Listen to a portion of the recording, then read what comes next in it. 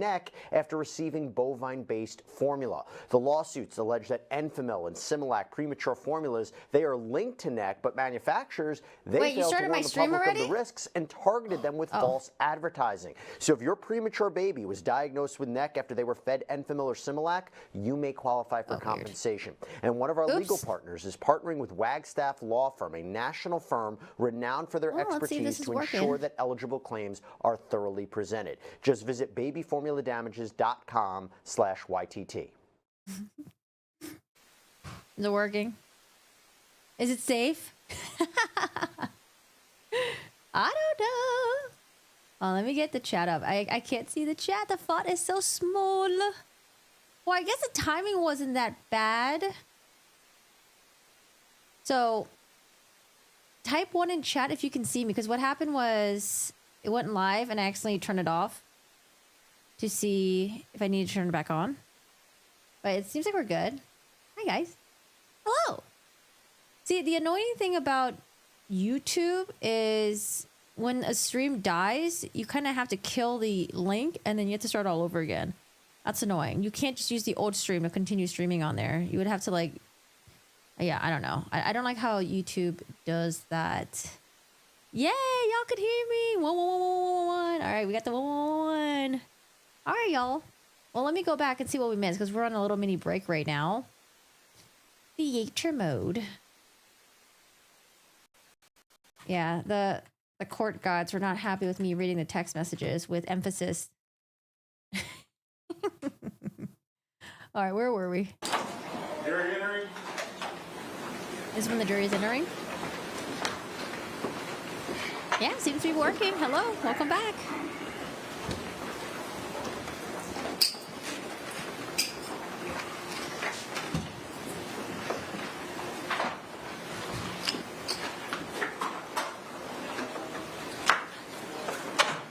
State, do you recognize our jury? Yes, Your Honor. Defense, do you recognize our jury? Yes, I do. Right, thank you. Y'all can be seated. Members of the jury number 2 in the back, he's ready. He gets it. All right, can you raise those hands one more time for me? All right, record reflect. Hands have been raised as compliance with regard to the court's instructions. Members of the jury, all the evidence and testimony sought to be provided by the state and the defense have been provided to us over the last week. At this point in time, the state and the defense and I need to discuss the law to be given to you in instructions. That's going to take a little bit of time. So we're going to go ahead and excuse you at this point in time for a longer lunch break than what you've had previously. And we're going to ask you to come back here at 1:30. At that point in time, the court will begin to... Oh, they're already starting their lunch break. Jeez. Instruct you on the law that you are to apply in this case. Then the parties will begin with their closing arguments. The state will go first, then the defense. Then the state will have the opportunity to rebut any of the defense's arguments. After hearing the closing arguments, the court will provide you final instructions before releasing you to deliberate in this matter. We may work past 9 o'clock tonight. We may go late into the evening. So, oh, God. Past 9 o'clock? Holy crap. closing arguments, the court will provide you final instructions before releasing you to deliberate in this matter. We may work past 9 o'clock tonight. We may go late into the evening. So if there are any plans or things that you need to reach out to, as we discussed last week during jury selection, that we could work till late as 9, and we may work later than that this evening. If there's anyone that has any concerns as to working that late, please raise your hands at this time. Court sees no hands. I would also ask of you, if you could, please reach out. What if some people have an early bedtime and, like, you know, past 8 o'clock, they start getting a little grouchy? Past 9? Out to any family members or friends to, one, advise them that you're on the jury and will be deliberating this evening. And if there's any accommodations or issues with minor children or family that need to be taken care of, I would ask you that you take care of that during our lunch break. And the emergency phone number, since they want a phone number? Yes, we will provide you, the court deputy will provide you the emergency phone number when we get back from lunch so that you can provide that during a break that we'll have this afternoon to any friends or family or loved ones if they need to get in contact with you. I will give you a similar instruction that I've given you over the last couple of days. I know you're probably tired of it, but I got to give it to you one more time. Jurors, you must not conduct any investigation on your own. This includes reading newspapers, watching television, or using a computer, cell phone, the internet, any electronic device, or any other means at all to get information related to this case or the people and places involved in this case. case. This applies whether you are in the courthouse, at home, or anywhere else. You must not visit places mentioned in the trial or use the internet to look at maps or pictures to see any place discussed during the trial. Jurors do not watch local news or read local newspapers. Jurors must not have discussions of any sort with friends, family members, or even your fellow jurors about the case or the people and places involved. So do not let anyone make comments to you or ask questions about the trial. I want to stress again that just as you must not talk about this case face-to-face, you must not talk about this case by using an electronic device. You must not communicate, you must not use phones, computers, or electronic devices to communicate. Do not send or accept any messages related to the chat room. Can we leave and come back and get examined from the thing? Thank you for your attentiveness, service, and sacrifice. We'll see you at 1:30. Juror number 2 in the back. Yes, sir. Answer. We're going to be here for some time. Can we leave and come back and get examined from the thing? We will have you that answer when we come back. Okay. Madam Clerk's going to figure that out for you. Okay. All right, thank you very much. Damn, working past 9 p.m. Not if they come with a verdict early.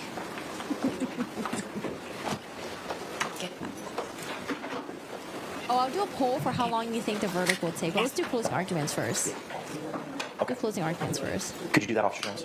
So, well, I've been advised by, rather than double speak, could you just tell me what it was, say it for the record what it was? If judges approve that they are to go off campus or out of the courthouse garage, they can come back and get newsstands, cards, and everything. So they can leave this point during that time. And I'll approve that. So, state, anything else we got to discuss? Other than the jury instructions? Defense? Okay, court's going to run upstairs, put the finishing touches on what we agreed to this morning. I'll bring back paper copies for everyone, and then we can continue the charging conference. At that time, court's going to be in a short recess. We'll be back as promptly as possible. Thank you. Thank you. Oh, the light's coming in. All right, I'm gonna use the restroom really quick, and yeah, we'll read through the text messages. I don't know when, but we'll definitely read through the text messages because I kind of I got a little sleepy when Mr. J was reading it. I think that might still be the law students. Maybe he's rotating between different law students. All right, I'll be right back.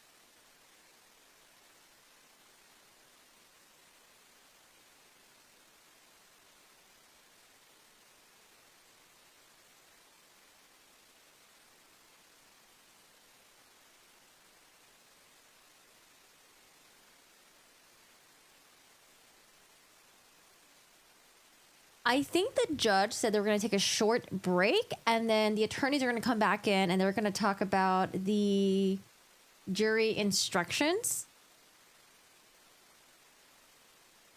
for about 30 minutes or an hour, and then they'll take their lunch break. Is that correct, y'all? However, the jury might be able to, well, the jury will come back after lunch at 1:30. So the jury has plenty of time to just chill. Ew, you spilled your coffee on your wall yesterday? Oh no. You're okay. All right, we just want to make sure.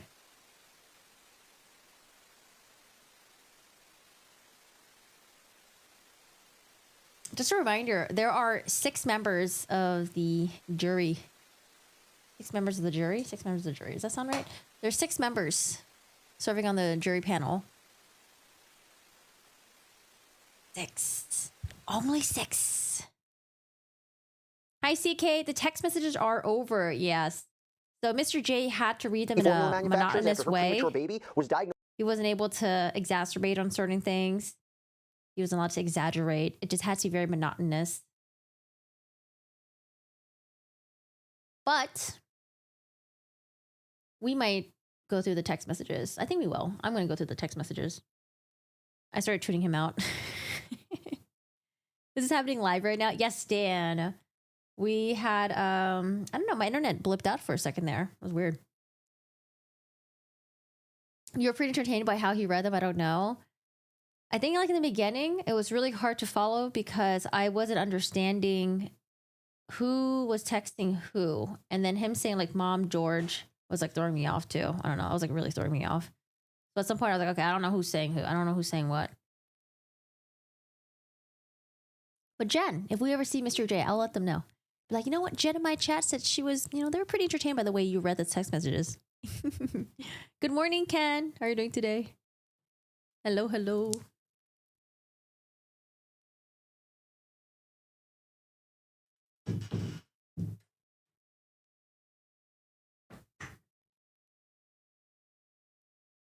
The texts were superfluous.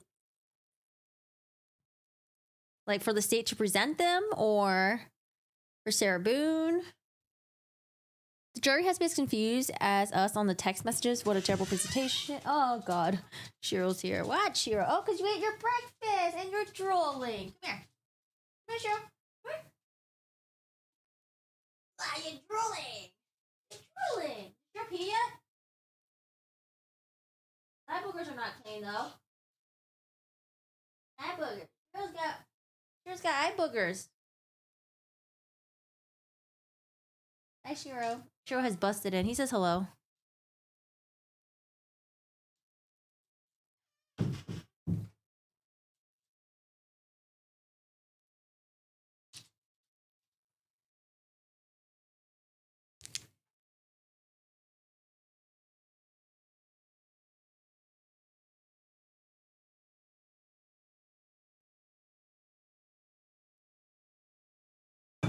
I think the texts were confusing initially, but there were some that definitely stood out with the birth certificate stuff, with how the other documents, she claimed that just because his name was on it doesn't mean that it's his.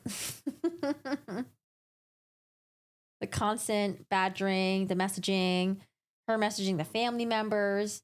Now, I think the jury, they won't get the copy of the text messages, so they can look at it if they want to. And then they could probably be like, okay, maybe this is less confusing. Chat, what are your pets and what are their names? I would have to reread them. Yeah, we will be doing that. I don't know when though. Trying to see when. Depends on when closing arguments end. If it's like closing arguments and then there's a good chunking left, maybe we'll do that today or maybe a different day. The co-producer is here. Yeah, he's just hanging out right now. Your wime is Echo. Your cat is Midget. The bunnies are Critter and Feng Shui. Wait, what is a wime? Is that a wime? Is that a type of dog? Maltese Chihuahua mix named Josie. What does a Maltese Chihuahua mix even look like? Oh, tabbies. Jean and Gray. Oh, wait, is that supposed to be Jean Gray? You have a white cat named Shadow and a hamster named your hamster's name is Rambo. Oh, I love it. A Weimaraner.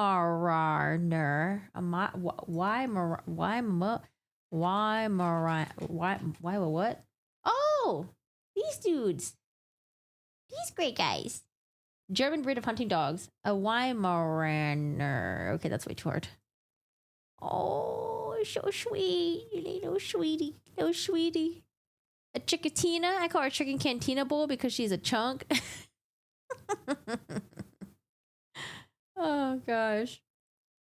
The interview with George's family, it's very short. I found an interview with his mom, but I didn't see an interview with like the rest of the family members. Where is it? Where is it at? You need to test the startup script I wrote. Good luck. I hope it runs smoothly. Terrier Russell, I think, named Pippa. Brooklyn. I have 3 cats. Oh, Brooklyn, Callie, and Scooter. Oh. Google Malky. Malky? Malky. Oh my God, adorable. Wait, this is a Chihuahua. Maltese mix. Oh, so cute. Oh, I like this guy. Little raggedy guy over here. He looks adorable. He looks adorable. Oh, shit. Let me catch up with the live. Okay, so court live. We're on a mini little break right now. However, the jury has been dismissed until 1:30 after lunch. This morning, the state continued with their rebuttal by showing text messages between George and Sarah, and really it was hard to follow who was texting who, especially since he can't add tone when he's reading these text messages. He had to be very monotonous. And the messages were being sent from George mom to George mom, and that part was kind of confusing to people for a second there. But we have to remember that George didn't have a cell phone, and I'm assuming that Sarah Boone would text his mom in order to get to George. And then there are times where Sarah would text the brother as well, or even George's daughter or sister, I'm assuming. I don't remember. I think Anna is a sister. Yeah, I think Anna's a sister. Yesterday's chart gave you a huge headache. You didn't have painkiller. Oh, bought it for today. Yay. Nice, girl. Nice, nice, nice. We have 3 dogs all rescue. One's a corgi. Looks like a mix of retriever and lab. Third looks like a mix of kelpie and Australian shepherd. You're saving the DNA kits for the last 2? Oh, that should be fun. My sister did a DNA testing on her dog that she rescued.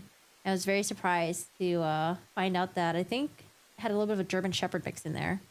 But the thing with her dog is all black, but her paw, like one paw or like one foot area, has a spottings that looks like a sheepdog, the cattle sheepdog.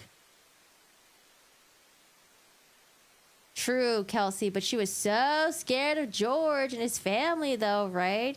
Yeah, I think the text messages show that she... she was crazy. She was crazy. And, her saying over and over again that she feared George's family. You feared them because you were the one that was taunting them? Is that why you feared them? But you're taunting them, right? You're taunting them. Taunting the brother. Messaging the mom. The mom probably saw some of the text messages. She probably didn't want to see them. She's probably trying to ignore them, but... Oh, Anna's his daughter? Okay, messaging his daughter as well. But it seems like to me that none of his family members ever did anything to Sarah. But she would tell law enforcement over and over again that, oh my God, I'm in fear of his family. They're going to come after me. They're going to get me. They're going to kill me. She did everything she can to paint the pictures that everyone around her was dangerous, except for her. But who was the one that left their significant other in a suitcase? It was Sarah Boone. You did a DNA kit on the 3 cats you found out that you're not their father. Wow, the betrayal. My daughter had a Catahoula. What the hell is a Catahoula? Named Singer from my brother's birthplace in Louisiana. Catahoula. Catahoula. Sarah looked like she got in a fight with a rabbit animal today when I tuned in. When is their court returning? I believe they said they were going to do a mini break, and then the attorneys are going to come back, and then they're going to talk about the rest of the jury instruction, maybe. They did jury instructions in the verdict form this morning, so they said they're going to come back and discuss some other stuff. And then I saw Mr. Owens. He must have went to Federal Express today because he's got some new poster boards with some messages on there. I saw a little bit of it when he was pulling them up. You think the prosecutor is going to destroy Sarah during closing arguments? I cannot wait to watch that. I keep coming back to yeah, it's so creepy. Hide and seek I shall. I don't know. I don't know. Weird. You have an orange cat named Oliver. Oh, he's currently attempting to knock my drink over. I saw this person I watched on YouTube. She got a fake laptop. It was like a laptop made out of cardboard box, and it has like cat scratch on there and like a little mouse thing because her cat loves to get on the laptop when she's using it. So she got her cat their own little laptop. I thought it was really funny. I have a Catahoula. They're so crazy and fun. They're talkers. Is it kind of like huskies? Huskies are talkers too, I hear. Sarah's deep into herself. I don't know if she oversees herself as a blue-eyed devil. Blue-eyed white dragon. Okay, you gotta get it right. Blue-eyed white dragon. Hi, Forky. How are you doing today? How's it going? They're trying to knock my drinks over. The cat is always getting on your keyboard, Oliver. Oh, yeah. It has like a little scratchy thing for the cat, and then there's it's supposed to be a mouse, but it's a literal like mouse plushy thing. But it's supposed to be like the mouse, you know, for they use like mouse and keyboard. Huskies are hard to hear from the cry at everything. Oh, you're all caught up today? I mean, not much really happened today. Just waiting for the court to come back. Let me just make sure I heard correctly. Let's see. How long? This is kind of a long break. Let me see what they said. With Fury, and I didn't notice any changes in his on just the time of it. But from 1:30, that's going to go to 2:30, 3:30, 4:30. So just before 5. I think that's plenty of time in case he goes a little bit longer. I go a little bit. And I still have to read the jury instructions as well. I'm bored with doing that, rather than coming back Monday. Okay, all right. If you all would be so kind to give me a moment so I can go back up to chambers, get with Ms. Barrios, and I'll give paper copies of everything from the revisions that we made this morning. Let's go ahead and bring back in our jury. And I agree with Mr. Owens. I'd rather us waiting on them than them waiting on us. So I think 1:30 is the way to fly. Let's go ahead and bring back in our jury. To give me, I don't know if Or wait, are they taking their lunch break right now? 9 o'clock is the norm. Discharge our alternates at that time. Wait, are they taking their lunch break right now and then they're gonna come back? Oh gosh, am I mistaken? Hold on. Hold on. I'll go back and thank them, give their jury line by line box. We'll have a paper copy. Plenty of time in case he goes a little bit longer.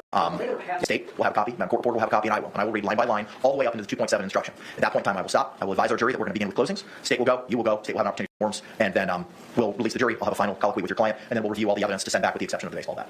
And perhaps in case they haven't inferred, let them know that they're getting the case tonight so they plan to stay there. Yes. How late are you going to keep it? 9 o'clock is the norm. I may, because it's the weekend, it's Friday, I may seek special dispensation from the chief to stay longer. I plan on communicating with the chief during the lunch hour as to that issue. I think that would be good. If she'll let me. I don't know if it's at her discretion. I know I have to seek approval after 7. I'm not worried about that. I know. And I would prefer them to work late into the evening if they're on board with doing that, rather than coming back Monday. Okay, all right. If you all would be so kind to give me a moment so I can go back up to chambers, get with Ms. Barrios, and I'll give paper copies of everything from the revisions that we made this morning. Let's go ahead and bring back in our jury. And I agree with Mr. Owens. I'd rather us waiting on them than them waiting on us. So I think 1:30 is the way to fly. Let's go ahead and bring back in our jury. Putting on a sir rebuttal, or a reply in response to the state's rebuttal. Yes. You had that conversation. Yes. The jury. I found that the way that he read them was benign, in a flat tone. To come back because we're going to be addressing the law to provide to you, and that's something I need to do outside of your presence. How do we want to proceed at this time? I think, hopefully, the 10:33 to about noon should do it for. Oh, I think they're coming back at. I don't know. I'm confused. When are they coming back? How do we want to proceed at this time? I think, hopefully, that 10:33 to about noon should do it for 3.6F. It is 10:30 to noon.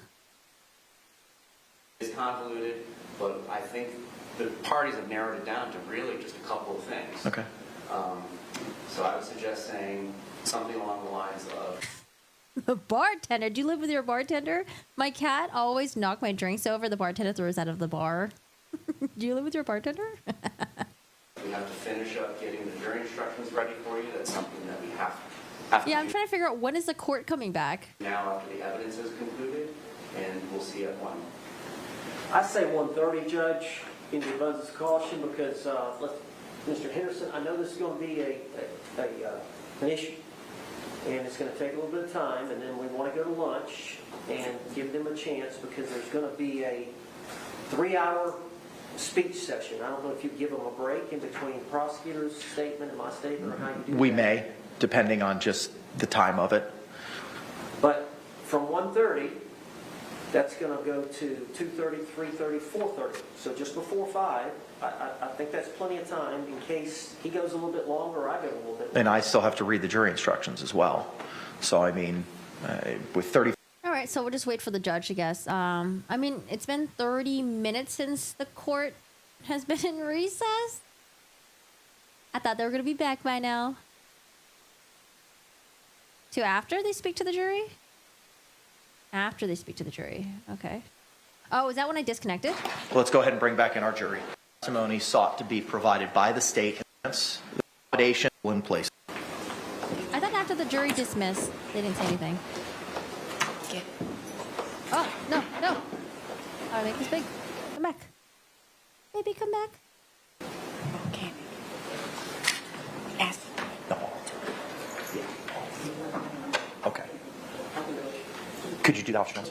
Oh, well, I've been advised, but rather than double speak, could you just tell me what it would say for the record? Yeah, What it was? judges approve that they are to go off campus or under the courthouse garage, they can come back and get new stands. So at this point, don't understand. And I'll approve No, that. I did listen to this So, part. I could understand what they were saying. I could understand. The court clerk said something. anything else we got to discuss other than the jury instructions? Oh, I see people moving around. Defense. No, you. Okay, court's going to run upstairs, put the finishing touches on what we agreed to this morning. I'll bring back paper copies for everyone, Oh, okay. I don't think he really specified. He's just doing stuff. Okay. and then we can continue the charging conference. At that time, court's going to be in a short recess. We'll be back as promptly as possible. Thank you. As promptly as possible. Okay. Okay. I do see some heads moving around in the courtroom, though. See some heads. Tops of heads. No, I didn't know he was going to keep the jury until 9, possibly, or after 9. So, I guess, I'm used to other cases where it's like, okay, 4:30, 5 o'clock, we send the jury back. Goodbye. Send them back. Honestly, I think it's better for the jury to debate in one session before they go home and get influenced. I don't know. If anyone starts to be like, hey, I heard you're deliberating. I don't know. Not like they should be, but... We're back on the record. 2020 CF 2603, State of Florida versus Sarah Boone. Let me get appearances for the state. Dave Ketchner on behalf of the state. William J. for state. Defense? Tony Henderson for Sarah Boone. Kevin back on behalf of Sarah Boone, Your Honor. Okay. Where might Mr. Owens be? Judge, Mr. Owens is looks in preparation. I am handling Okay. If the state and the defense can approach, I have paper copies of the revised jury instruction. You'll see on the bottom of each page is a file and path name. That's just for my own edification of where I've stored them, so then we make additional changes. What time is it for everyone right now? It is 8:15 a.m. here. The Queen, it is 10:14 for you. The revisions that we discussed earlier today have already been made. There's still a couple cleanups that I need to do just to get rid of the formatting items, but all the revisions that we spoke about this morning have been included. With that, I think that takes us to page 9 of 28 in the 3.6F instruction. I also have the defendant's revised portions as to 3.6. Just for the court's clarification, is what is in page 9 of 28 of what was provided to the parties, is that the same as the separate defense 3.6F instruction? Yes, Your Honor, it was only provided for more convenience for you to copy and paste them. Got it. Okay, so should we be relying on the 3.6F instruction you, Ms. Henderson, sent last night? Yes, sir. Okay, all right. State, do you have that? I have a digital copy of mine. Okay, all right. Alabama. Tell me when you have it pulled up in front of you, sir, and then we'll... It's pulled up and I can send everybody the state's digital copy as well. Okay, very good. All right. Chicago. Let me pull up the digital copy that I have. Give me a moment. Yes, sir. Central Florida. SoCal. MO. Oh gosh, I always get the M's mixed up. Is that Montana or is that Missouri? No, MI is Missouri, right? No, MS is Mississippi, right? Wait, no. MO is not Montana. Is it MN that's Montana? No, that's Minnesota. Or is it MT? Missouri. Is that what I said? Let's pretend I said Missouri. I don't know, the M's are hard. Missouri, Montana, Mississippi. All right, the court has the 3.6F instruction as provided by the defense. As to the first paragraph, it is a defense to the crime, bracket S bracket, of second-degree murder and culpable negligence if the actions of Sarah Boone constituted the justifiable use of or threatened use of deadly force. What say the state as to this instruction? And should not manslaughter be included? It should be second-degree murder, manslaughter, and culpable negligence, even though culpable negligence doesn't involve an intentional act. But I'm not going to fight over that. Okay. Any objection to that addition? No, So again, it's second-degree murder, lesser included manslaughter, and then culpable negligence. Your Honor. Okay. Judge, Yes, sir. can I interrupt for just a minute? Because there's a special instruction that the state is requesting on causation. Yes. And that goes, it's going to come before the self-defense. When it was used in the previous case that I cited, that I used it in, I don't know, 10, 12 years ago, it's part of the instructions in second-degree murder. Yes, was where I would be requesting. And this is just so that we're all on the same page. Forgive me. This is the state's request for special jury instruction on causation. Yes, sir. I suggest we table that for now and just get to the self-defense. Okay, all right. So we'll revisit the state's request at that point in time. Hi, So is the second Masters. the first full paragraph is read. Is that acceptable to the defense? Upstate New York. Okay. Moving now to the deadly force definition. That seems to track the language of the proposed jury instruction completely. Any revisions to that? Shh. Owens is in the bathroom. I forgot what Mr. Henderson said. Owens is doing something. I don't know. Maybe he's at Federal Express again, printing out some posters with Margaret. State. No, sir. Defense. It's your instruction, so I'm assuming you've got no quarrel with it. No, Your Honor. Moving to the next paragraph, I also believe that that's from the Form 3.6 instruction. State, any issue with the third full paragraph? So in my request, I struck through or threatening to use each time because the evidence doesn't support that. What the evidence supports is she did actually use force. It wasn't a threat of force. So I think it's unnecessary, confusing, and not supported by the evidence to have that clause in each of the paragraphs where it's mentioned. That's true. So she didn't threaten to force. She didn't threaten the use of force. She actually hit him with a baseball bat.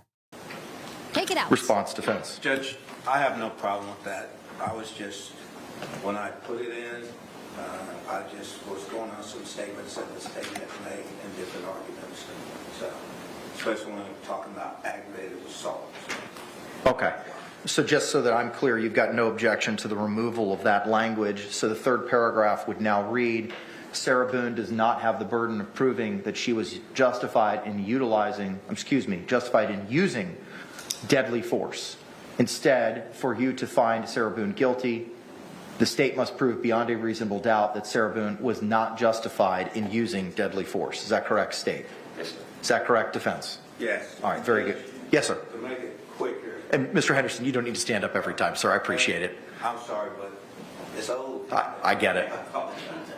But it's out of habit. Judge, every time that comes up, You lose it? yes. Understood. So then just let's go back to the title then. Can we revise the title to 3.6F, justifiable use of deadly force, and remove that bracketed or threatened use language? It should just be used. Okay, very good. All right. The next sentence, the law on the justifiable use of deadly force is as follows. Is that acceptable? State. Just the strike through or threatening. As I read it, yes. Yep. Is that acceptable defense? Yes, Your Honor. Right, moving now, Sarah Boone was justified in using deadly force if she reasonably believed that such force or threat of force was necessary to prevent A, imminent death or great bodily harm to herself. Is that acceptable to the state? It's acceptable. Just confirm that they don't want me. Yes, confirmed, only would be read would be A. That's correct. Okay, What's Minnesota? MN? all right. Is that acceptable, state, with that understanding? Yes, sir. Okay, moving now to the next portion. Sarah Boone. Miss and Maryland makes sense. Montana and Missouri. Montana, Missouri. I don't know. I feel like I'll never remember Montana, Missouri. Had no duty to retreat before using deadly force. My review of the case law, and I don't recall which one it is that if you're on your own home, you don't have to retreat. My understanding of the facts was that she used force first by zipping him up in the suitcase and doing so that, one, she could make him feel like he had made her feel in the past for choking and cheating on her, and two, to give her a platform to be able to speak to him as a captive audience, and he would have to listen. Because she took the actions of an initial aggressor, it is our position that there is a duty to retreat caused by the initial aggression, as that is addressed lower in the jury instructions. Response, defense. Judge, What's a good mnemonic to remember? MT, Montana, MO, Missouri. MS, Miss. Well, Mississippi is like Ms. Like Ms. Mrs. That makes sense. What's a good mnemonic for that? Lydia, with the cutie pie. Lydia, thank you so much for joining the membership. Welcome, welcome. Enjoy your badge. Enjoy your new emotes and welcome. Thank you so much for your support. All right, so we're talking about duty to retreat right now. A judge says if you're in your own home, his understanding is that you don't have a duty to retreat. Mr. J is trying to say that, well, Sarah Boone seems like she was the aggressor by zipping George up in there. And Lydia, thank you so much for gifting 5 memberships. Thank you for that. We got 5 new members too. Thank you, Lydia. That's so kind of you. Thank you so much. Response, defense. Judge, I have a different view of the evidence. I think what the evidence has said about the initial in the suitcase is that Mr. Torres was getting into the suitcase and positioning himself into the suitcase when Ms. Boone came down. There was laughter between the two of them. The suitcase was zipped, and it was a consensual deal. It was a consensual thing. She didn't use any threat or use of force at that time to zip him in the suitcase. Furthermore, during the demonstration and when they were demonstrating the suitcase and the zipping ability, I know time has passed, but I hadn't seen anything different to keep someone in there who didn't want to be in there.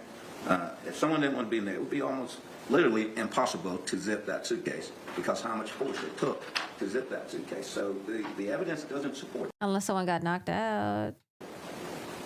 Doesn't support a duty to retreat? Correct. Because what they're saying, going back even before we had stand your ground, just going back to the That is a good point by the defense, though. I was wondering, so remember how Sarah Boone was struggling to zip the suitcase? So that worked for her and against her. So how it worked against her was like, oh, you had a hard time zipping the suitcase. How did you expect George to unzip the suitcase while he was inside of it after you beat him? Drunk. How do you expect him to get out? The other scenario that could be good for her would be like, well, look at how hard it is to zip this suitcase. There's no way she would have enough time to shove him in there and quickly zip it up. She was struggling with it.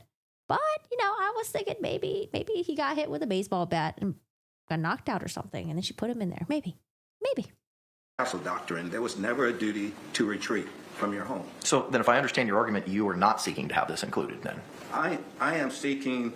Because if you're saying she had no duty to retreat, this talks about hang on, let me just reread it. Oh, yes, so I think I follow your Thank you. argument. Okay. What I'm saying is that it should be no duty to retreat, that Sarah Boone had no duty to retreat. That's what we're requesting. I believe the state's objecting to that and saying that it is a dispute, so they want the next paragraph as to the court. But there is nothing that showed at that time, and because the state's arguing that she forcefully put him in the suitcase. Response. That's a strong argument. That is not the state's argument. We know what the evidence in this case is.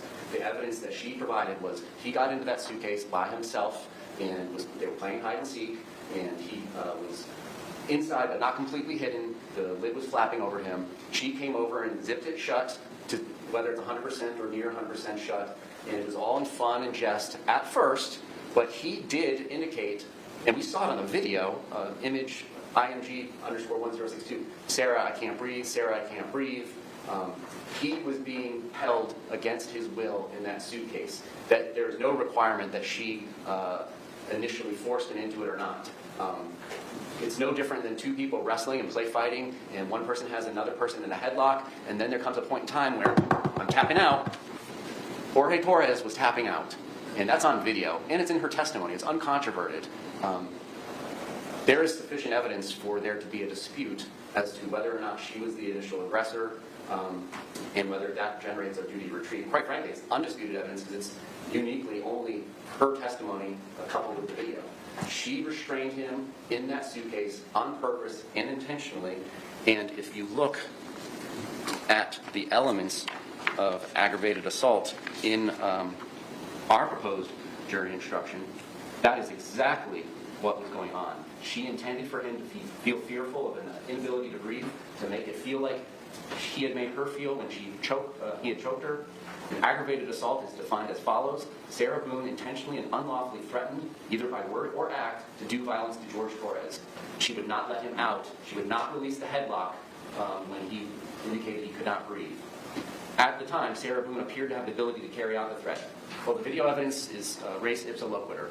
He could not get out on his own. He could not get out on his own at 11:12 in the first movie. He could not get out on his own at 11:23 in the second movie. And quite frankly, he couldn't get out at 11:03 during the still photo as well. Element 3. The act of Sarah Boone created in the mind of George Torres a well-founded fear that violence was about to take place. Absolutely. Sarah, I can't breathe. Babe, I can't fucking breathe. Sarah, shh, go fuck yourself. The assault was made with a deadly weapon, element 4. An object not designed to inflict bodily harm may nevertheless be a deadly weapon if it is used or threatened to be used in a manner likely to cause death or great bodily harm. Well, ladies and gentlemen, it did cause death, so that's not a dispute. So it's our position that she was the initial aggressor based on her testimony that we received in court, and that is going to put into play a duty to retreat, and that the parties need to go about that. Anything further, Mr. Henderson? Yes, Judge. I want to clarify this because the initial thing in getting into the suitcase, the act is zipping the suitcase up. That act of zipping the suitcase up was not done forcefully. The testimony was he agreed. He was in the suitcase. He was the one who got into the suitcase to begin with. He agreed. The suitcase was zipped up, and there was no argument at that time. All right. And just by the demonstration that they gave, you could see somebody to get in that suitcase or not get out of it at that time wanted to be in that suitcase. And there's nothing to dispute what she says, that he agreed, she zipped the suitcase, and they both laughed and thought it was funny. Now, the next thing that the state goes to is an omission. It is not an act. It is an omission at that point in time where she's saying, when they say, oh, he can't breathe, well, she doesn't go, let him out. So they're saying, so they're trying to make that an act when it is not, when she just did not let him out. It's different. And what we're talking about is just the duty to retreat at this time. We're not even talking about the other parts as the thing, but as to the duty to retreat, she's in her home. And at that point in time, when that act took place, she had no duty to retreat. Here's what the form instruction says. If it is undisputed by the parties that the defendant had no duty to retreat, give the following sentence. Defendant had no duty to retreat before using or threatening to use deadly force.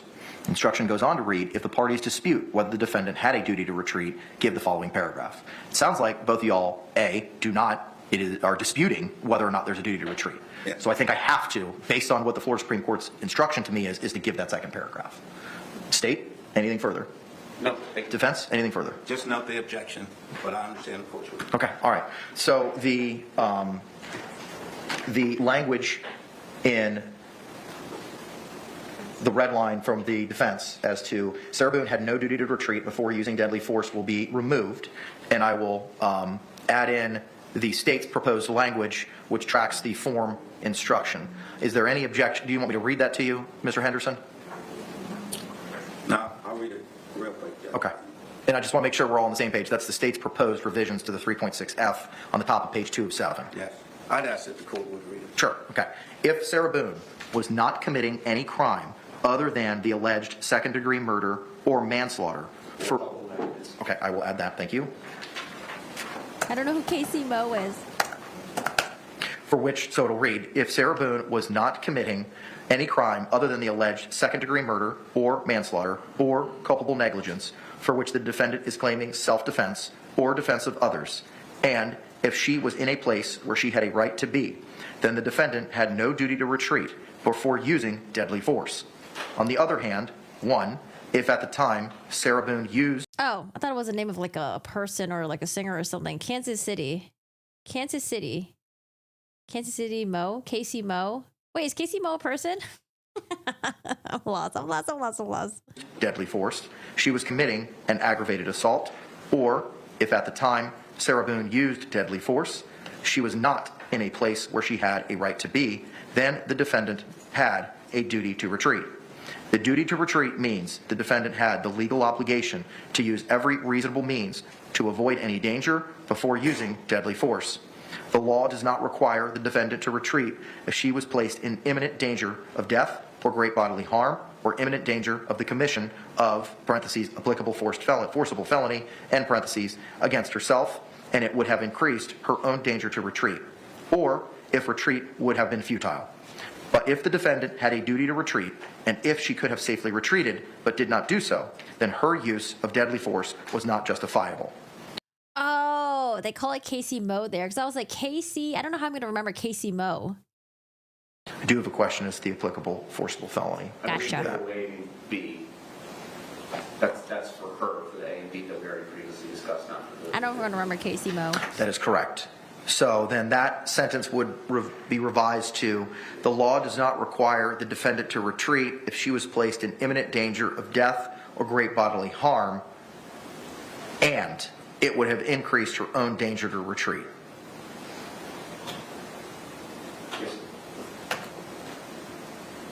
What say you, Mr. Henderson? Judge, I enter objection as to the instruction, as the state has included to get this instruction an aggravated assault, which is not charged in the information. State response. Judge, I'm happy to hop into that one as well. Okay. I understand what Martinez versus State says, and I'm sure we've all read the opinion. It's in my motions, and I understand what it holds. What it says all throughout the opinion is there needs to be an independent forcible felony. And then at the very, very end of the opinion, then it says there needs to be an independent felony charged. Why I'm asking for a special jury instruction, and I've made that request in writing, is because under the standard jury instruction that we are going through right now, it says, according to Martinez versus State, that the independent forcible felony needs to be charged. The whole purpose of this is you can't engage into a circular logic argument that defeats Ms. Boone's right to self-defense. So it would be preposterous to include in this jury instruction. I don't know. My mind went back to Casey Mo, Kansas City, Montana. Kansas City. Wait, is it Montana or is it Missouri? Andy. Casey Mo plus Kansas City, Missouri. Kansas City. I don't know, man. I'm going to think Kansas City, Montana.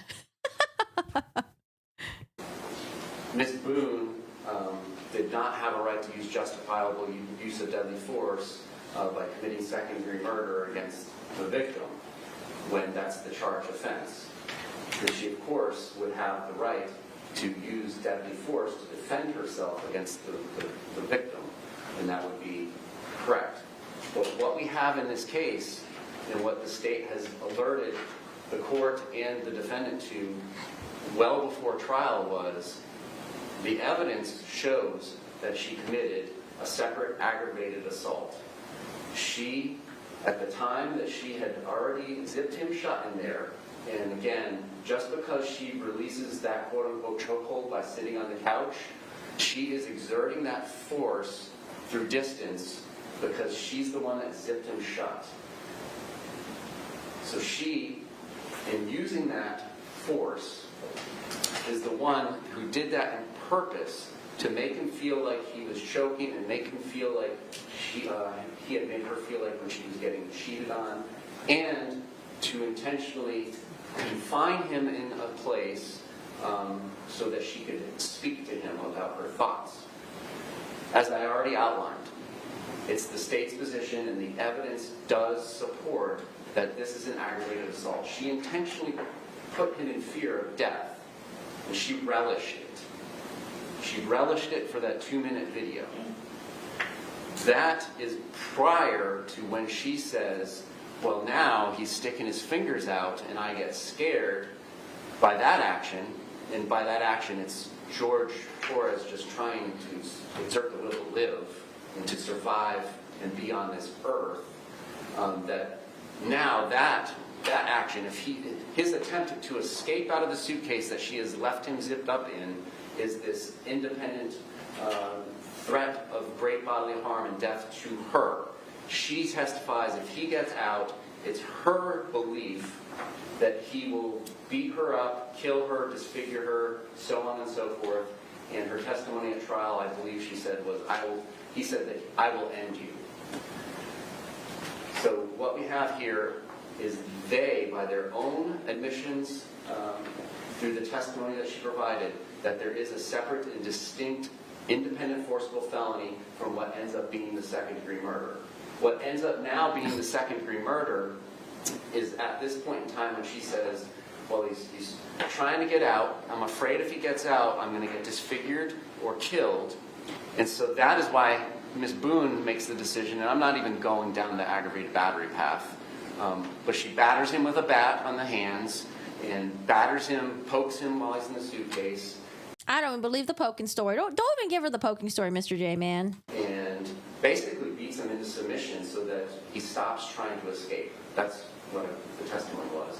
And then she makes the decision to now leave him and go upstairs and go to sleep without having relieved him from the force that she exerted earlier committing aggravated assault. So like the example I gave you earlier, this is absolutely no different than me pointing a gun at you, Judge, and putting you in fear of your life that I'm going to shoot you and a projectile is going to enter your body and kill you or give you great bodily harm.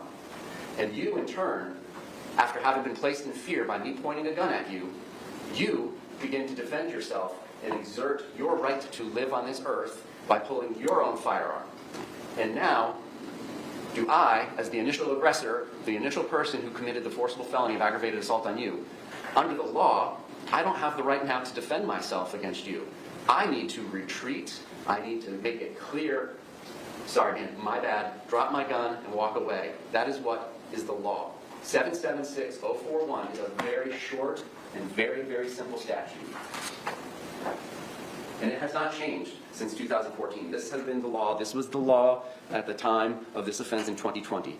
776041 provides, the justification described in the preceding sections of this chapter is not available to a person who, 1, is attempting to commit, committing, or escaping the commission of a forcible felony. So taking away the firearm example, it's a chokehold. His cause of death, according to the medical examiner, was asphyxiation by position and environmental suffocation, caused by her not releasing a chokehold on him when he indicated, babe, I can't breathe, Sarah, help. That is an independent forcible felony, separate and distinct now from what she says is the victim, like you, pulling a gun to defend yourself from me pulling a gun on you. Now, the threatened use of force that the victim is exerting is sticking his hands out and saying, I'm going to end you. That is the distinct break between the aggravated assault and now her continuing to use this unlawful force, which she's not entitled to do because she started it. She was the initial aggressor in committing this aggravated assault. And she ends up just leaving him to die and never releasing the chokehold. And the unlawful threat is what's on the video in your realm? Yes. Okay. And any facts that support that should cause this jury instruction to be given. The absolute only hang-up about whether or not this jury instruction should be given is because Martinez slightly overstates what is necessary to prevent this circular logic, which is not going to occur in this case. There is not going to be any arguments by the state that she does not have the right to defend herself if she is in imminent fear or death of great bodily harm by the victim. She testified that him sticking his hands out of the suitcase and saying, I'm going to end you, put her in fear of imminent death and great bodily harm. And in turn, what she did was she decided to not let him out. And he ended up dying. And that is second-degree murder. That is separate than what preceded that. What preceded that was her not letting him out when you can see him pushing up on the suitcase in the video, begging to get let out, and she doesn't because she is doing this out of anger, hatred, ill will, and spite to teach him a lesson and put him in fear of death or great bodily harm. That's an aggravated assault. I would absolutely charge her with aggravated assault and aggravated battery, separate independent forcible felonies, if I could. But if I could. We were wondering about that. We're like, oh, I wonder if he's going to charge her with all of that. Okay, so I guess he can't. Battery, separate independent forcible felonies, if I could. But I did not learn this information until after the statute of limitations had passed. That is through no fault of the state's. So we absolutely would if we could.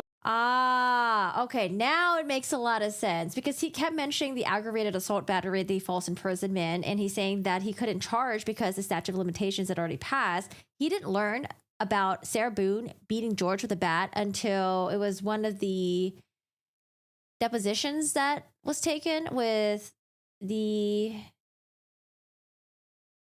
one of the experts, I think. Or did he talk to Sarah Boone again and took her deposition again recently? No, I think it was through the mental health experts, through the psychiatrist or the psychologist. Good, and we are not going to make the argument and defeat her defense of second-degree murder by saying, well, you can't defend yourself with I understand what they're getting at in Martinez. That's not this case, though. It's broken down into those parts. Can I have the citation for Martinez? Because unless I missed it in your motions, I didn't see Martinez cited in the motions. I'm sorry. And forgive me if I No, it's been in previous motions. Martinez. Because you cited a Cologne with regard to the Miranda issue. No, I am referring to, there's a pleading. Well, at least she didn't try to say that George got those injuries by running into walls and riding on her son's bike again and then injuring himself. Entitled State's Request for Forcible Felony Instruction and Request for Initial Aggressor Instruction, which we've kind of hopped into now since aggravated assault is being mentioned in this paragraph. In paragraph... There it is. I apologize. Yeah, paragraphs 12 through 31 are the legal analysis, and Martinez is cited in there at paragraph 19 at 981 Southern 2nd 449 Florida 2008. And more importantly, what Martinez doesn't say is that there's like some requirement that the verdicts would be interlocking. Like there's no requirement that second-degree murder be count 1 and aggravated assault be count 2, and then if they return a not guilty verdict on aggravated assault, then there has to be a not guilty verdict on the second-degree murder. That's not the case, because there's so many different prongs to the self-defense instructions. So it's not required to be charged for some reason of an interlocking verdict. And the whole spirit of that opinion is that it is to make sure that we do not defeat her self-defense argument that she's entitled to make about why she committed second-degree murder. All we're saying is you're not entitled to defend yourself in that manner if you committed an aggravated assault to start this. And that's what the facts show. It's a little complicated, and there's another special jury instruction related to this force by distance. It's an argument that she's... So I'm going to go back to this part. ...charged for some reason of an interlocking verdict. And the whole spirit of that opinion is that it is to make sure that we do not defeat her self-defense argument that she's entitled to make about why she committed second-degree murder. All we're saying is you're not entitled to defend yourself in that manner if you committed an aggravated assault to start this. And that's what the facts show. It's a little complicated, and there's another special jury instruction related to this force by distance. It's like tying somebody to some train tracks and walking away. I mean, are you still choking the person? No. But are they restrained in a manner that if a train comes, they will die? Yes. So the special circumstances of this case and the facts are going to warrant, in the state's estimation, the forcible felony paragraph. Yeah, I just feel like her story would have been... It would have made more sense if she said that her and George were drinking, things got really tense, they were both shit-faced drunk, they started arguing, George started getting really aggressive, George started shoving her, and then maybe George hit her, and then she got really scared, so she picked up the baseball bat next to her, she hit him, and then the moment that he had to be incapacitated, she was really scared that he'd come after her again, so she quickly put it in the suitcase, or maybe took her time putting it in the suitcase, but at that point, he was still kind of like woozy or something, or maybe like he wasn't awake yet, and then that's why she left him in the suitcase. But her saying that, like, we were having a good time, he was already in the suitcase, she had to explain why she was the initial physical aggressor. And her story of saying, oh, it was the little fingers coming out of the suitcase, sounds like a very stupid story. Taxi, thank you so much for the $2.49. Thanks for the stream. Nice weekend, y'all. Yeah, I can't wait for the weekend. Yay. Yes, Scissorman, we are on the Twitch. That is the original streaming platform that I used to stream on all the time. Yeah, I think that would have been a better story. But, I'm so glad that she wasn't listening to me. And then that language being placed into this initial paragraph that we're talking about. Because I think if she had testified saying that, like, George was the initial physical aggressor, George came after her first and she was just trying to respond, maybe at that point, maybe the jury could take her word from it, because we won't be able to hear from George. But I don't know, man. Her saying that, like, oh no, I was the one that started beating the shit out of him with the baseball bat because he was sticking his fingers out and trying to get out. It just doesn't sound right.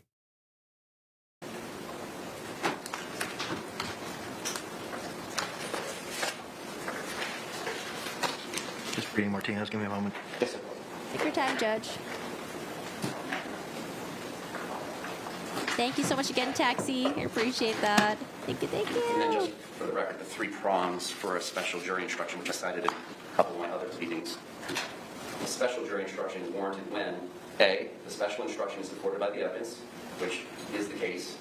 Did she mention that she was there for 20 minutes? I don't remember how long she said because I felt like the story kept changing. But I just thought it was really weird that she was in the bathtub hiding, which already is weird because hide and go seek doesn't work that way, but whatever, y'all know that. But she laid in the bathtub. She must have been waiting there for a little bit.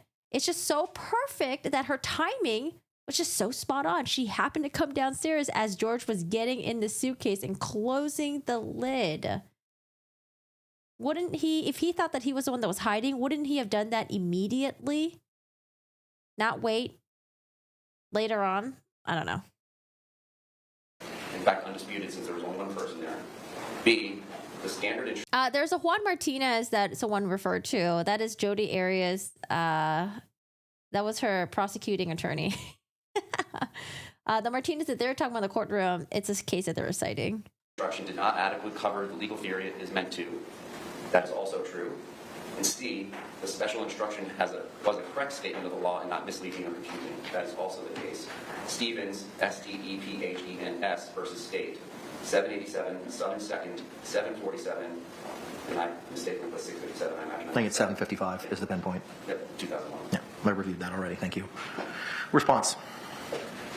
Response is clear, Judge. They're trying to make exceptions for the law. That doesn't work here. Simply this. What the requirement is under Martinez to get the aggressor is this. It's only applicable and only in cases where the defendant was charged with either an independent forcible felony, that's Martinez, or B, felony murder. That's a different case. And Martinez, they have not charged an independent forcible felony. So it doesn't apply. It tells us right there. That's the standard jury instruction. For him to come back here and say, well, really, Judge, they overstated Martinez. Martinez is still good law. It has not been changed. That's the rule. That's the requirement. Oh, Mr. Henderson with that energy here. You know, I'm so glad that Henderson is here arguing. Yeah, give Owens a break. Let's hear from Mr. Henderson some more. But this is relying... The Martinez opinion states, indeed, consistent with this case law in 2006, we approved an amendment to the self-defense jury instruction to specifically provide that the forcible felony instruction should be given, quote, only if the defendant is charged with more than one forcible felony. That doesn't seem to be what the new instruction says, unless I'm missing something. But I thought the state says that they couldn't charge her with other felonies because of the statute of limitation. So does it apply here? I'm sorry, can you repeat that? Sure. The sentence says, indeed, consistent with this case law, in 2006, we approved an amendment to the self-defense jury instruction to specifically provide that the forcible felony instruction should be given, quote, only if the defendant with more than one forcible felony. And unless I'm missing something, the 3.6F instruction doesn't say that now. The form instruction. Judge, when it comes to the aggressor in the standard jury instructions, when it comes to aggressor, and they're talking about under 776.041 sub 1, it's to only be given if and only in cases where the defendant is charged with either an independent forcible felony. You cannot give this instruction unless there's an independent forcible felony that Ms. Boone has been charged with, and there just isn't one. But where does it say that in the form instruction? Judge? Yes. It's page 14 of 28. Aggressor, 776.041.1, Florida statute, give if applicable and only in cases where the defendant is charged with either A, an independent forcible felony, Martinez versus State, 981.449, Florida 2008, or the felony. And we're acknowledging that. But when you look at the case, and what it is stating is, the purpose of that is there has to be in the evidence an independent forcible felony. And that is what occurred in this case. She committed an aggravated assault. After that, the defendant is saying the victim placed her in fear of imminent harm or death by trying to escape her aggravated assault, by sticking his fingers out, and by saying, as he's trying to escape, I'm going to end you. But isn't that in the giving the aggressor definition? Is that, but unless I missed something, that's not what we're talking about right now. I agree, but I think it cohabitates together. Okay. And it's our position, we absolutely would charge her. And it's a legal technicality in part of this standard instruction that we can't because of the statute of limitations. We all know, all of us here together as attorneys, know that those facts, if believed by the jury, support that she violated Chapter 776041, Paren 1.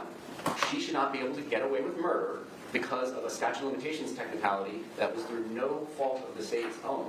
The purpose and spirit of Martinez is to make sure that we're not up there arguing, ladies and gentlemen of the jury, she had no right to defend herself from an imminent threat of harm by killing somebody. That's not what we're going to say. We understand that. What we are going to say is, ladies and gentlemen of the jury, she had no right to leave him in that suitcase out of fear of great bodily harm or imminent death because she committed an aggravated assault to put him in that predicament. That's the evidence in the case. That's the arguments that's going to be made. That's why we're making a special instruction request based on the unique facts and circumstances of this particular case. Give me a second. Yes.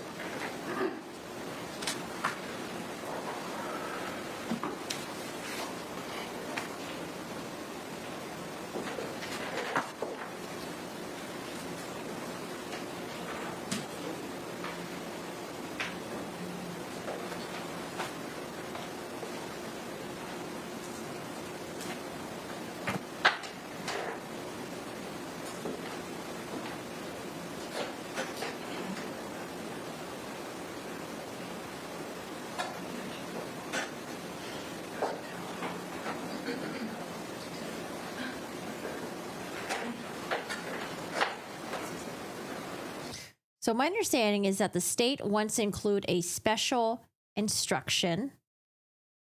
Mr. Henderson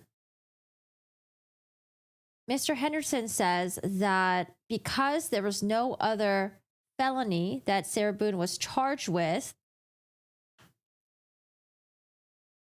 then because there's no other felony that Sarah Boone was charged with, then they can't include that instruction. Mr. J, I guess, is saying, well, this case is special. She wasn't charged with another felony, but that's because he learned about the aggravated assault / battery later on, after the statute of limitation had already expired. And so he's saying that it's not the state's fault because of this technicality, and that she shouldn't get off because of this technicality. I think the judge is just trying to reread the case law to make it make sense.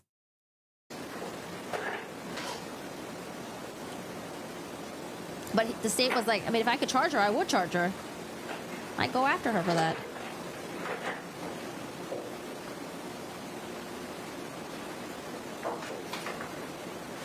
I should have wrote what they were quoting from Martinez. Let me see. Maybe I could just find it. Martinez. I don't know. What else did they say? Martinez.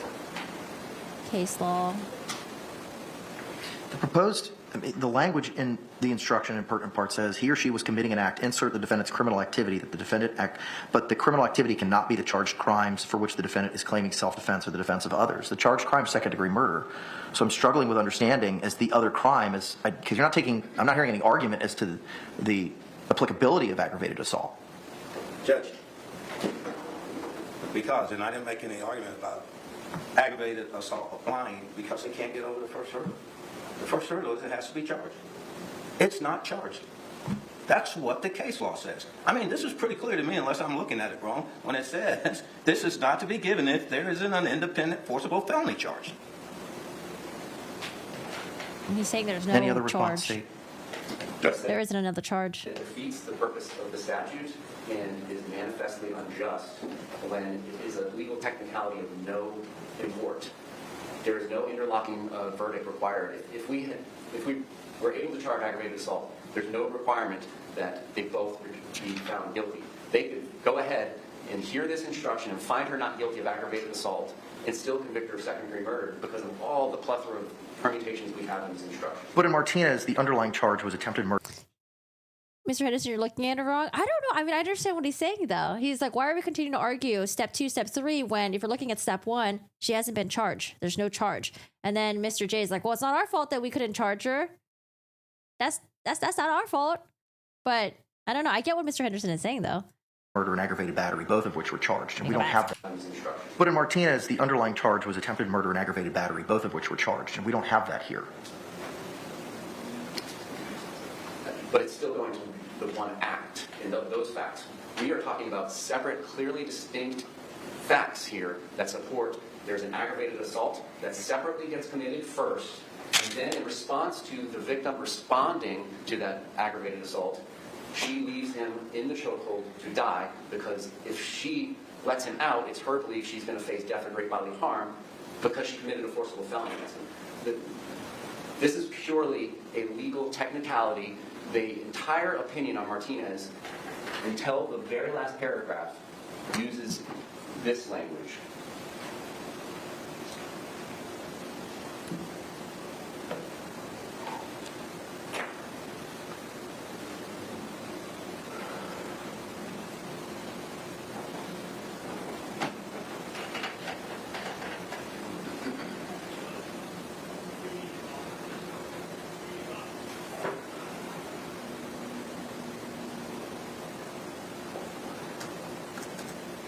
Which Martinez case law they're talking about? There's so many. They use language like, the underlying facts of the present case demonstrate why it would be illogical to conclude that section 776041 paren 1 applies where there is no independent forcible felony.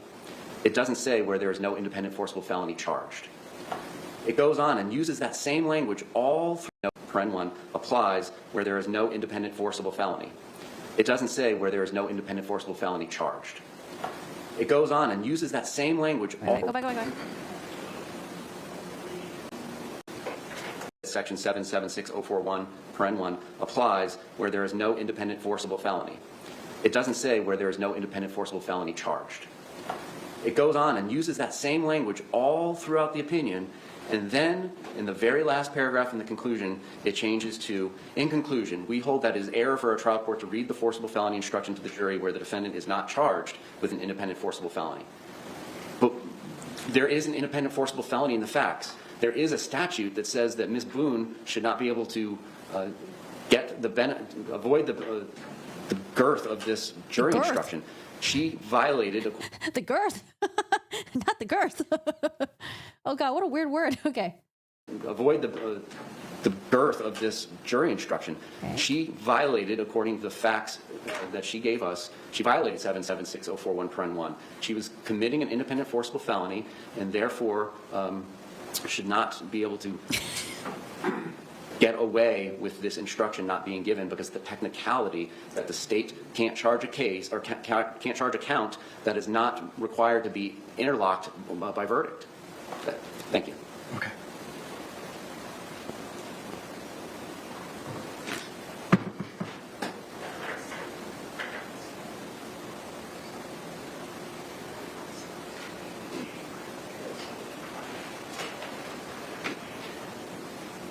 Footnote 4 provides, explanation in the Martinez opinion as to certain circumstances and whether or not, in that hypothetical that the Supreme Court gave, whether the robbery is a separate and independent forcible felony and the forcible felony instruction is applicable. But the conclusion seems to state that it has to be charged. Yeah. That it is an error for the trial court to read the forcible felony instruction to the jury where the defendant is not charged with the independent forcible felony. That's what Henderson was saying. Anything else, Mr. J? Yes, sir. It's like, yeah, Mr. J, I mean, that kind of sucks that we learned about the battery and the assault afterwards, but it's just how it goes. Then how do we want to accomplish this? Because I don't know how I can read the proposed language by the state, and there's a disagreement as to whether there's a duty to retreat. It's not undisputed. It is, in fact, disputed. Well, their complaint is in the sentence, on the other hand, if at the time Sarah Boone used deadly force, she was, and I just think we strike through committing an aggravated assault. If at the time Sarah Boone used the deadly force. Okay.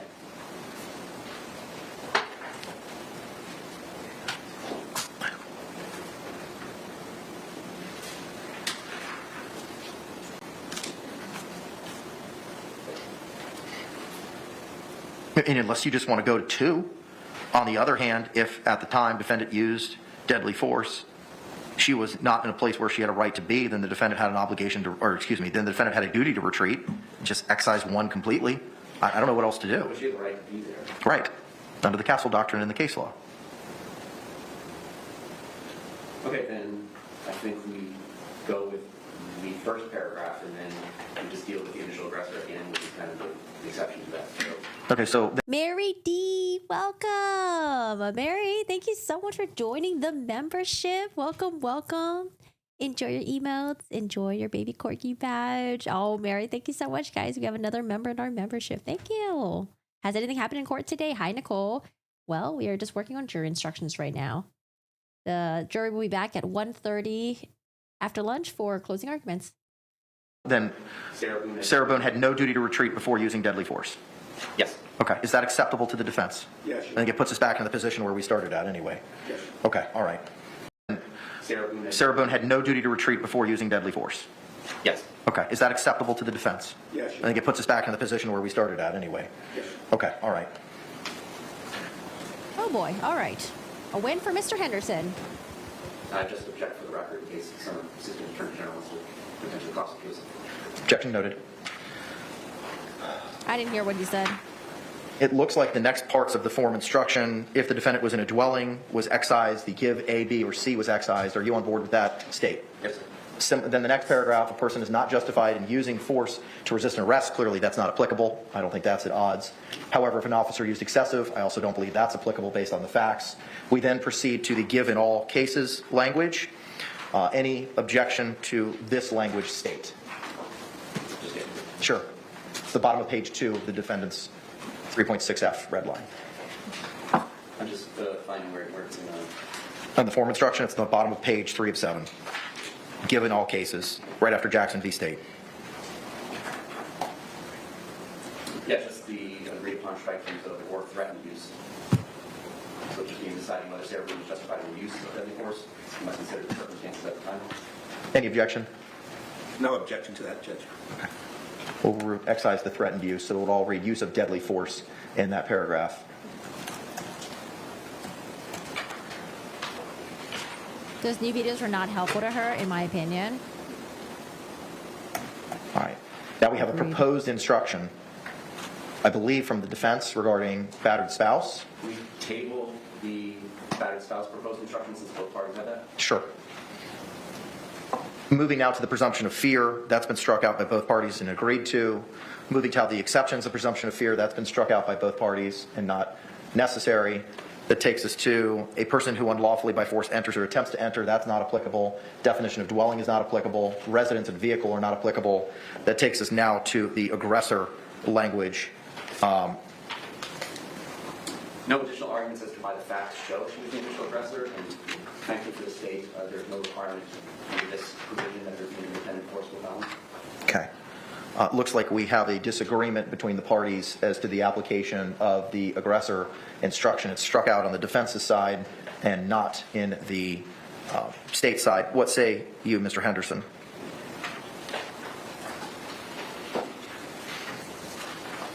Give me 1 second. Sure. Please. Yes, sir.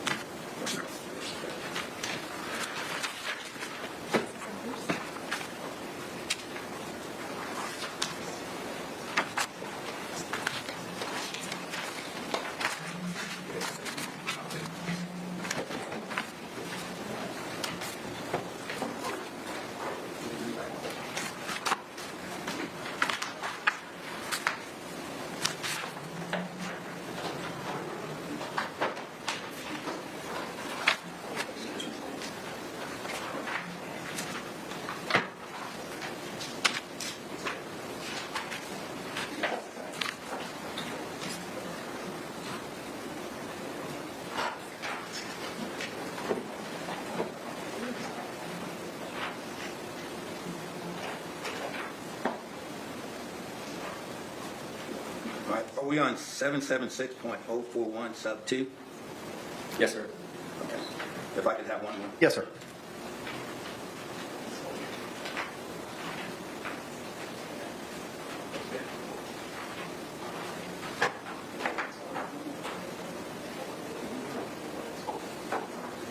Also, y'all, feel free to join at the Discord if you like. We have a true crime section there. I put notifications there when I'm about to go live. And yeah, feel free to hang out with us offline in the true crime, or sorry, in the Discord if you like. Dear Lord, don't give us the girth.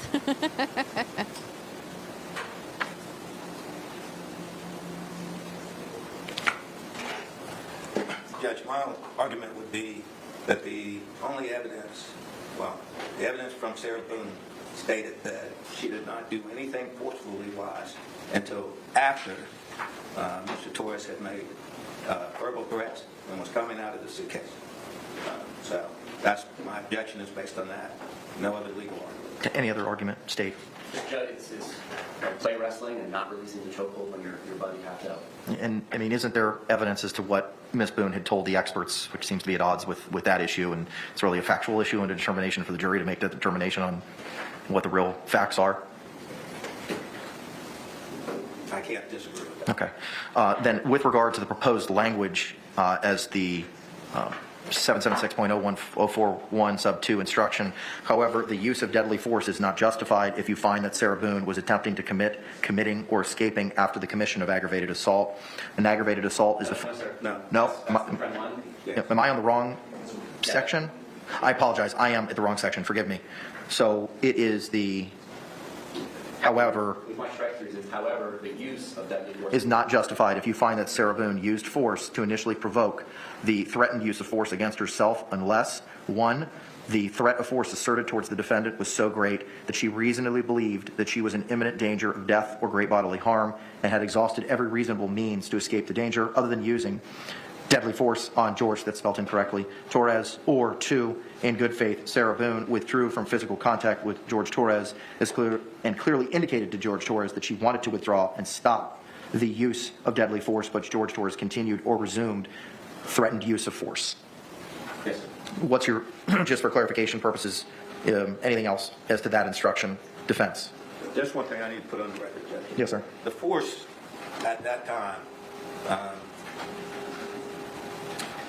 as testified to, was the poking of the bat on the outside of the suitcase. There was one strike when the hand was outside. These were bruises. I think there was something that came to the injury to the head area, though. The injury to the head could be serious, but in this instruction, it's talking about deadly force, and none of those. As to the testimony from the medical examiner. Oh gosh, it's because George didn't die of the injuries that Sarah gave him by hitting him with the baseball bat. Oh yeah. Okay, let's go back. I think there was something that came to the injury to the head area, though. The injury to the head could be serious, but in this instruction, it's talking about deadly force, and none of those. As to the testimony from the medical examiner, none of those injuries caused the death. But the continued restraint on him that she did not undo is the force that we're talking about. It's just like in the cases that I cited in my special state's request for special jury instruction regarding withdrawing from physical contact. Batteries don't need to be skin to skin. You can commit a battery on somebody while driving your car and striking their car. A false imprisonment does not mean you have to choke somebody. You can falsely imprison somebody by barricading them into a room with a grocery cart. She unlawfully exerted that force and did not withdraw from using that force when her wrestling partner, so to speak, tapped out. Okay. I hope we can get the whole.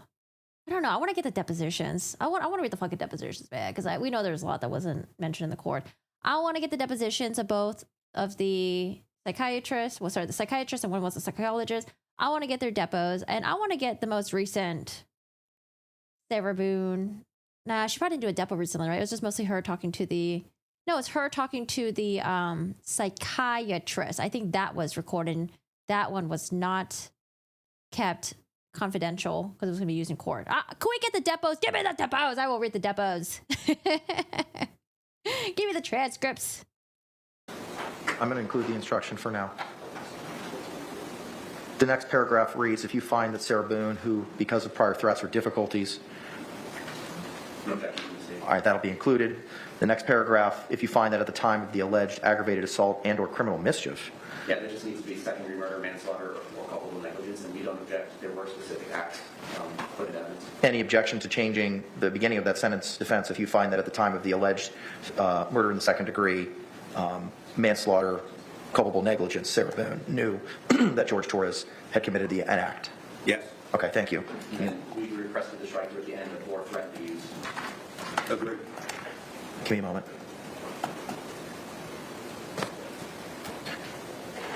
So that sentence would now, or that section would now read, if you find that at the time of the alleged second degree murder, manslaughter, or culpable. Oh, thank you. Is it stuck on the, oh, it is, you're right, thank you. Let me refresh cache. Okay, cache has been refreshed. Thank you so much for noticing that. Ay, ay, ay, I did not notice that. Thank you, thank you. I really appreciate that. Negligence. Sarah Boone knew that George Torres Jr. had committed an act or acts of violence. You may consider that fact in determining whether Sarah Boone reasonably believed it was necessary for her to use deadly force. Acceptable? Yes, sir. I just don't know that we use Junior after his name anywhere else. Give me a moment. Yeah, Junior's not used anywhere else, so I'll excise that. Is that acceptable to you, Mr. Henderson? Yes, Your Honor. All right, moving to the next line. If you consider that George Torres, removing Junior, had a reputation for being a violent and dangerous person.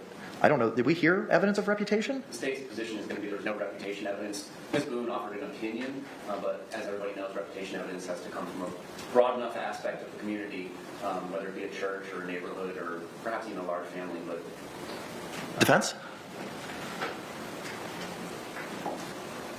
I'm rethinking that, Judge. No worries, take your time.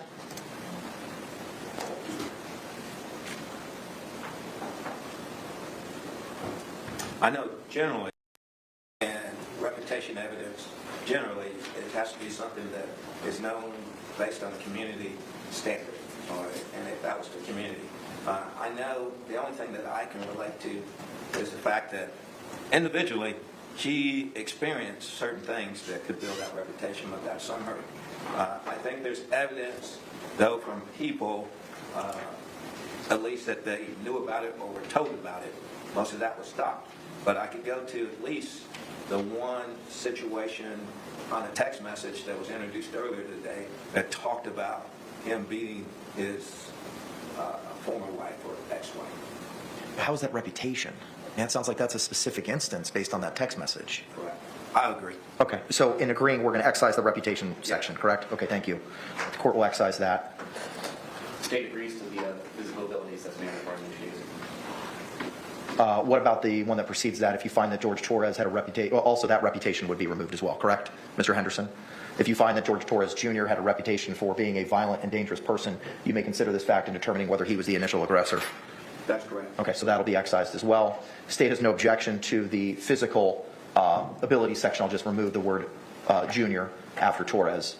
Any other questions with regard to the 3.6F instruction? Your Honor, the state doesn't object to what we have produced as the final product. I'm impressed we did it so quickly. We just noted our objection for the record to preserve a challenge to Martinez's opinion. Understood. Do the parties, well, let me ask this question. Mr. Henderson, anything else we need to address with regard to the 3.6F instruction? No, sir, I'd just like to preserve the objections that I made during this conference. Objections preserved.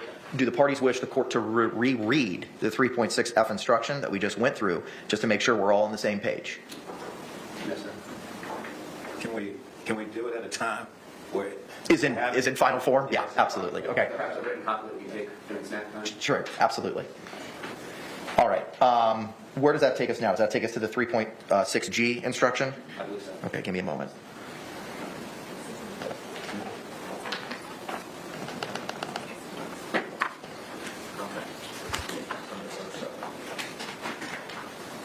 Sorry, did I miss anything? I'm I have destroying our state bush right now. proposed 3G instruction.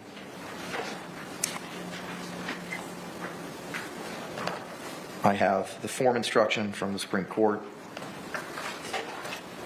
And I have the defense's proposed revisions. Just move everything around here. Give me a second. There's only 6 jurors, so maybe 2-4? Okay.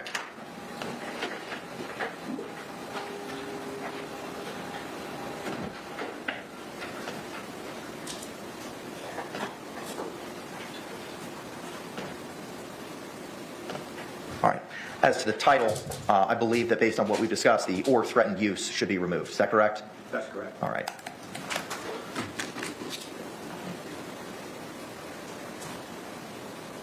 As to the first sentence, it is a defense to the crimes of second-degree murder and culpable negligence if the actions of Sarah Boone There's only 6 jurors that are determining this case. Not 9, not 12, not 11. 6. constituted the justifiable use of threatened use is we're removing justifiable use of non-deadly force. We're removing threatening, and we would also be including manslaughter, correct? That's correct. State? Yes, sir. It is a defense to the crime of second-degree murder, manslaughter, in Oxford, or culpable negligence if the actions of Sarah Boone constituted the justifiable use of non-deadly force. I, too, am a big fan of the Oxford comma. So the defense would, or the instruction would now read, it is a defense to the crimes of second-degree murder, manslaughter, and culpable negligence if the actions of Sarah Boone constituted the justifiable use of non-deadly force. Acceptable, State? Yes, sir. Acceptable, defense? Yes, Your Honor. Definition of non-deadly force is not at issue. Next paragraph, Sarah Boone does not have the burden of proving that she was justified in using non-deadly force. Instead, for you to find Sarah Boone guilty, the state must prove beyond a reasonable doubt that Sarah Boone was not justified in using non-deadly force. Acceptable, State? Yes, sir. Defense? Yes, Your Honor. The law on justifiable use of non-deadly force is as follows. Sarah Boone was justified in using non-deadly force against George Torres, excising Jr., and had no duty to retreat if she reasonably believed that such conduct was necessary to defend herself against A, George Torres, excising Jr., imminent use of unlawful force. Is that instruction acceptable?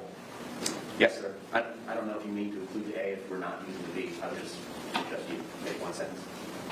Any objection? No objection. Okay. Any other issues with the instruction as read so far? State? No, sir. Thank you. Defense? None, Your Honor. Okay. Looks like there are several agreements with the balance of this instruction as to the defense of property. Yeah, someone told me that only 6 for this case, but if it was a first-degree murder, then it would be 12. Oh, Nicole said it. Yeah, I don't know. Someone told me that. Is not applicable. The 776.0134, dwelling in residence and vehicle, and force with regard to law enforcement, all of which is not applicable in the instant case. That takes us to the give in all cases. We would be removing the threatened use of non-deadly force in that section. Any other changes is to the give in all cases section. Nothing to say. Thank you. Defense? None, Judge. No objection. All right.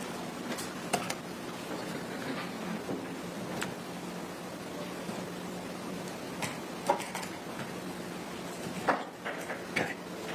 Let's table the proposed instruction on the battered spouse for the moment. Then the state will be making its request for the forcible felony instruction. Under Martinez? Yes, and we understand the court's ruling, and we're sending a strongly worded disagreement to the Court of Supreme Court.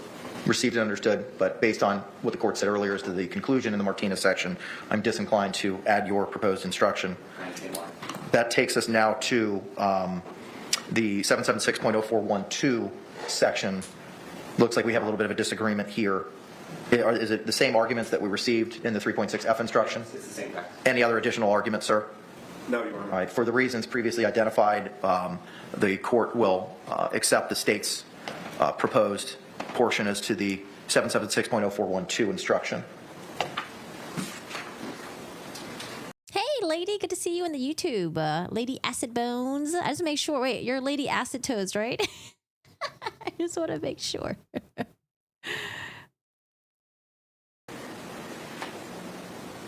Then it takes us to the Okay, because I'm making you a mod just so I can see your messages so I don't miss it next time. prior threats. Same requests and objections as in 3.6F from the state, sir. For the end of the instruction. I agree it should track with the...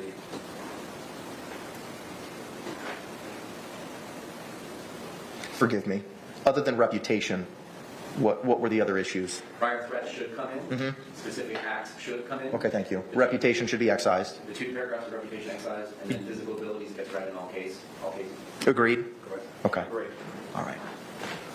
And then we'll remove the threaten language in there, correct? So it seems like the state was trying to add a special instruction, basically saying that like you're not entitled to defend yourself in that manner if you committed the aggravated assault first. And then Mr. Henderson was like, well, under the Martinez, if you interpret it, it says you have to be charged with another felony in order for that to be included. So because she wasn't charged with that, and it's not the state's fault, they didn't know about her beating George with a baseball bat.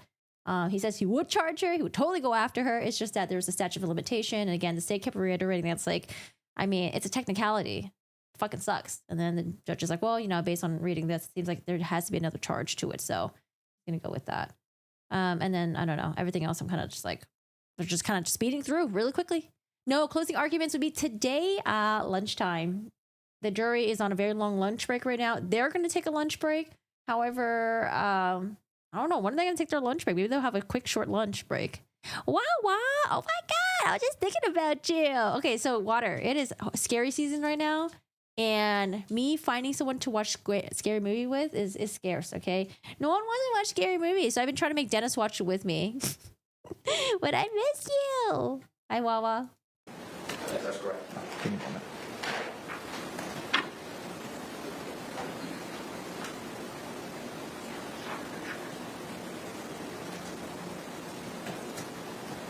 Okay. Any other questions with regard to the 3.6G instruction state? No, thank you, sir. Defense? No, Your Honor. Okay. I believe then, Lunch break. Just double Lunch check my break. notes. Lunch break. Lunch break. that addresses those issues based on what we did not discuss this morning in the charging conference. And I think that now takes us to the state's requests and the defense's request for special instructions. Can we do the battered spouse one first? Conflicting requests. Yes. I know, Miss. Specifically, Missy we're too. making reference to the state's request for special jury instruction regarding battered spouse syndrome filed. I believe it's not dated, but I think it was either the 23rd or the 24th that you filed these, Mr. J, and the court record will speak for itself as to when they were filed. Okay. Courts reviewed that motion and reviewed the proposed instruction by the defense. State, let me hear from you first. With their instruction, I think the problem with it is that it kind of blurs the subjectivity component versus the objective reasonable person standard. So if we make this change to their instruction, then I'm actually okay with it. What I would suggest that change be is in the second paragraph. If you find the evidence that Sarah Boone suffers from battered spouse syndrome credible, you may consider this evidence to assist you in determining whether a person in Sarah Boone's circumstances would reasonably believe that such force was necessary to defend herself against the imminent use of unlawful force by the victim, no junior. Oh, God, I don't like this sentence. Jesus. Okay, let's listen. If you find it credible that Sarah Boone suffers from battered spouse syndrome, you can determine that Sarah Boone, in her circumstances... Sarah Boone's circumstances would reasonably believe that such force was necessary to defend herself against the imminent use of unlawful force by the victim, no junior. I don't know what's necessary with the date. That makes herself against the imminent use of unlawful force by the victim, no junior. I can't fucking hear him. Would reasonably believe that such force was necessary to defend herself against the imminent use of unlawful force by the victim, no junior. I don't know what's necessary with the date. That makes it clear, because that's what the case law says. The case law makes it very clear it's about the objective component. I agree with you. And then I would just ask for my last sentence, which is like other witnesses, you may believe or disbelieve all or any part of the testimony regarding battered spouse. Let's say the defense. And if necessary, I can read. Yes, could you do that? So it looks It was hard to hear what he said, or maybe he's going to read it. like there's no, first of all, just so the record's very clear, Stevens v. State identifies the special instruction circumstances. Special instruction is supported by the evidence in this case. Yes, absolutely. The standard instruction did not adequately cover the legal theory it is meant to. There is no standard instruction on battered spouse over and above what's included in the self-defense instruction.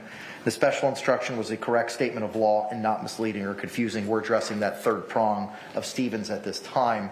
The proposed instruction would read, you have heard evidence that Sarah Boone suffers from battered spouse syndrome. If you find the evidence that Sarah Boone suffers from battered spouse syndrome credible, you may consider this evidence to assist you in determining whether a person in Sarah Boone's circumstances would reasonably believe that such force was necessary to defend herself against the imminent use of unlawful force by George Torres. It would then go on to read, like other witnesses, The imminent use of unlawful force of George Torres. What a load of bullshit. you may believe or disbelieve all or any part of the testimony regarding battered spouse syndrome. Agreeable. Okay. Appreciate y'all working together on that. Give me a moment to finalize this. You said all apart? On that. Give me believe all or any part of the testimony. All or any part.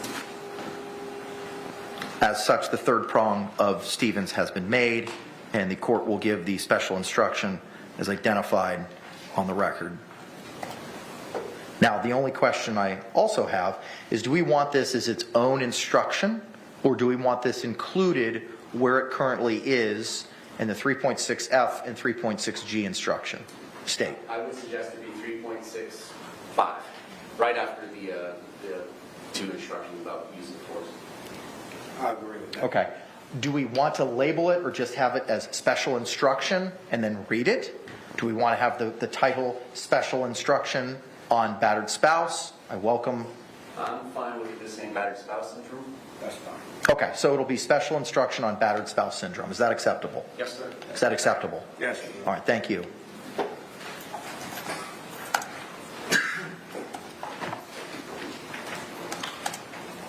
All right.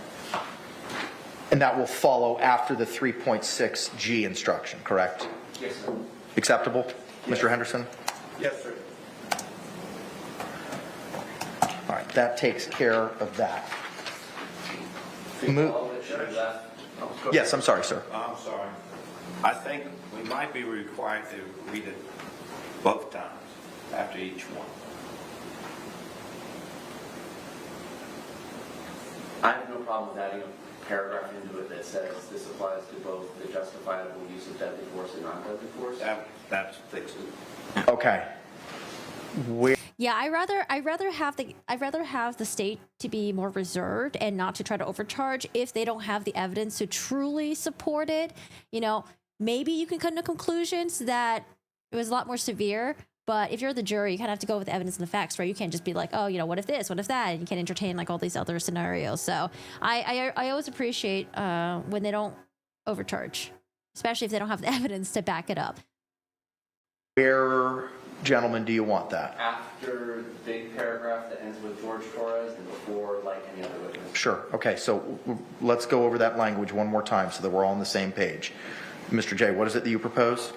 To put between the paragraph that ends with Jorge Torres and before the paragraph of like other witnesses or whatever I said,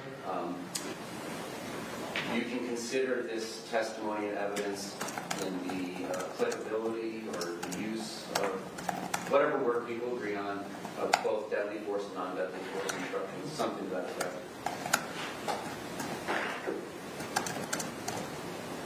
If that's too convoluted, I'm fine with it just being repeated. I tell you what, I'd rather just repeat it. I think so. That gets way complicated. I'd rather just repeat it under 3.6F and 3.6G. Agree. Okay. Does that work with you, Mr. Henderson? Yes, sir. All right, thank you, sir. All right. Okay. Moving now to the state's request for special instruction regarding withdrawing from physical contact, filed October 23, 2024. The court has reviewed it. I guess the first question is, what say? Is there proposed language? Trying to see if I'd actually put that in there. I don't know that I see it, Mr. J. Oh, paragraph 15. Physical contact. No, Owens is not a court-appointed attorney. He decided to join this case on his own. includes any restraint on George Torres, apostrophe movement. And this would be after the initial aggressor portion in the 3.6F and 3.6G, correct? Yes, sir. Okay, what say you, Mr. Henderson? If I could have one. Yes, of course.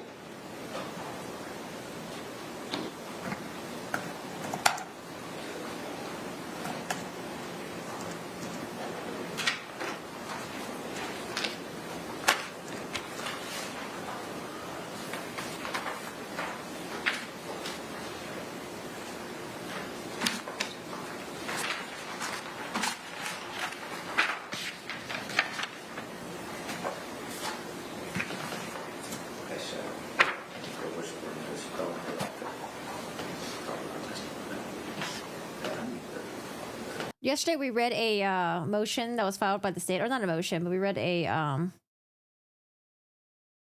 where is it? State's request, I guess. It was a request by the state to conduct like an in-court hearing about the conflict of interest.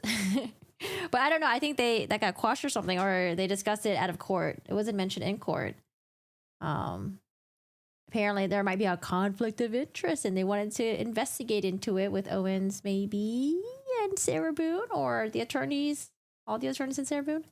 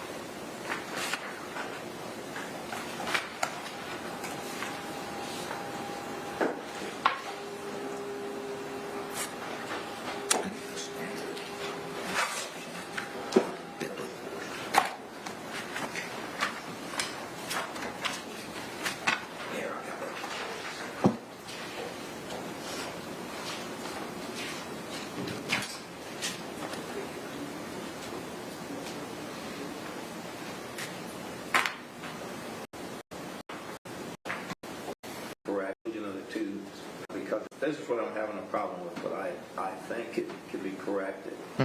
Because there's talk about at this, therefore, at the conclusion of the two paragraphs regarding initial aggressor, it should come in, not there, but shouldn't it come in, because that's not there anymore. Initially provoked. Yeah, in the 3.6F instruction, references to initial aggressor have been removed. Yes. So now is the state asking for it to come in as the initially provoked. Unless I missed something. My understanding was that it was the two paragraphs about aggressor are coming in. What's not coming in is the Martinez forcible felony. The facts of the case. Right, but the language, you said at the conclusion of the paragraphs regarding initial aggressor, the words initial aggressor don't appear in the 3.6F. It's only after that. However, the use of deadly force is not justified if you find Sarah Boone used force to initially provoke the threatened use of force against herself unless, and then it's paragraphs 1 and 2. Is that where you're asking it to be? Did they ever address the motion they put aside yesterday? I kind of want to know what the motion is. Which one was that? I don't remember. Hold on. I don't know. I sort of vaguely remember, but not really. Owens is watching us. Run! Hi, Mr. Owens. Sure. You got it, Karen. So in 3.6F,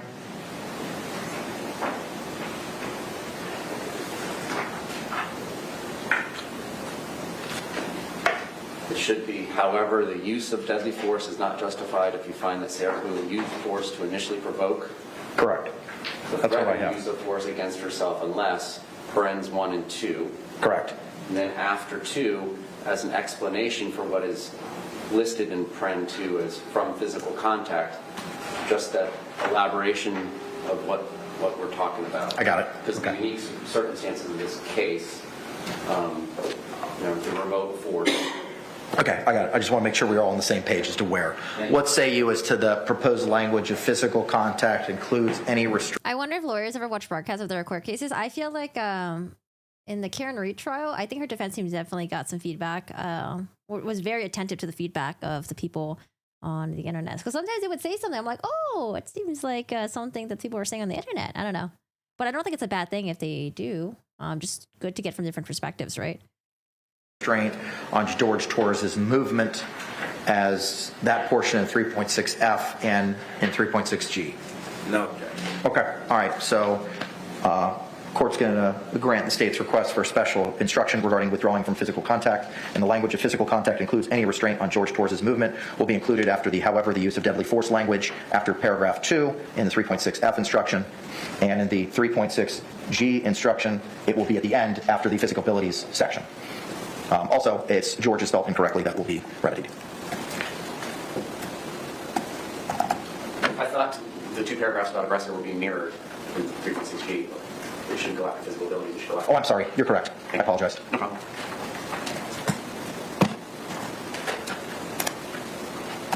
Okay, got it.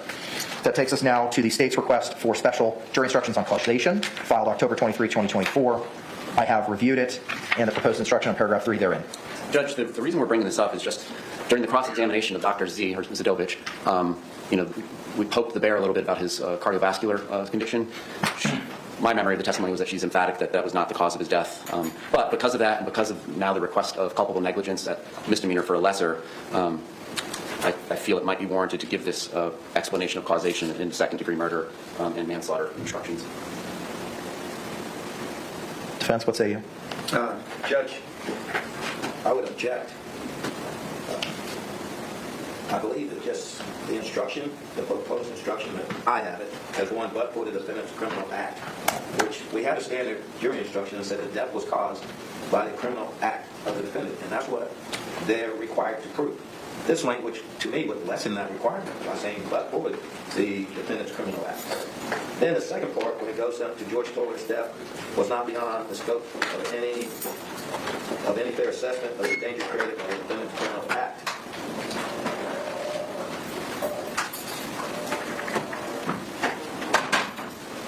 I think that's covered, Judge, in the fact that the state does not have to prove that Ms. Boone had the intent to kill George Torres.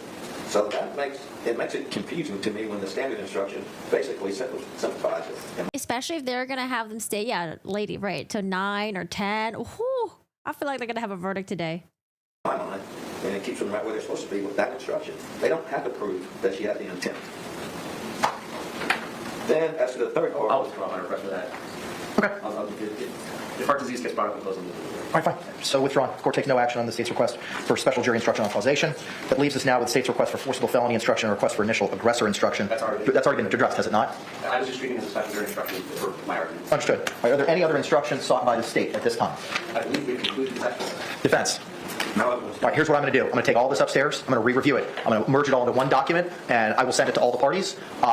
Let's plan on being back here at 1:30, and we'll address any other Yay, break time. Okay. concerns of the jury instructions at that point in time. State, anything else we need to address? 125. Well, let's make it 1:20. All right, thank you. Defense. nothing else. All right, Oh, really? Lawyer knows that he had attorneys reach out to him and tell him they watched the coverage during the trials. Yeah. see you all at 1:20. Thank you. Pixel. Hi, Pixel. Thank you so much for the raid. Hello. Hello. Is it Chloe or Chloe?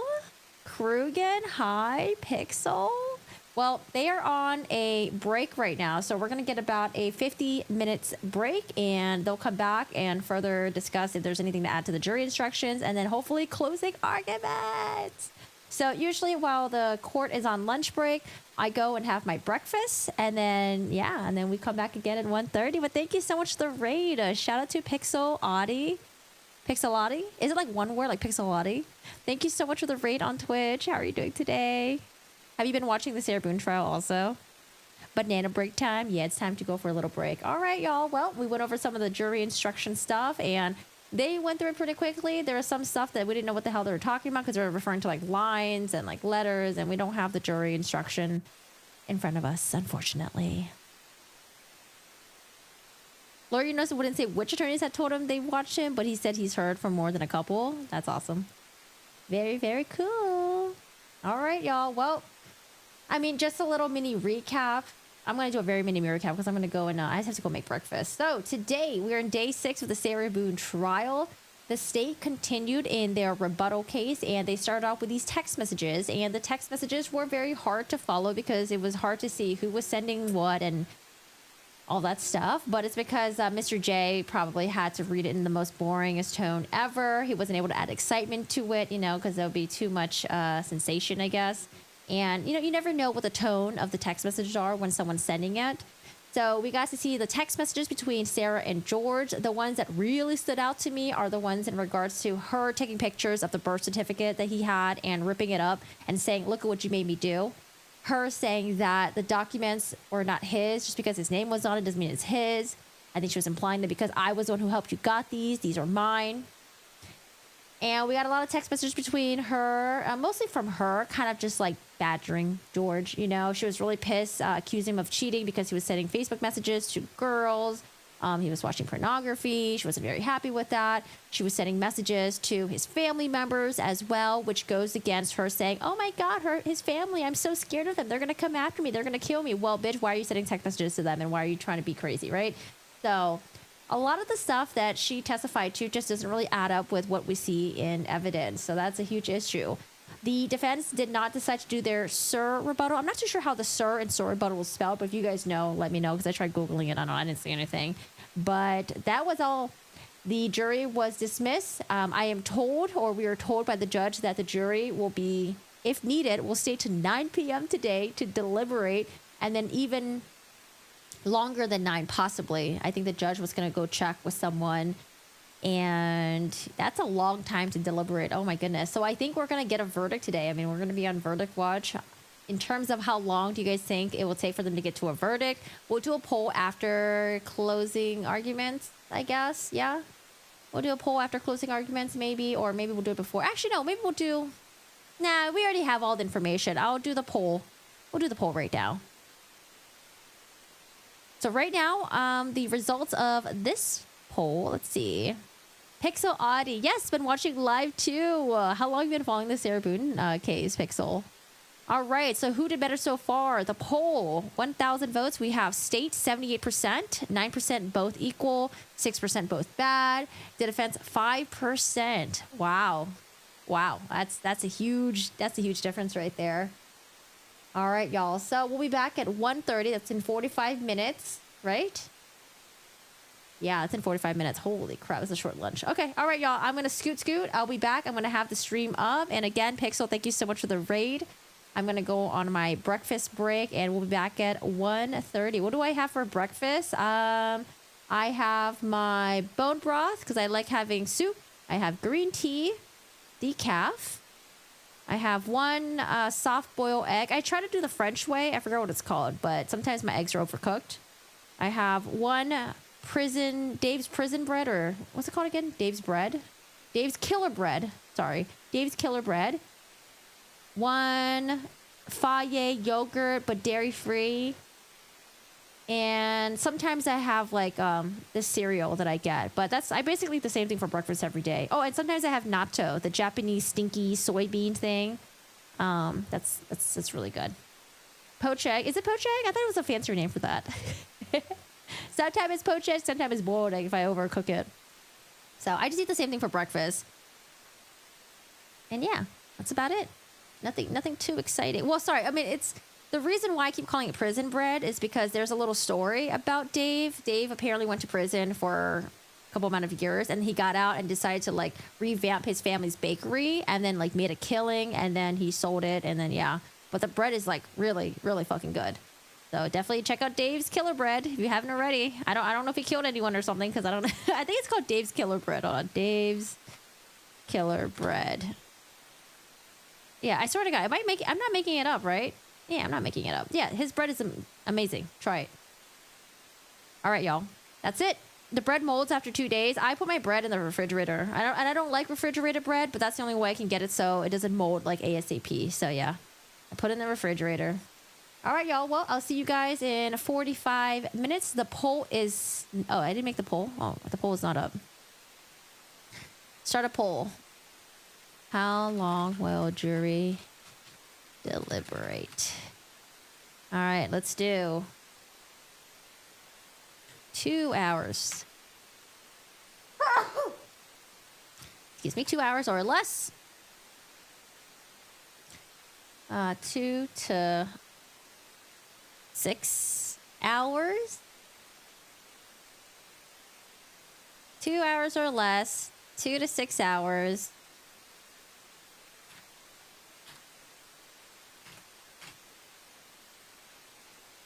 Does that cover it?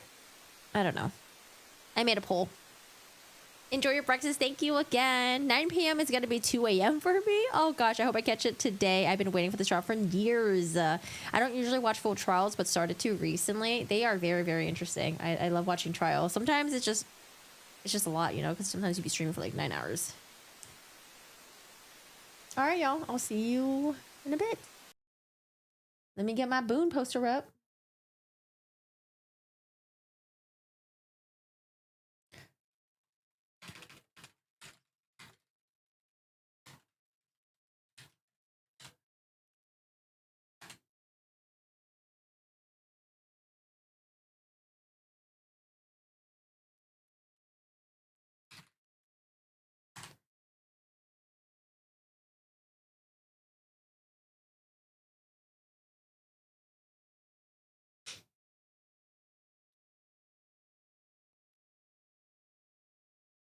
Oh, Matt Chatter, thank you so much for the 2. Oh, thank you so much for your support.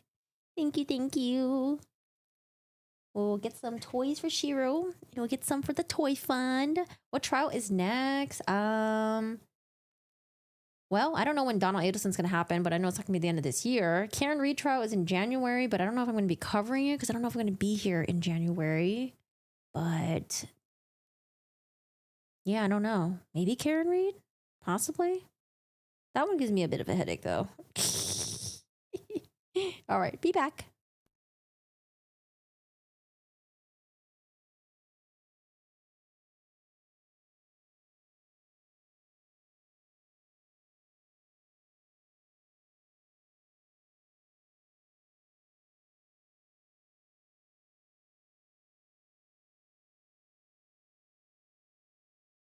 Oh, also, if you haven't already, feel free to join the Discord. I put my vlogs on the second channel. If you want to check it out, feel free. I saw that we got up to 150 subs, so thank you. And I posted videos recapping, like highlighting yesterday. So if you guys missed yesterday, the video is on my channel now. It is in 2 parts though. So I was trying to see if I can experiment with 2 parts, if the videos will upload faster, but I mean, it still took a long time.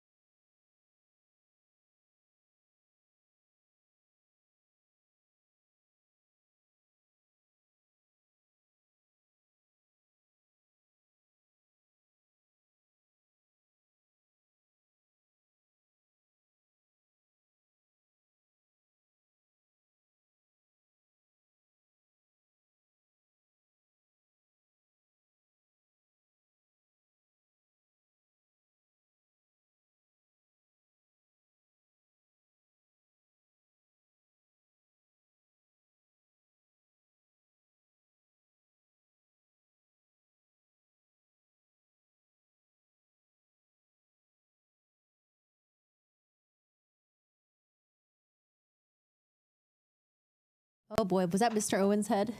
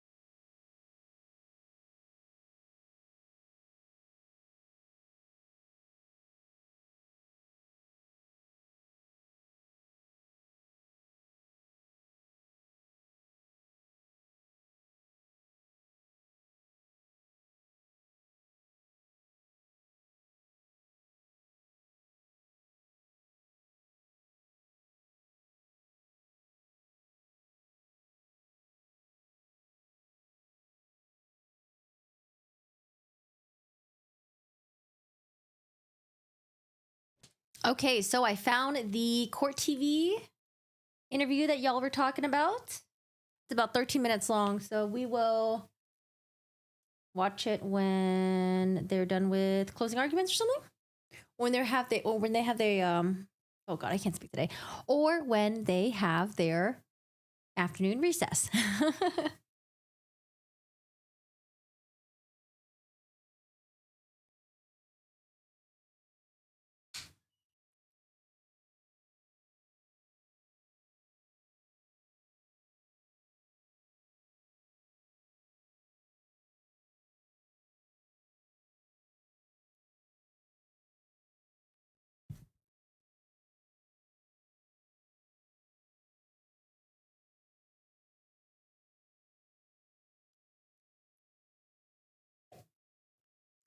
It was on court TV. I was gonna play it, but it's 13 minutes long, and court's supposed to be back in session now.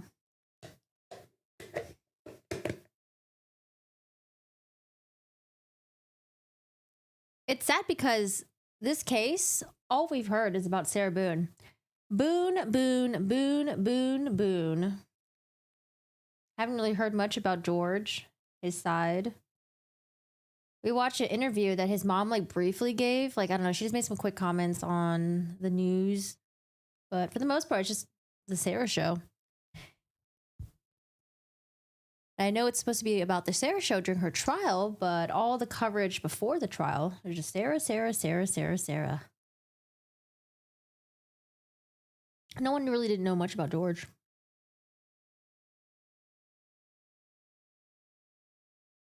If she's convicted, will there be victim impact statements? I believe so.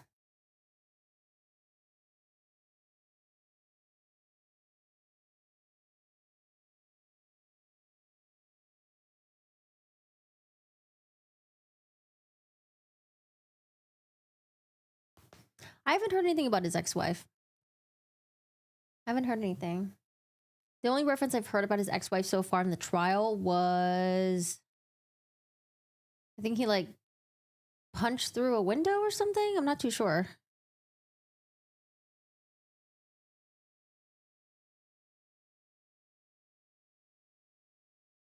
Hey, Manly.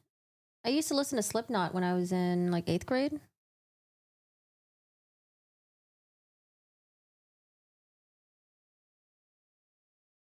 So I decided to resurrect and listen to it again.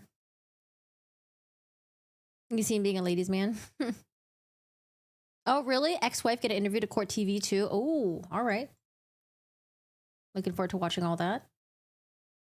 Because, you know, usually other trials we see more members of the family, but today, you know, I mean, I feel like it's just, or for this trial, we got to hear from the brother, but it was just like a very, very, very brief testimony. Do I have kids? Nope, I do not have kids. I just have Mr. Corgi here. I just have Shiro.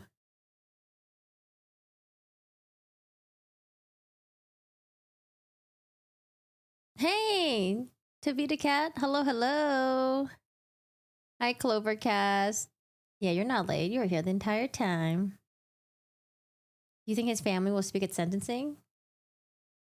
Probably.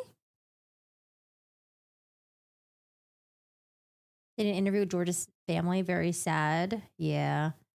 I wonder if they were there yesterday when all the videos were playing.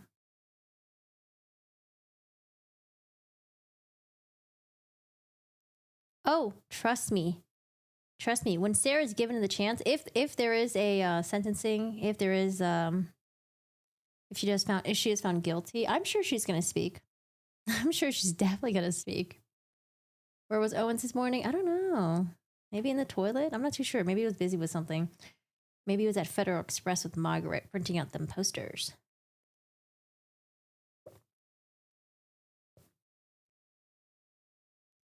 Jodi Arias? I don't know, man. I think Sarah Boone is in her own category. She's in a category of her own.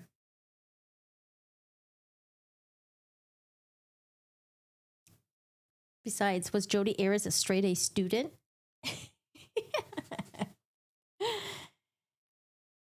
A chug? Is that a Chihuahua pug? Evie? A Cavapool named Clifford? Aww. Your oldest son was murdered. Nothing more fun for the family than a nice murder trial. ... sorry to hear that. It must have been really hard.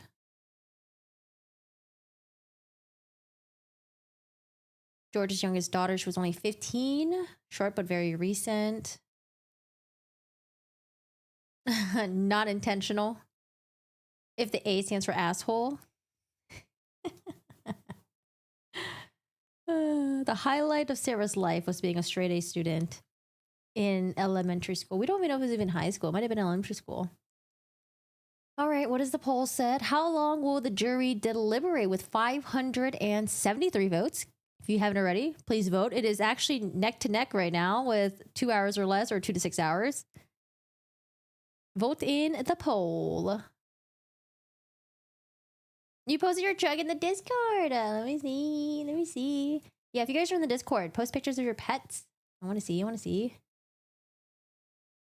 Oh my gosh. I see a oh my gosh. Who are these guys? Wait a second. Hold on. I'm looking at these guys. Oh my gosh.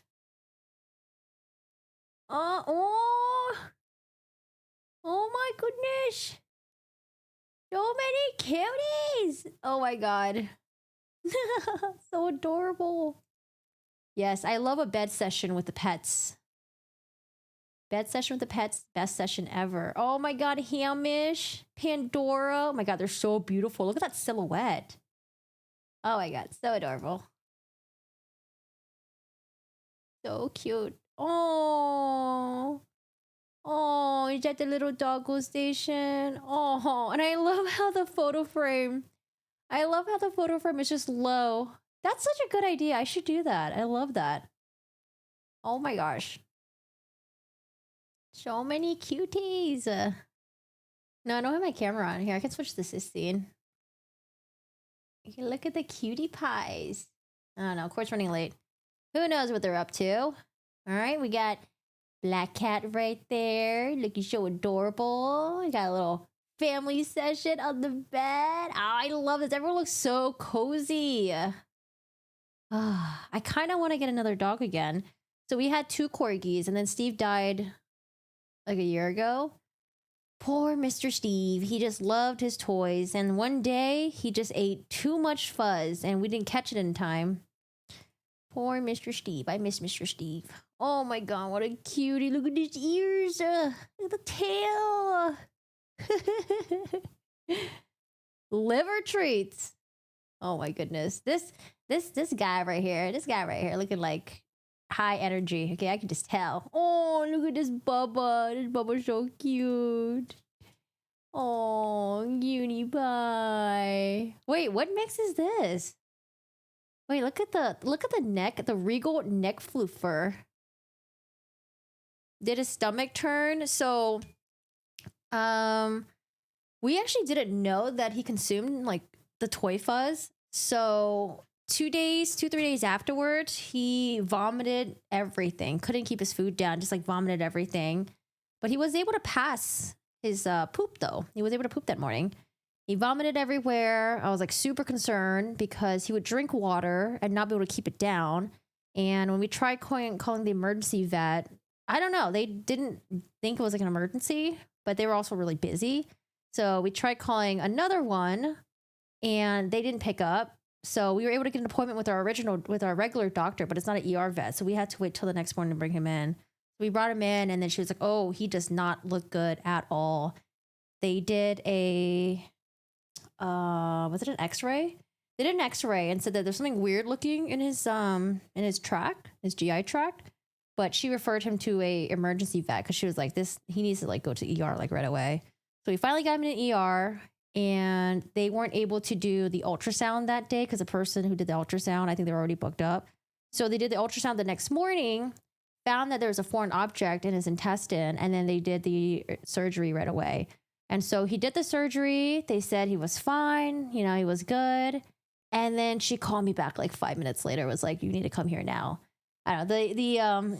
What happened with the whole ER vet thing was so bizarre. The person that worked with us, she was like a new vet student. She was a doctor, yes, but I think she was just like, she just got on to be a doctor. I think she was doing her, I don't know, residency or fellowship or something. So She was like, I feel like she was like around my age. She was so bizarre. It was the most bizarre thing ever. The way that she would, I don't know, communicate to us was like super weird.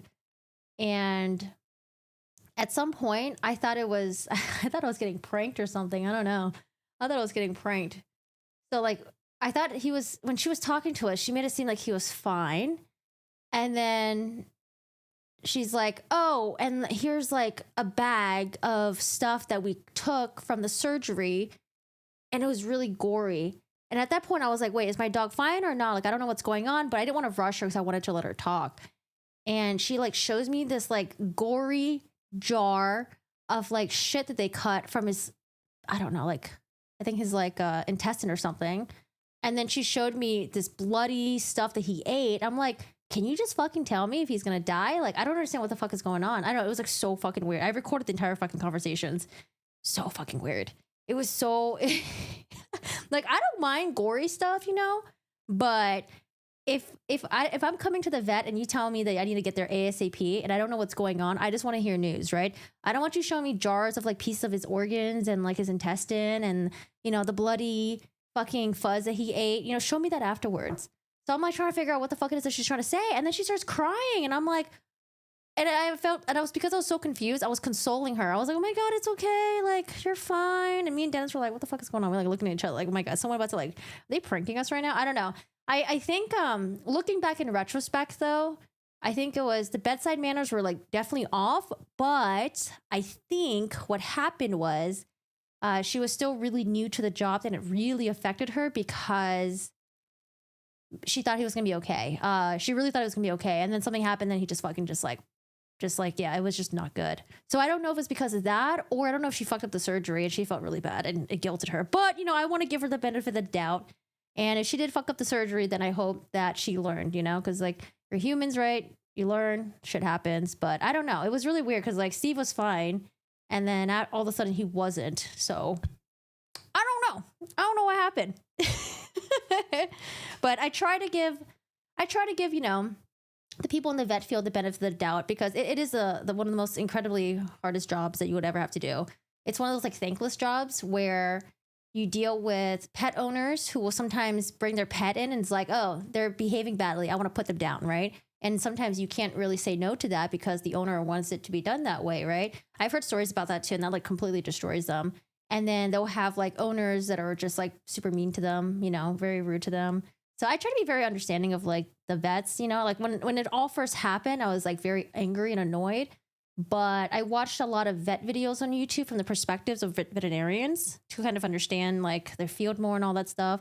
So, you know, I don't know. I think it could have been possible that she was just like new to the job and she was really upset because she really thought he was going to make it. And it was one of those scenarios where she was like, I don't know what happened. He was just like one of the few numbers that just like fucking died.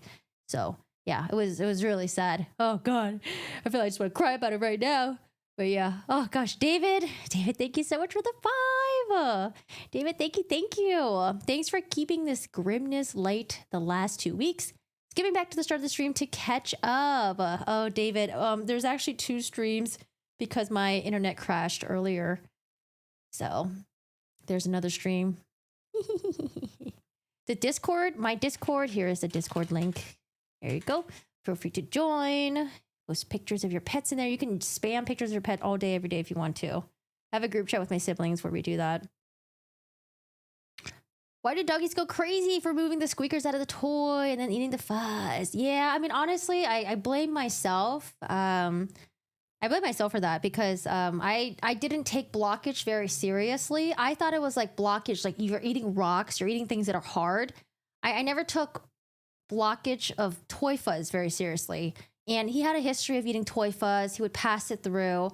And honestly, at the end of the day, I mean, it's like my fault. Dennis tried switching over to the toys that didn't have fuzz in it. And I'm like, oh, you know, like I would forget. And then like later on buy him toy fuzz toys again. Cause he loves the fuzzy toys, right? So it is, I mean, ultimately at the end of the day, it was my fault, you know? I knew he had a habit of fucking eating it. I should have just removed it completely. I don't know. But it was weird because we found a footage of him we have like cameras all over the house. And I'll show it to you guys if I find it. There was just a footage of him. It was really weird where he was just like bored or something. And I was right there. I was in the bathroom. I was like curling my hair. There's a footage of him going to the toy basket, and then he just like rips the toys to shred, and then he just keeps eating it. It was like so weird. And he just had breakfast about like an hour or two before. So I don't know. He was just eating a fuck ton of it because he ate a lot of fuzz, and it got stuck in the like the middle of the small intestine area, which is bad because if it's in the stomach, then they can, pump it out, right? It's much easier to do surgery if they need to in the stomach. But when you start getting lower and lower towards like where the rectum is, there's a lot of bacteria there, and then the surgery becomes more riskier. And because his intestine was it's like, I don't know if it's like gory, but because if his intestine was like kind of like dark, it looked like it was dying. What they had to do is they had to basically incise a piece of the intestine and then like basically sew it back together. So he basically he had like probably the most riskiest surgery for a dog that consumed a foreign body object. So yeah, I don't know. Oh, it's so sad though. He was about to be 11 years old in like 3 weeks. Can I spam my coffee plastered wall? Do it. Go ahead. Spam it. I'm sure you took the best care you could. I wish animals could speak. I know. I wish too. There is this one. Oh God, it was like, it helped me so much. It was like if love was, oh gosh, what was it? What was it again? It's like if love was something, they would live forever, something like that. And I was like, oh my God, this is the sweetest thing ever. The Pop-Tart toy is here. So Shiro doesn't eat toys. He likes to rip them up and then he just leaves them alone. So Shiro's good, but we haven't seen the Pop-Tart toy. I don't know where it is. It might be downstairs. Shiro's over there right now. But the hospital, it was, oh yeah, the weird thing about hospital is that, the court, I don't know, they're not back yet. They said they were gonna be back. I don't know what's going on. The hospital, so if you ever look at the hospital billing, oh my gosh, I didn't know that they charge you per instance of like CPR. So because I asked them to do CPR on Steve twice, they charge for each one. I'm like, oh no. I asked them to resuscitate him once. Because I thought it was like in the movies, when you resuscitate someone, they just come back. I didn't know that like when you're trying to resuscitate, there's a chance of them not coming back and it's like really low. I don't know. I just followed the movies.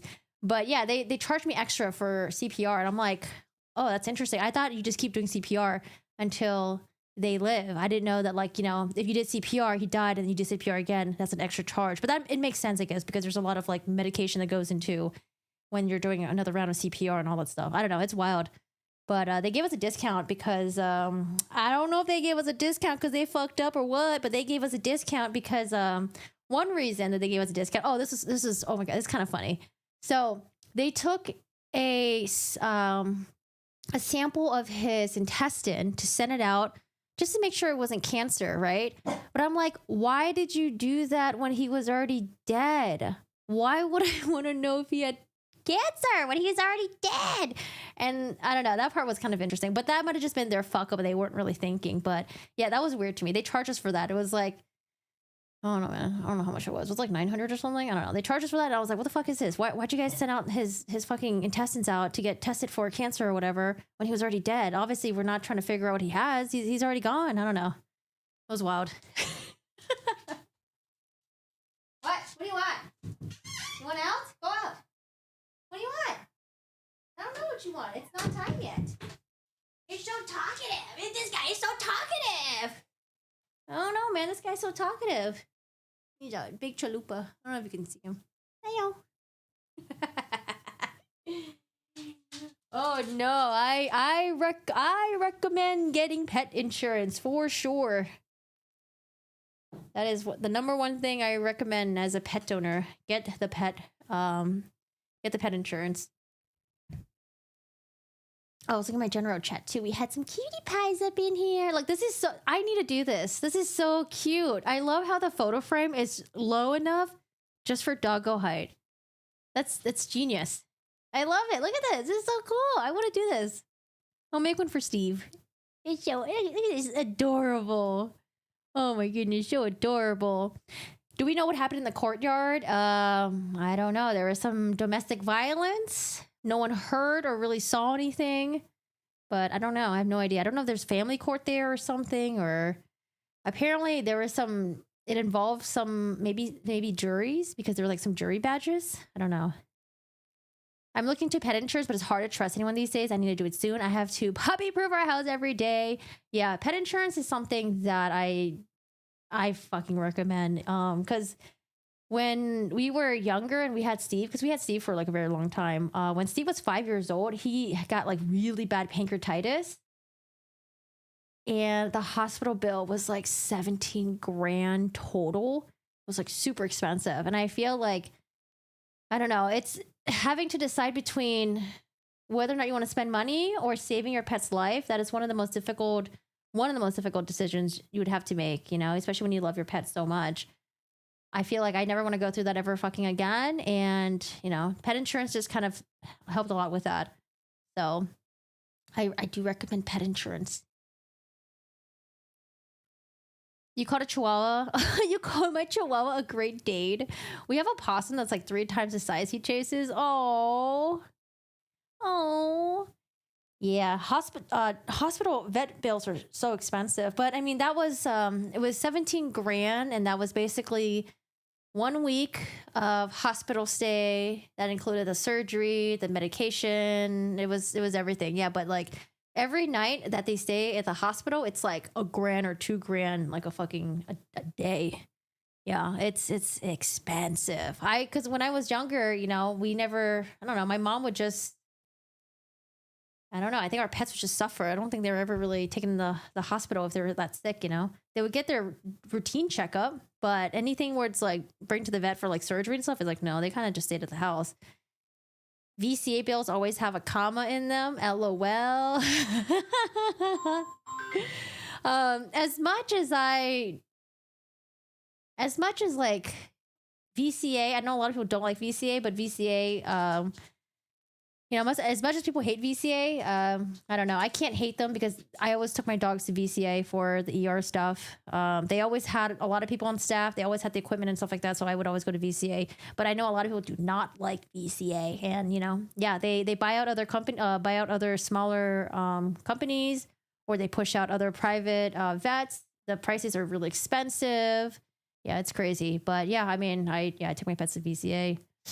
Not a nod for VCA because they're not my favorite, but they, you know, yeah. And VCA is 24/7 because I tried taking my pets to like a private vet that was 24/7, but I think the issue was that, you know, VCA just has access to like a lot of shit.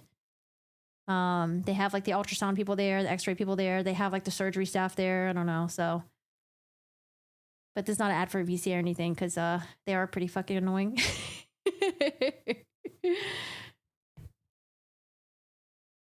Really? Check your auto insurance. Mine covered as my dog got injured in an auto accident. Wait, I never thought about that.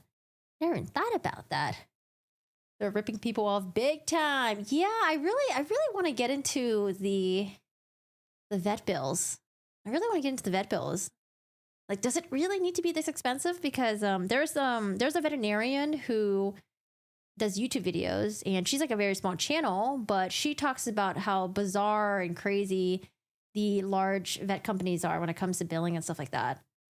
I think one thing that she complained about was a patient tried, because like she's known as like the doctor that like has will either do things for free if needed, or she's like highly discounted. So she'll get like calls all the time on her days off. It's really hard for her to relax because a lot of times people go to like the big vet companies and then they'll get like these crazy ass bills.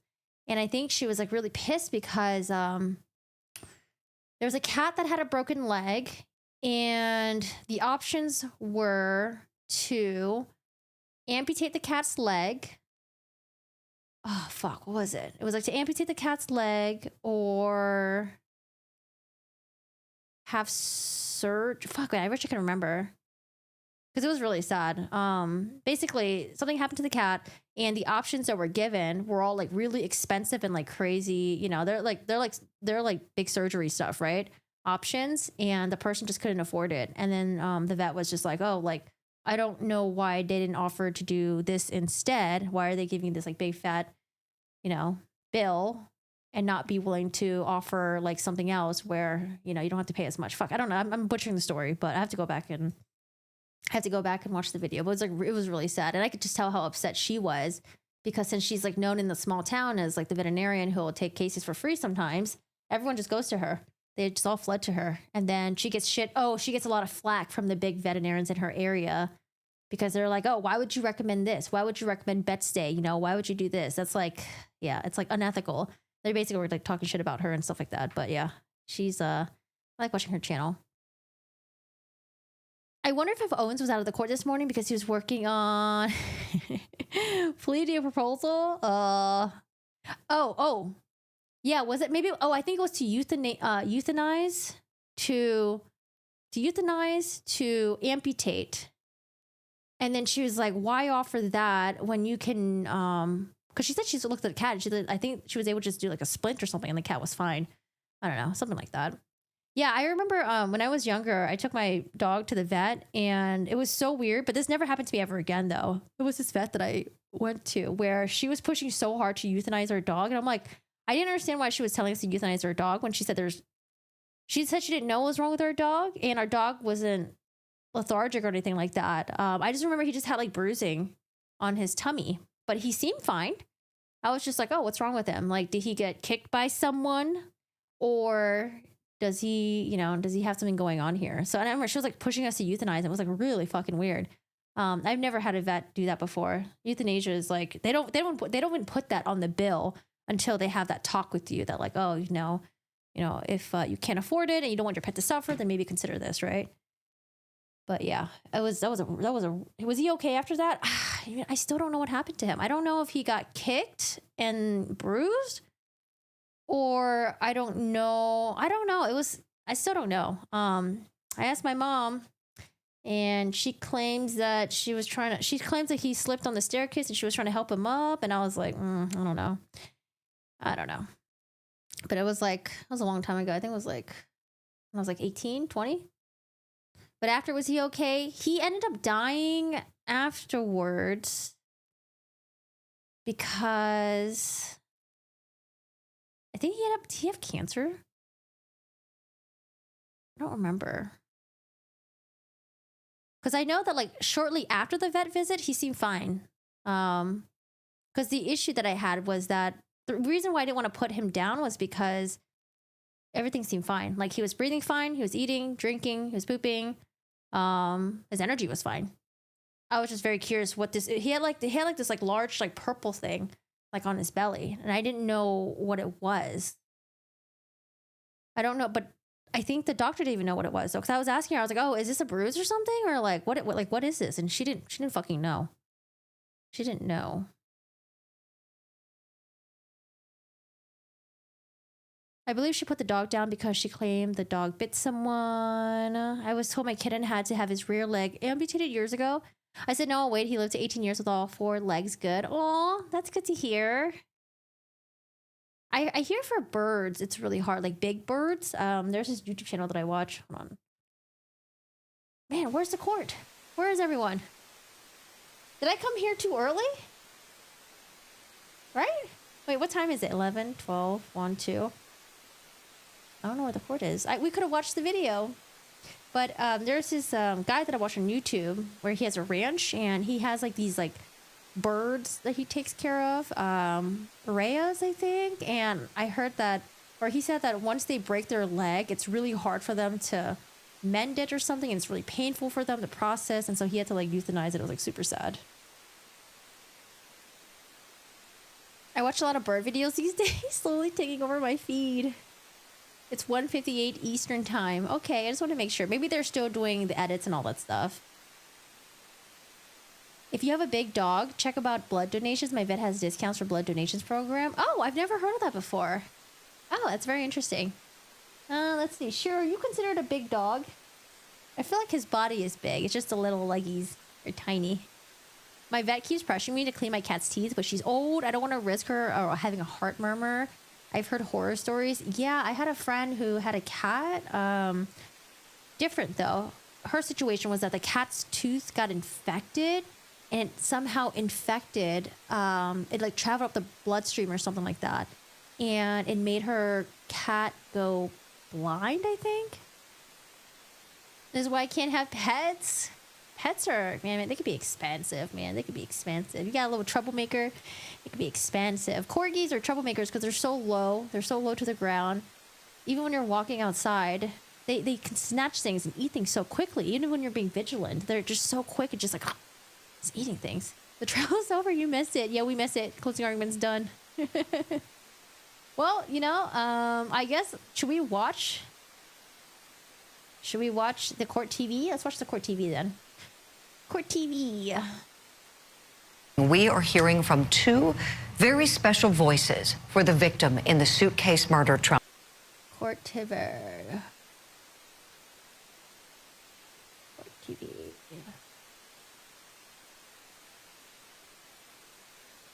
Is there any other ones? Murder trial for George Torres. Prosecutors say that he was murdered by his longtime girlfriend, Sarah Boone, who had him trapped inside of a suitcase, beat. I mean, seems like they were fiancés, but it seems like that's something that she hasn't acknowledged. Him and left him to die. The defense is saying that Sarah Boone was acting in self-defense. Now, George Torres' family is speaking out this morning, saying that he's being unfairly depicted as an abuser and that it was Sarah Boone who was the real aggressor. Now, since early in this case, we've seen evidence of Boone's problems with Torres' family. To know what we're here, what we're investigating, and that they're going to think I killed him. Why would they think that? They always have said that. They've always have said that. I told you it's because I'm the blue-eyed white dragon. That's what they call me. Because they don't want him with me. So he's basically just not really been around his family because he chooses me over them. I want to welcome in our special guests now. We have George Torres' oldest daughter, Ana Victoria Torres, with us. We also have Dolores Ortiz with us, who is George Torres' first wife, and she also brought with her this morning her youngest daughter, Destiny. First of all, my heart goes out to all of you, and for all of us here at Court TV, we are so sorry. Oh, I'm so glad that they're speaking. For your loss. Thank you for coming on the show. And I know that you really want to clear the air. And Ana Victoria, I know you've wanted to kind of be the family spokesperson. So I want to start with you, please. Oh, is this the one that the text message was sent to from Sarah Boone? The way that your dad has been depicted as being an abuser in this trial, I know that it has upset you and you felt it's very unfair. Tell us why.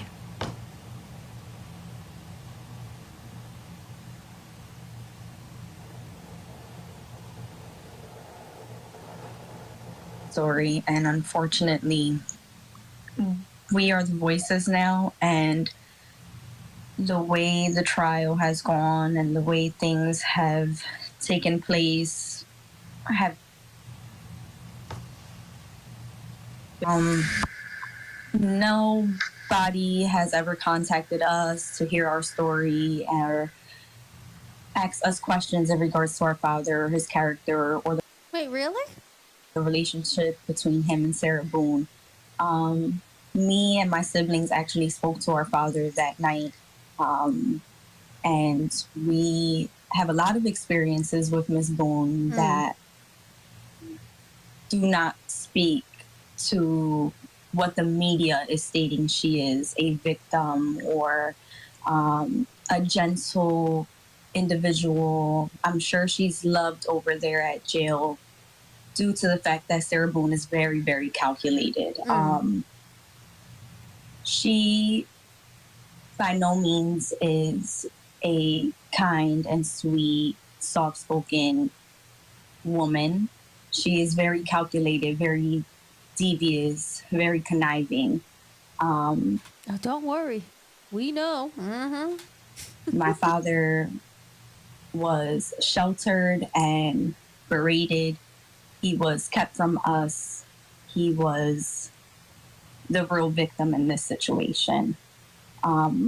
Unfortunately, again, as stated, he is not here to tell his story, but we are here to give his side the best we can from the view that we were able to see things. Sure.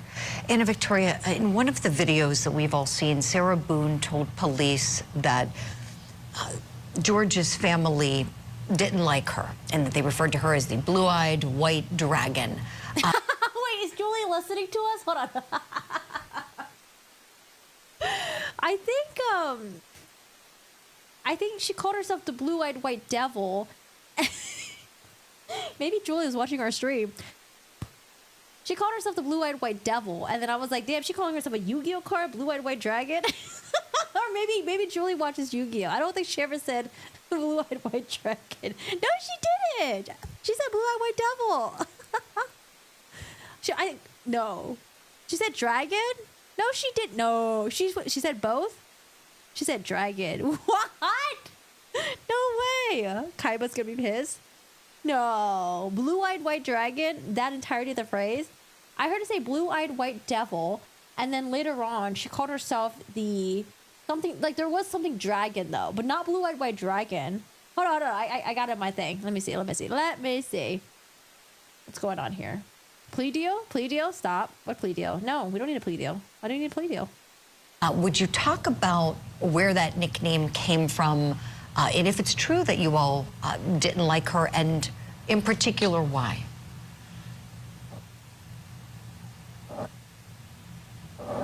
I can definitely answer that. As far as the nickname is concerned, that was created all through Sarah's little brain. Other than that, she was definitely correct as far as us not liking her, and she should have... No, in my notes I have blue-eyed white devil. I don't have blue-eyed white dragon. I know she said it twice. I know she said blue-eyed white... She said dragon? It's at the beginning of the segment? It was? We are hearing from Sarah Boone. The defense's family is speaking. Sarah Boone problem. You know, what we're investigating, and that we're still... They're going to think I killed him. Why would they think that? They always have said that. They've always have said that. What have they I told you, it's because I'm the blue-eyed white dragon. That's what they call me. What, she did? Wait. Oh my god, she did. Oh boy, she'd be watching Yu-Gi-Oh. I could have sworn she's... Okay, I have in my notes, it says blue-eyed white devil, and then that's when I started losing it because I thought that was so funny. Oh gosh. Okay, you guys are right. The blue-eyed white dragon. Oh god. As far as a relationship with Sarah... Isn't that a Yu-Gi-Oh card? Listen.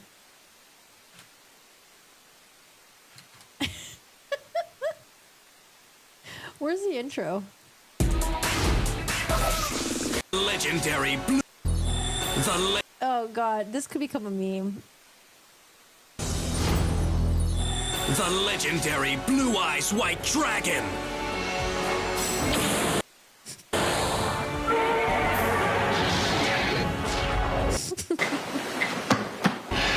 We're back on the record. Case number 2020 CF 2603, Okay. State of Florida versus No more Sarah fun, no more Boone. fun. Limited appearances for the state, please.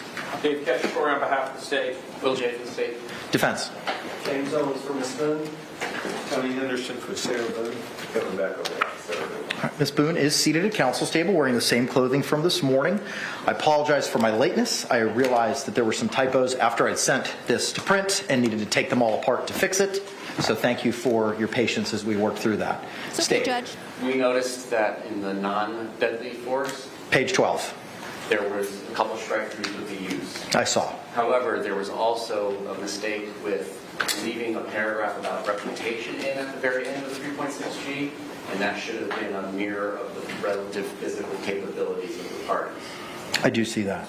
Other than that, I saw the he-she bracketed still. I fixed that on page 16. And then it's just that one, I think, that Mr. Henderson and I noticed. Okay, all right.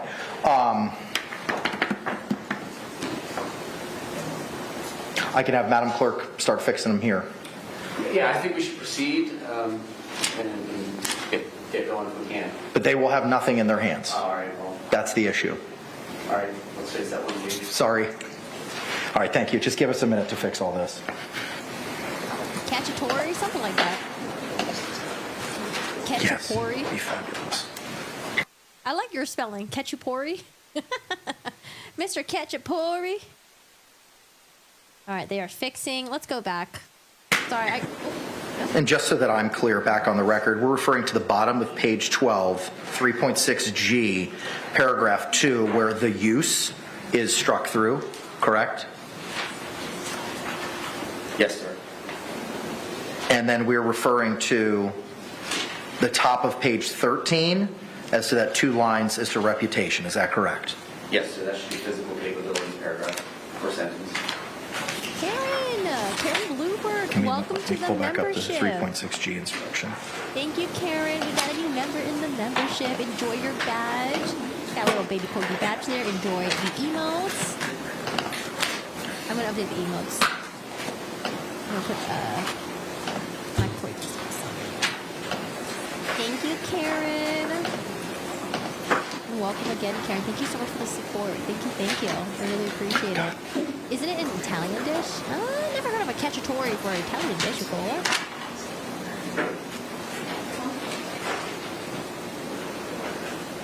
I know.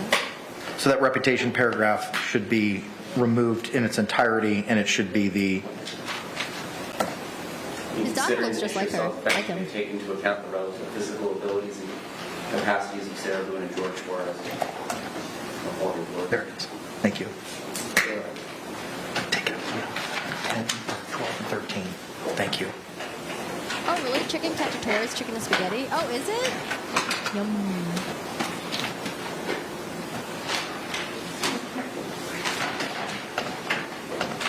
I know. I wouldn't be surprised if Sarah was like playing with her son's Yu-Gi-Oh cards, trying to get George to play with her.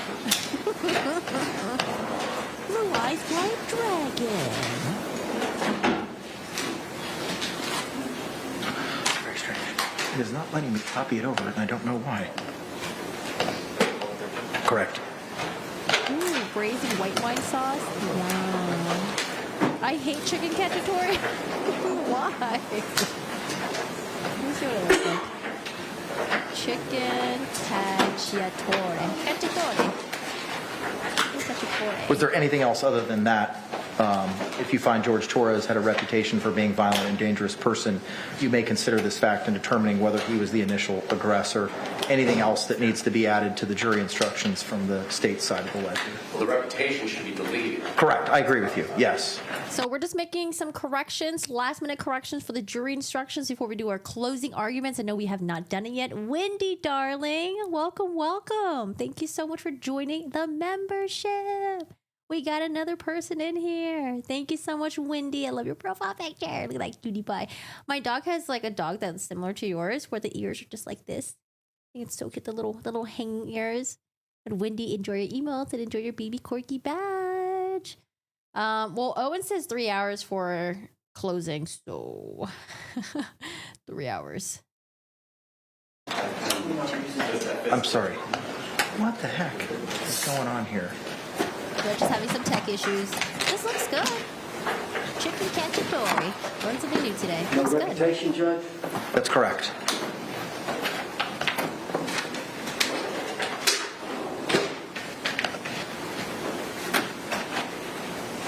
Total, yes, not $3 for one side. 3 hours total. She definitely said that. Exactly. How weird you asked would have missed that. Did she? Oh, maybe my memory's betraying me then. I thought I came up with that. Okay, all right. I will not take credit for it.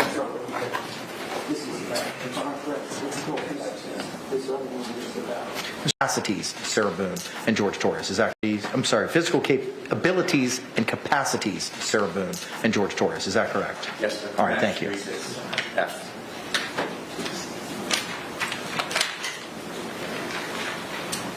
Correct. It matches 36F now. I apologize. I'm going to have Madam Clerk, I'll email it to her now, have her print out pages 25 copies of 12 and 13, and we'll start taking apart our jury instructions and re-adding them. And I thank you for your patience. 12 and 13, that's it.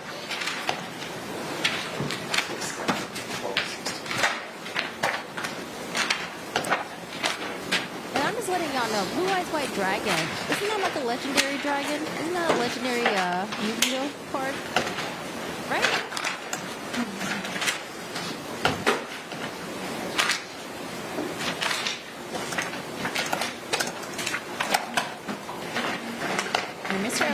I know y'all miss Mr. Owens. Don't worry, he's here looking good in his blue suit. Did someone tell her to comb her hair? I think they heard me and they said, they got that right. Mr. J, are you going to be utilizing the verdict form in closing? I am not. Mr. Owens, are you going to be utilizing the verdict form in closing? I may. Where is it going to be at your bench? Yeah. I'll ask you for it if I need it. Very good, sir. Thank you. Judge, and when you get a chance. No, go ahead, sir. I can multitask. I know there's a mic here. I know there's a mic right here. I will confirm. That's what it was. Thank you so much, Law and Crime, or whoever it is that has the newsfeed thing. I noticed that in the camera when they were zooming in, there's something dangling. And I was like, what the fuck is that? It kind of looks like a microphone, but I don't know if it's a microphone.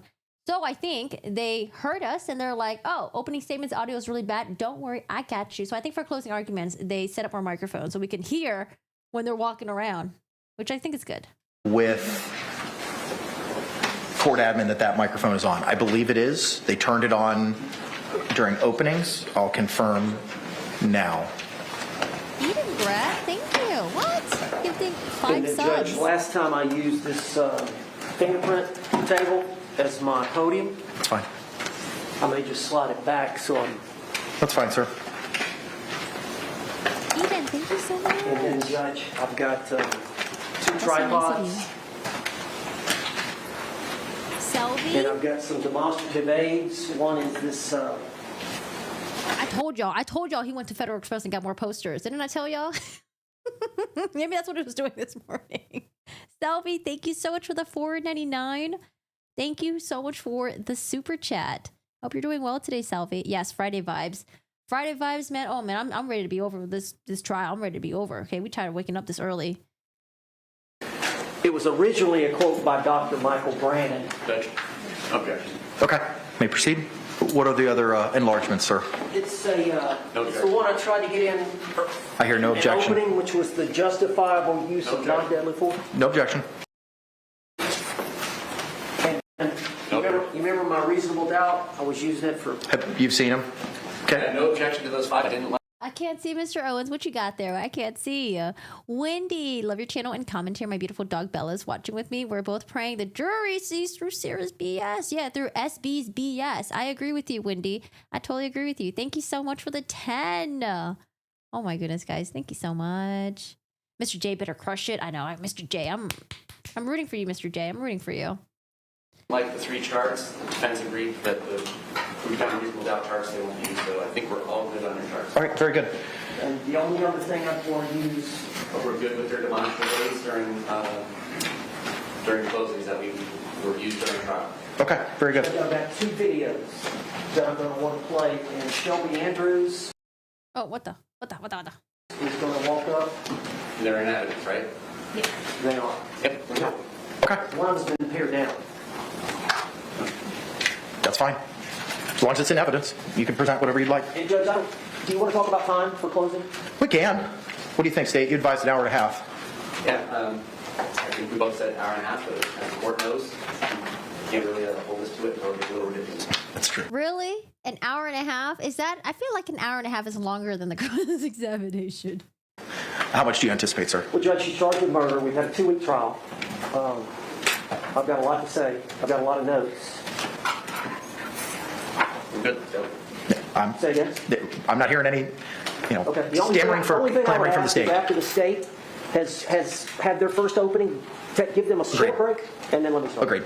We'll take our afternoon break at that point in time, then we can proceed with the defense closing and then rebuttal. I have received approval from the chief to work after 9 o'clock. So we can go till about 10, maybe a little bit thereafter. So, you're saying with the jury? Correct. At 10 o'clock, if we hit some number 10 or 11, then we would come back Monday? 10 or 11? What the heck? Oh my God. I would be so cranky. Past 8, I would already be cranky and tired. I don't know, man. Oh God. How tall am I? I just have really large furniture in here. All right. I just have really large furniture. That's correct. And 10, 11? No. Thanks, Wendy.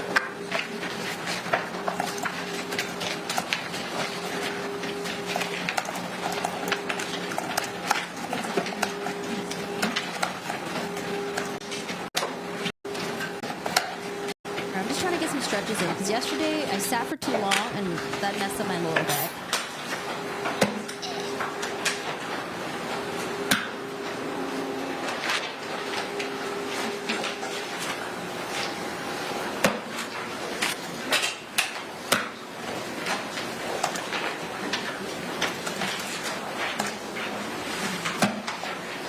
Was it Owens who said it? I thought I heard 9, 10, 11. Let's go back, let's go back, let's go back.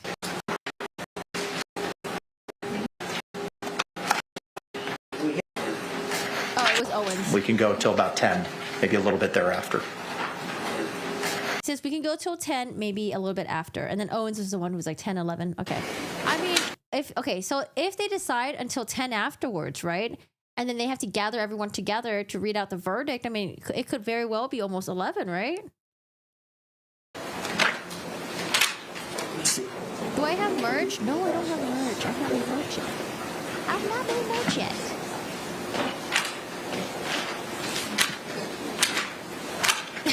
Rebecca. I know, we spent a lot of time with Mr. Owens. Y'all spend more time with Mr. Owens than you did with your significant others.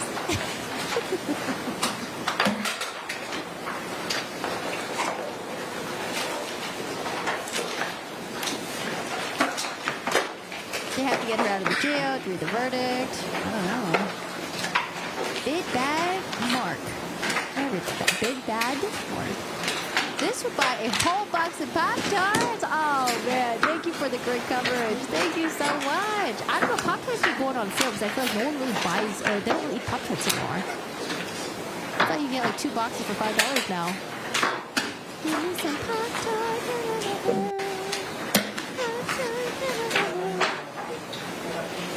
Owens doesn't have enough notes to save soon. Owens comes off as very unlikable. To hear him talk for hours is going to rub the jury the wrong way, in your opinion. I find Owens to be endearing. Endearing and a little frustrating sometimes, but endearing.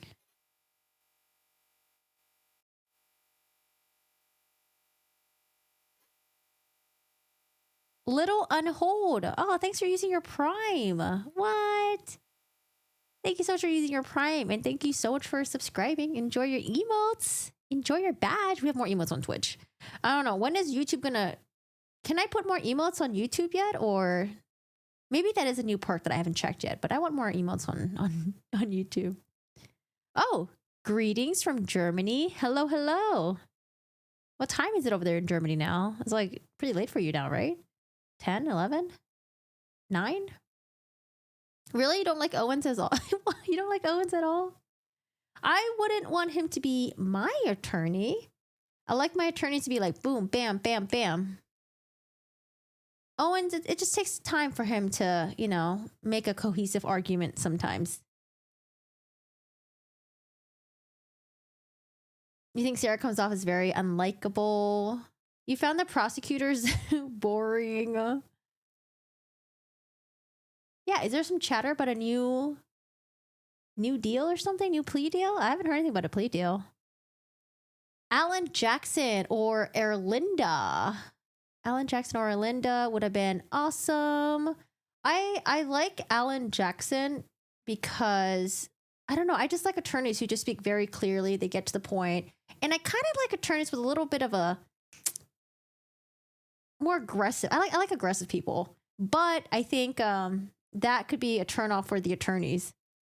I can see how it could be. Sorry, not a turnoff for the attorneys. I could see that could be a turnoff for the juries. So, but I like aggressive people. That's why for prosecutors, you know, Creighton. I think Creighton is like a good enough of aggressive, but still not really respectful. Carrie Morrissey, very fucking aggressive, but I enjoy listening to her. Okay, even though she got in trouble. Who else is there? Who else is aggressive? But an example of good lawyer who's like not super overtly aggressive would be like Camille Vasquez or like, yeah, we'll say Camille. Camille's like just a good balanced attorney. I would say more on the aggressive side would be Camille would have already won this trial. Representing who, ML? Representing who?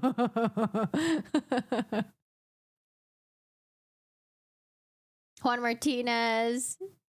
Yeah, Juan Martinez. Well, Juan Martinez was like, that man was like, he thought he was on a TV show, okay? He was pretending like he was on Law and Order SVU or something. But he was very entertaining. Very entertaining. What is Boone's Farm Strawberry Hill? I've never heard of that before. How can Owen sleep at night? What do you mean? Because of representing Sarah Boone? I mean, you just got to separate the personal life from the work life, you know? He's got to get his bag. Get that paycheck. Well, sorry. No. Well, kind of. I mean, this is publicity for him. Publicity. And then, you know, now we all know him, right? We all know Mr. Owens.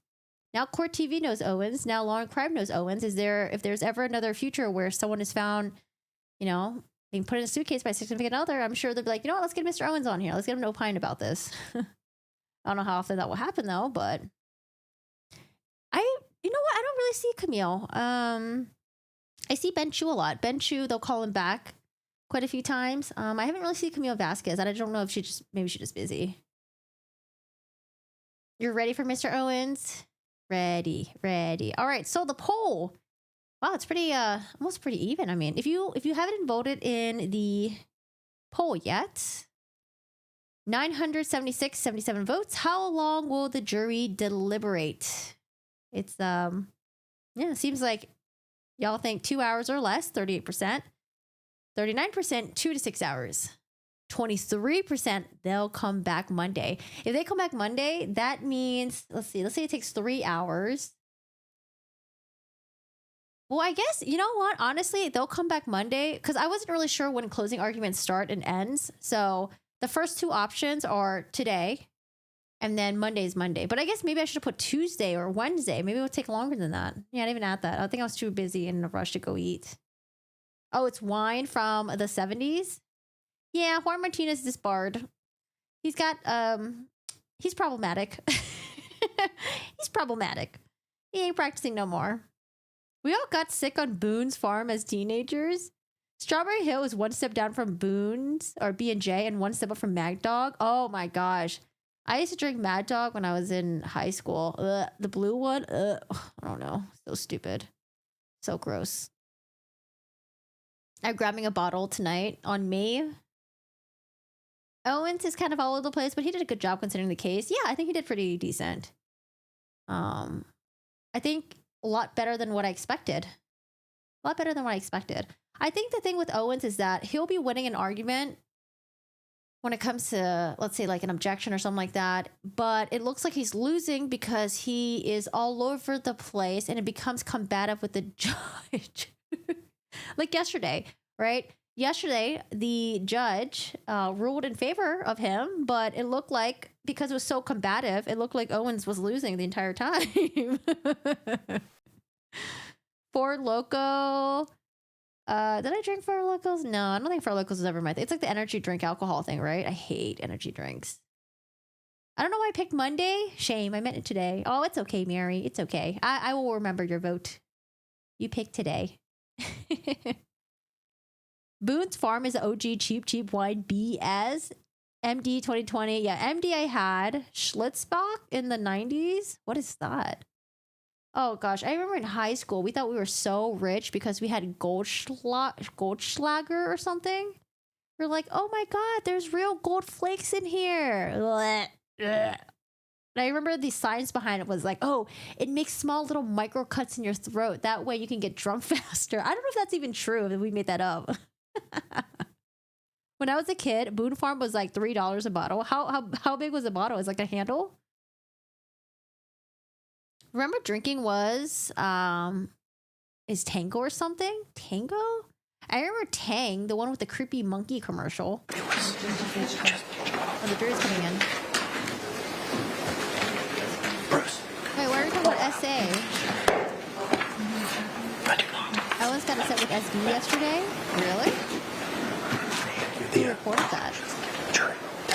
I don't think the like Gold is strong enough to do that. Yeah, I don't know. I think it was just some dumb shit that someone made up and everyone believed it. You love Tank? The commercial was just always so freaky. I don't know. I hated that commercial. It was so creepy. Goldschlager was a waste. I don't know what it is. Cherry whiskey? Maybe I'll give it a try someday. Cherry, though. I don't know. Cherry? I get scared of cherry because it reminds me of medication. Oh, Jaeger? No. Have you guys ever tried the, is it Jaeger and Red Bull combo? Gosh. Or there's one where you do Kahlua and Jaeger, and then the Kahlua gets all coagulated. Did she get sentenced today? How soon did Charlie Abelson get sentenced? I think, like, was it a couple months? I wish people got their sentencing right away. But sometimes it takes a couple weeks or months for sentencing to happen. So I don't know. I know. Save Mary. My kidneys are hurting. Everything sounds nasty. No. Jaeger, no.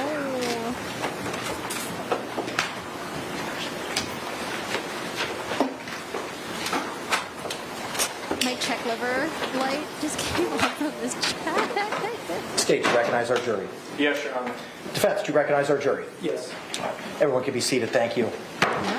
Members of the jury, thank you for your patience. We had a long conversation about the jury instructions, and I missed a typo or two after I had printed everything, and it took us a while to print everything out. I'm going to ask the courtroom deputy to come forward and pass these out to you. If you could, if you can, please raise your hands to confirm that you complied with the court's instructions during the break. All right, record will reflect all hands have been raised. Members of the jury, we are at the conclusion of the evidence and testimony in this case. The court is now going to instruct you on the law. The courtroom deputy is providing you copies of the jury instructions. Like I said at the beginning, you're going to be able to take these back with you into the deliberation room. There's not going to be a quiz or a test at the end. You don't need to memorize anything. If you'd like to read along, you can. If you just want to listen, you can. It's completely up to you. The court's going to read most of the instructions and then turn it over to the lawyers for their closing arguments. The state will go first, as they have the burden. Then the defense will go. And then the state will have the opportunity to rebut. Then I will conclude the instructions and release you for your deliberations. After the state's closing, we're going to take our afternoon recess. At that point in time, I'll have the courtroom deputy provide you that emergency number. So if you need to reach out into your family or loved ones to let them know that you are on the jury and are deliberating, you can do that at that time. With that, members of the jury, the court's going to go ahead and begin reading you the jury instructions. Instruction 3.1. It is 34 pages, by the way. That's a lot of reading from the judge. I wish the judge can just get an AI voice to read it or something. I don't know, man. I feel bad for his throat. That's a lot. Introduction to final instructions. Members of the jury, I thank you for your attention during this trial. Please pay attention to the instructions I am about to give to you. 3.2. Statement of the charge. Sarah Boone, the defendant in this case, has been accused of the crime of second-degree murder. 7.1.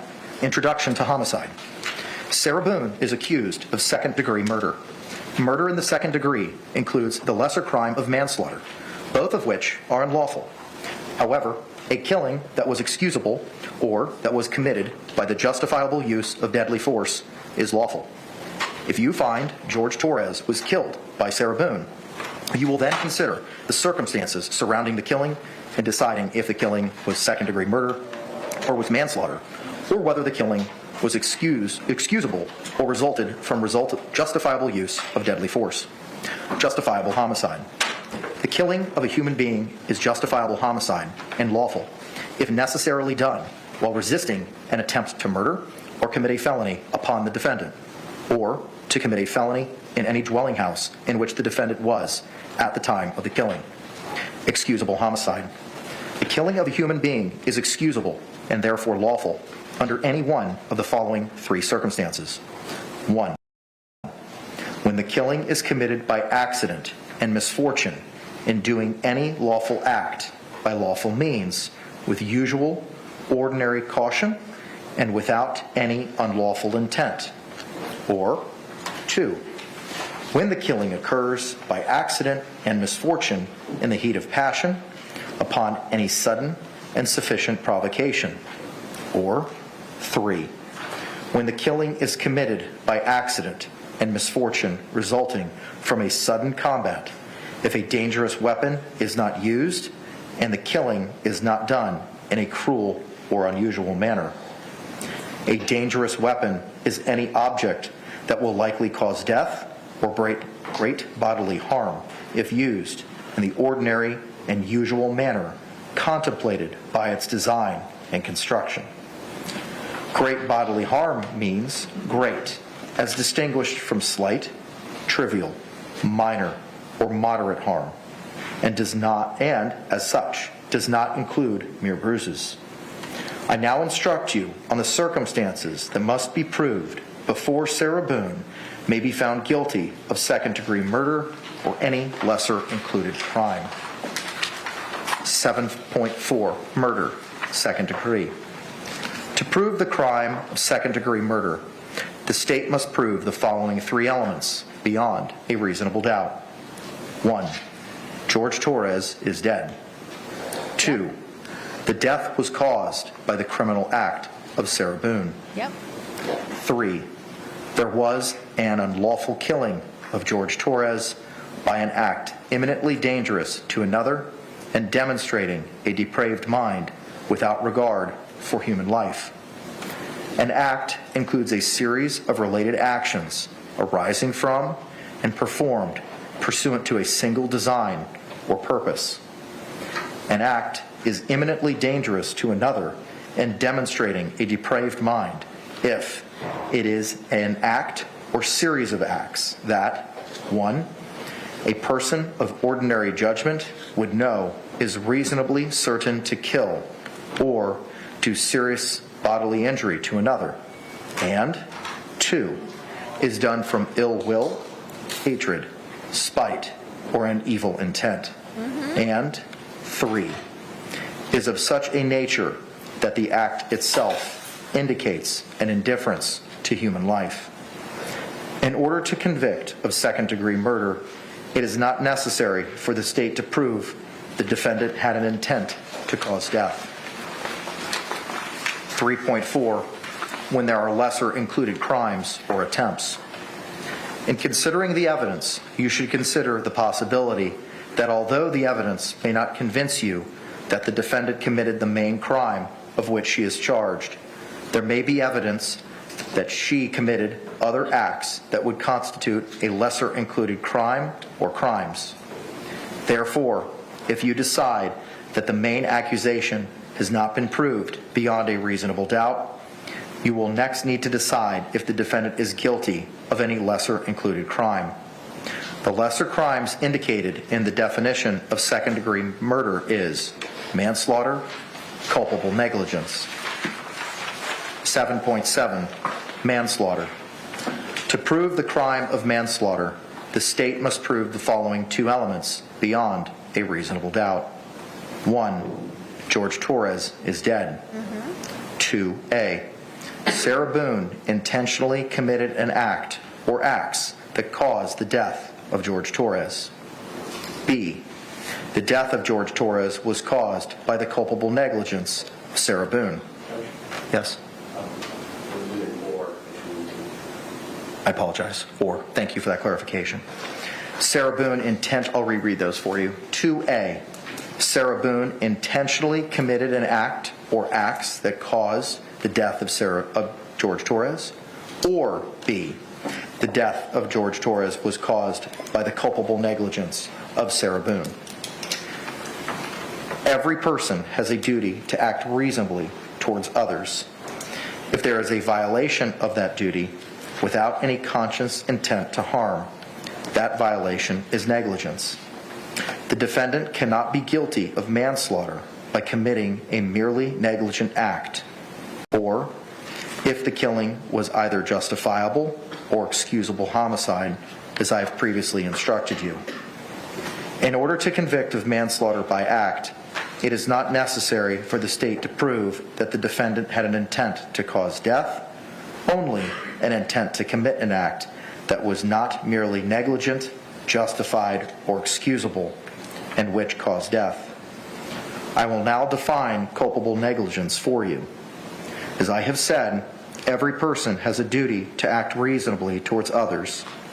If there is a violation of that duty, without any conscious intention to harm, that violation is negligence. But culpable negligence is more than a failure to use ordinary care towards others. In order for negligence to be culpable, it must be gross and flagrant.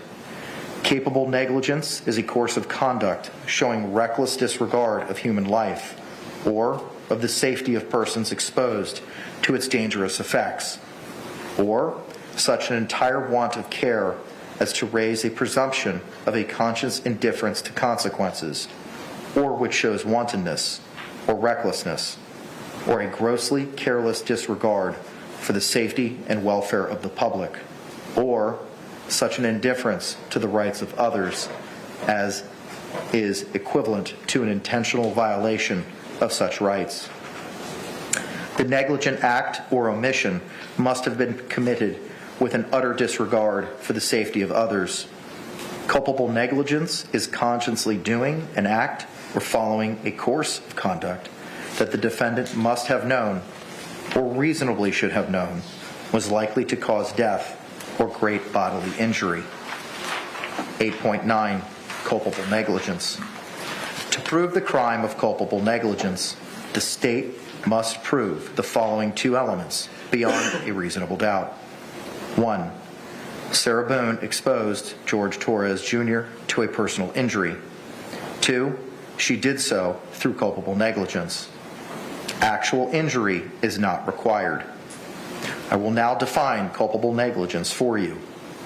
Each of us has a duty to act reasonably towards others. If there is a violation of that duty without any conscious intent to harm, that violation is negligence. But culpable negligence is more than a failure to use ordinary care for others. In order for negligence to be culpable, it must be gross and flagrant. Culpable negligence is a course of conduct showing reckless disregard for human life, or for the safety of persons exposed to its dangerous effects, or such an entire want of care as to raise a presumption of a conscious indifference to consequences, or which shows wantonness or recklessness, or a grossly careless disregard for the safety and welfare of the public, or shows such indifference to the rights of others as is equivalent to an intentional violation of such rights. 3.6d, as in Delta, voluntary intoxication. Voluntary intoxication resulting from the use of alcohol is not a defense to a crime.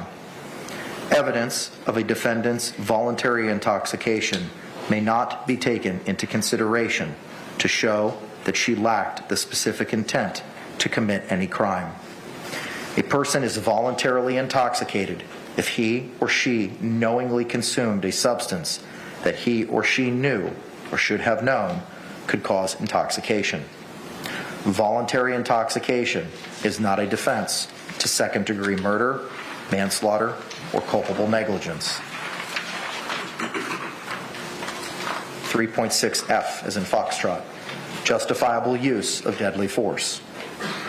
It is a defense to the crimes of second-degree murder, manslaughter, and culpable negligence if the actions of Sarah Boone constituted the justifiable use or threatened use of deadly force. Deadly force means force likely to cause death or great bodily harm.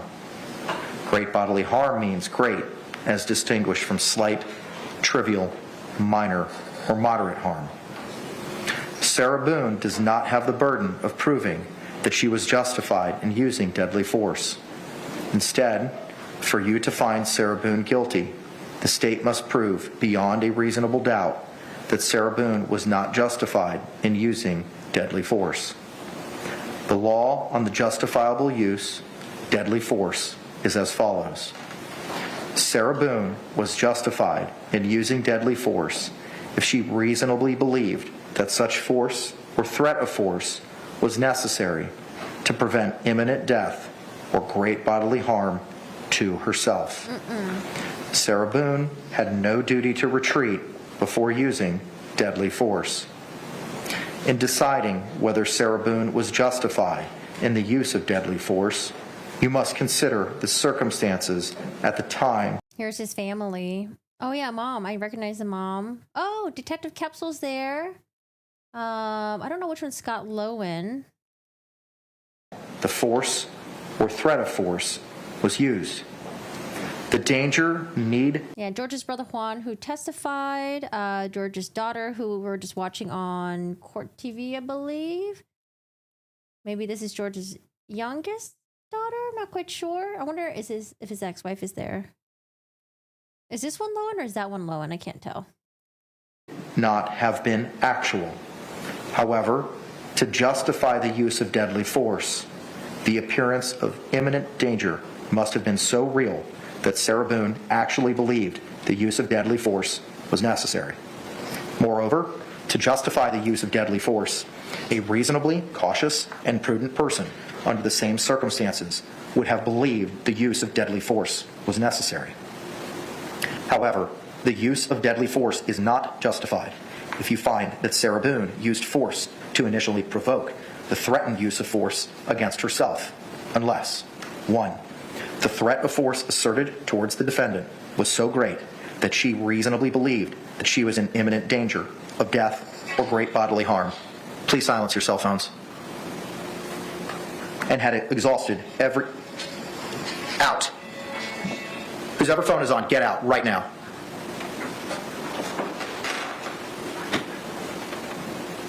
Dude, that's crazy. Every day, a cell phone has gone off in the courtroom. Members of the jury, I apologize. I'm going to read that over for you from the beginning. Paragraph 1.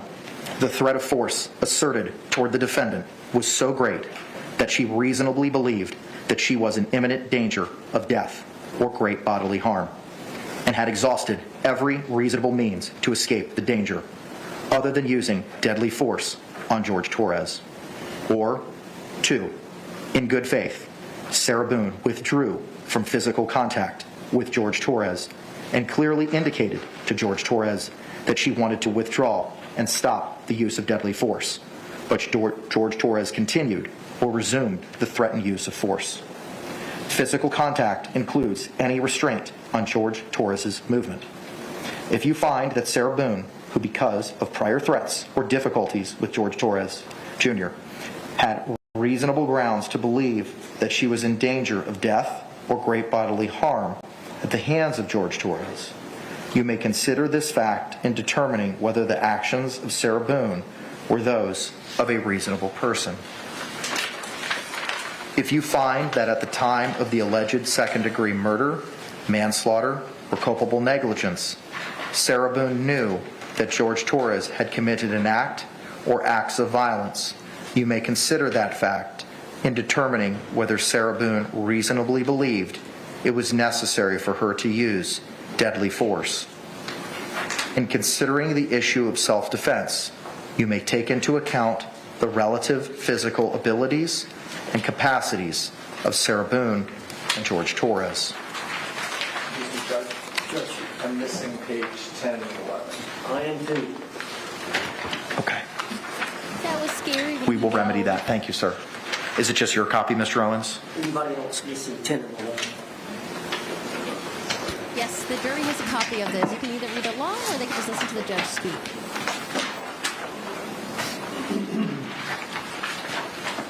Mr. Owens, approach, sir. Yes, sir. Thank you. We'll bring it to you, sir.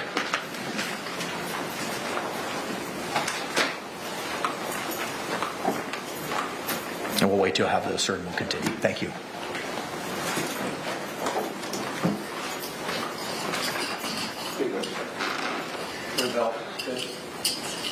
Thank you. Record reflect all thumbs were up. Yes, they have a copy. Page 11, special instruction on battered spouse syndrome. Oh God, page 11. You have heard evidence that Sarah Boone suffers from battered spouse syndrome. If you find the evidence that Sarah Boone suffers from battered spouse syndrome credible, you may consider this evidence to assist you in determining whether a person in Sarah Boone's circumstances would reasonably believe that such force was necessary to defend herself against the imminent use of unlawful force by George Torres. Like other witnesses, you may believe or disbelieve all or any part of the testimony regarding battered spouse syndrome. 3.6G, justifiable use of non-deadly force. It is a defense to the crimes of second-degree murder, manslaughter, and culpable negligence if the actions of Sarah Boone constituted the justifiable use of non-deadly force. Non-deadly force means force not likely to cause death or great bodily harm. Great bodily harm means great, as distinguished from slight, trivial, minor, or moderate harm. Sarah Boone does not have the burden of proving that she was justified in using non-deadly force. Instead, for you to find Sarah Boone guilty, the state must prove beyond a reasonable doubt that Sarah Boone was not justified in using non-deadly force. The law on the justifiable use of non-deadly is as follows. Sarah Boone was justified in using non-deadly force against George Torres and had no duty to retreat if she reasonably believed that such conduct was necessary to defend herself against George Torres's imminent use of unlawful force. In deciding whether Sarah Boone was justified in the use of non-deadly force, you must consider the circumstances at the time the force or threat of force was used. The danger need not have been actual. However, to justify the use of non-deadly force, the appearance of imminent danger must have been so real that Sarah Boone actually believed the use of non-deadly force was necessary. Moreover, a reasonably cautious and prudent person under the same circumstances would have believed the use of non-deadly force was necessary. However, the use of non-deadly force is not justified if you find that Sarah Boone used force to initially provoke or threatened use of force against herself, unless the threatened force asserted towards Sarah Boone was so great that she reasonably believed that she was in imminent danger of death or great bodily harm and had exhausted every reasonable means to escape the danger other than using non-deadly force on George Torres. Or 2, in good faith, Sarah Boone withdrew from physical contact with George Torres and indicated clearly to George Torres that she wanted to withdraw and stop the use of non-deadly force. But George Torres continued or resumed or threatened use of force. Physical contact includes any restraint on George Torres's movement. If you find that Sarah Boone, who, because of prior threats or difficulties with George Torres Jr., had reasonable grounds to believe that she was in danger of imminent use of unlawful force at the hands of George Torres Jr., you may consider this fact in determining whether the actions of Sarah Boone were those of a reasonable person. If you find that at the time of the alleged second-degree murder and or culpable negligence, Sarah Boone knew that George Torres Jr. had committed an act or acts of violence, you may consider that fact in determining whether Sarah Boone reasonably believed it was necessary for her to use non-deadly force. In considering the issue of self-defense, you may take into account the relative physical abilities and capacities of Sarah Boone and George Torres. Special instruction on battered spouse syndrome. You have heard evidence that Sarah Boone suffers from battered spouse syndrome. If you find the evidence that Sarah Boone suffers from battered spouse syndrome credible, you may consider this evidence to assist you in determining whether a person in Sarah Boone's circumstances would reasonably believe that such force was necessary to defend herself against the imminent use of unlawful force by George Torres. Like other witnesses, you may believe or disbelieve all or any part of the testimony regarding battered spouse syndrome. 3.7, plea of not guilty, reasonable doubt, and burden of proof. The defendant has entered a plea of not guilty. This means you must presume or believe the defendant is innocent. The presumption stays with the defendant as to each material allegation in the information through each stage of the trial, unless it has been overcome by the evidence to the exclusion of and beyond a reasonable doubt. To overcome the defendant's presumption of innocence, the state has the burden of proving the crime with which the defendant is charged was committed, and the defendant is the person who committed the crime. Whenever the words reasonable doubt are used, you must consider the following. Proof beyond a reasonable doubt does not mean proof beyond all doubt. A reasonable doubt is not a mere possible doubt, a speculative, imaginary, or forced doubt. Such a doubt must not influence you to return a verdict of not guilty if you have an abiding conviction of guilt.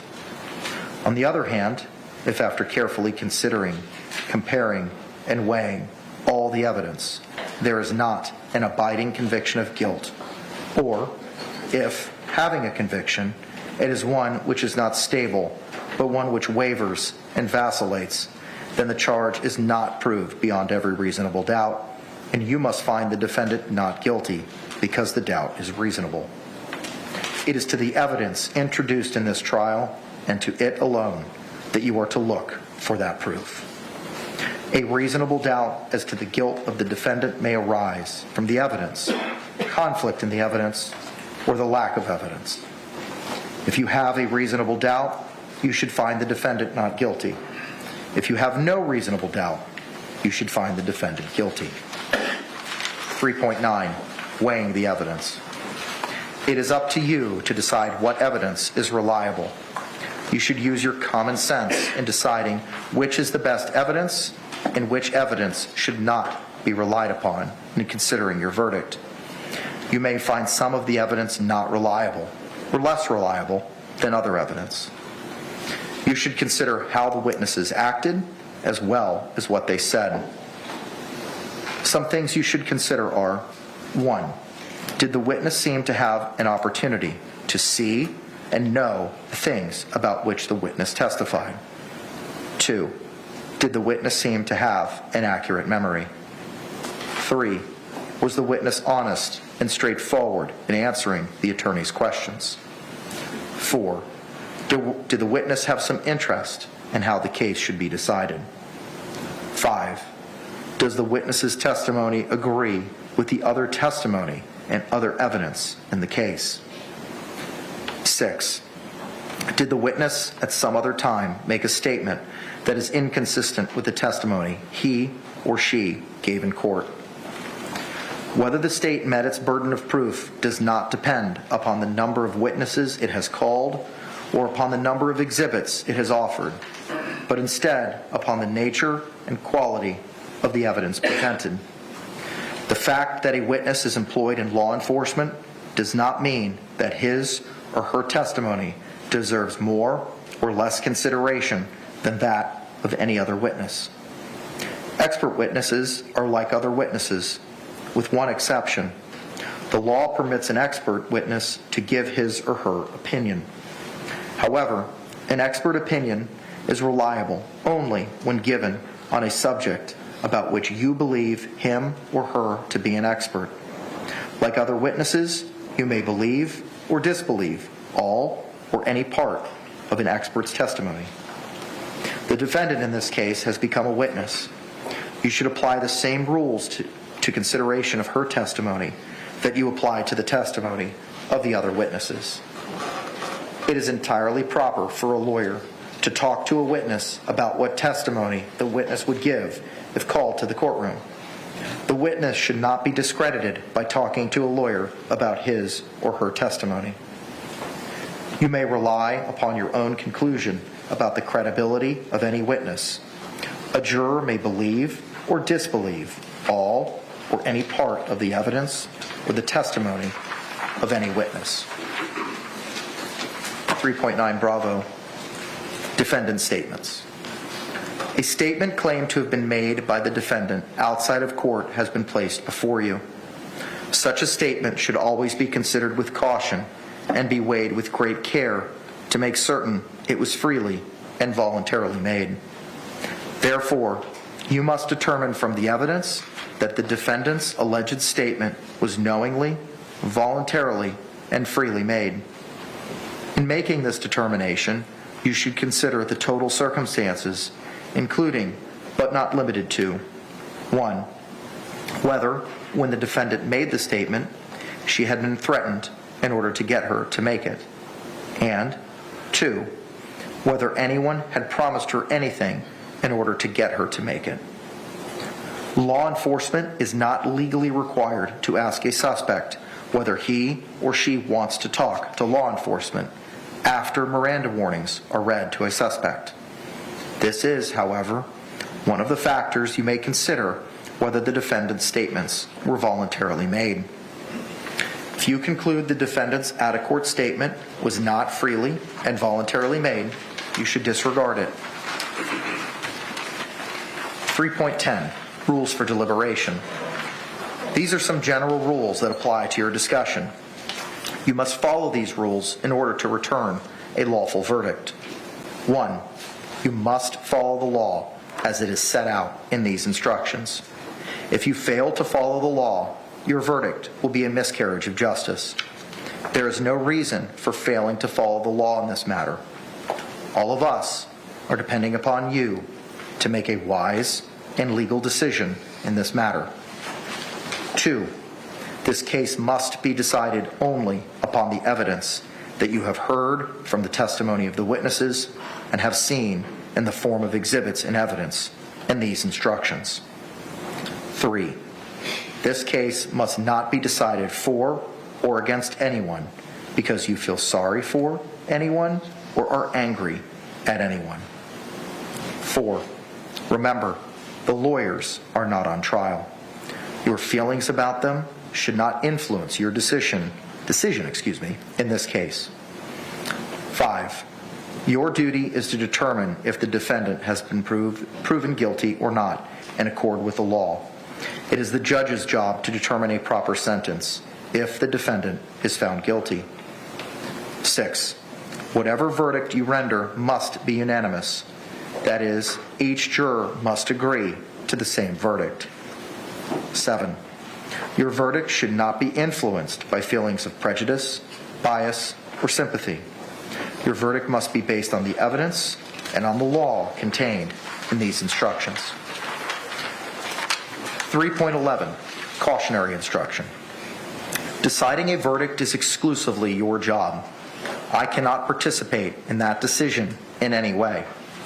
Please disregard anything I may have said or done that made you think I preferred one verdict over another. 2.7, Closing Argument. Both the state and the defendant have now rested their case. The attorneys now will present their final arguments. Please remember that what the attorneys say is not evidence or your instruction on the law. However, do listen closely to their arguments. They are intended to aid you in understanding the case. Each side will have equal time, but the state is entitled to divide this time between an opening argument and a rebuttal argument after the defense has given its closing argument. With that, State, you may proceed.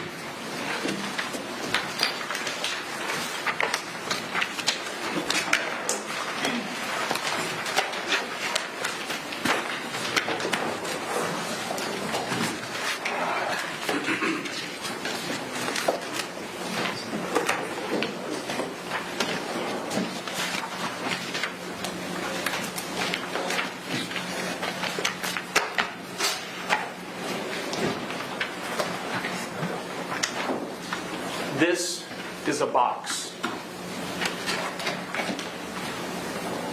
This is the box where George Torres was killed.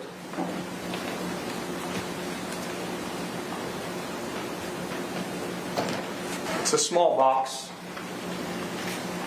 28 by 20 by 8 7/8 inches. George Torres was zipped up in this box. George Torres took his last panicked breaths in this box. The medical examiner explained to us that with each breath George Torres took in, there was less oxygen in this box.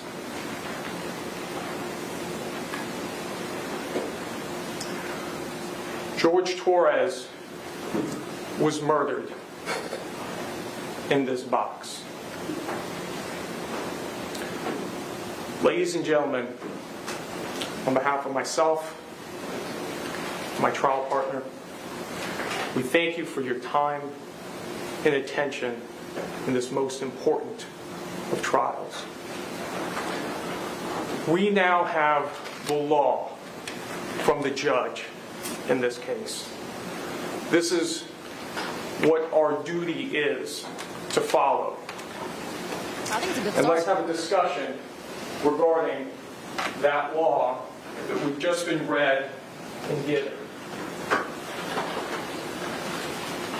If anyone in the jury is claustrophobic, like, The first section of note we're going to come to is called Introduction to Homicide.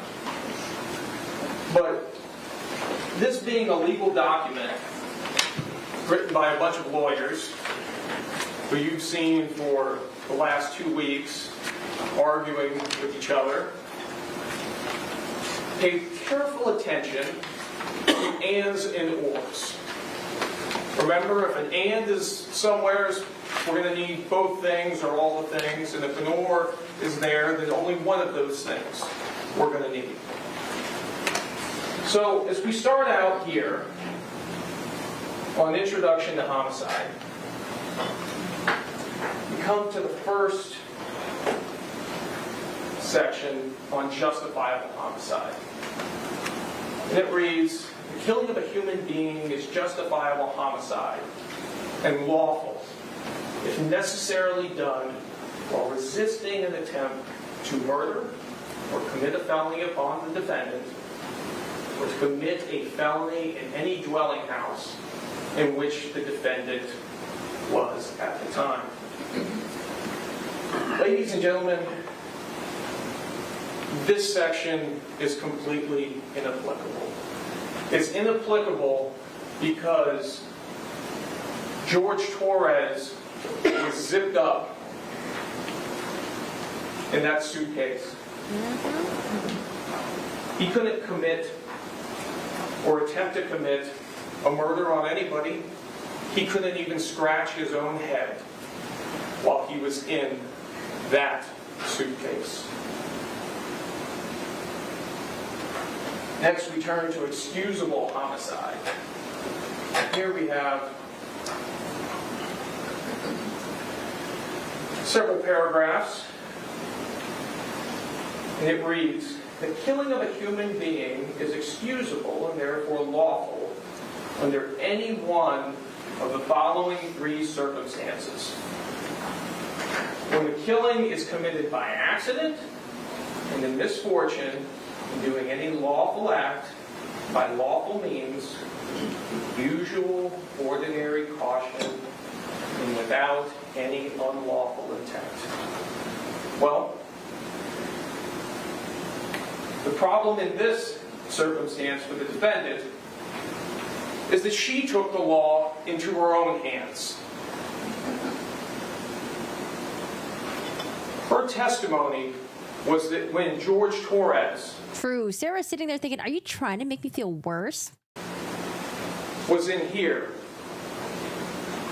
he was laughing and giggling and they were joking. And then he started to complain that he couldn't breathe. And that's when she said that she wanted him to stay in there so he could feel uncomfortable. So he could feel her grievances. Ladies and gentlemen, that is not lawful. That is not the use of ordinary caution. You guys are wondering, who the hell is this guy? This is Dave Cacciatore. So I thought Dave Cacciatore was going to be the one that was leading the trial more, because every time we saw the Sarah Boone case documents, stuff like that, when the state responded, I would always see his name and hear his name in those previous motions. It wasn't until recently when I started hearing from Mr. J more, and I was like, oh, Mr. J is the one who's actually leading the case, I guess. But Dave Cacciatore has done some direct examination and probably cross-examinations of witnesses before. So Mr. J did the opening statement, and Cacciatore is doing the closing statement. That's who he is. That is not applicable in this circumstance. The use of ordinary caution, and that is not applicable in this circumstance. Second, when the killing occurs by accident or misfortune in the heat of passion upon any sudden and sufficient provocation. George Torres couldn't provoke anything from his circumstance. George Torres was confined to this box. Next, when the killing is committed by accident and misfortune resulting from a sudden combat, a dangerous weapon is not used, and the killing is not done in a cruel and unusual manner. Well, this fails on 2 counts. There was no sudden combat. In her words, this was laughing and joking, and we're all having fun, when she decides that it's going to get a little extra real for George Torres. And it fails on the 2nd count because George Torres was killed in a cruel and unusual manner.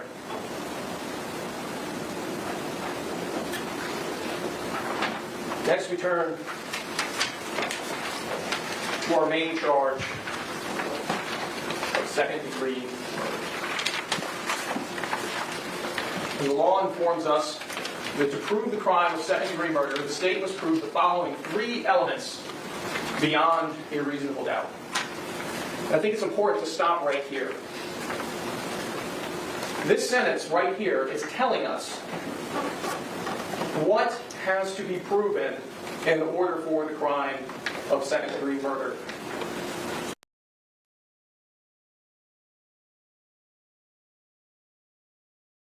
Hello? What has to be proven for second-degree murder? Let me just refresh, I guess.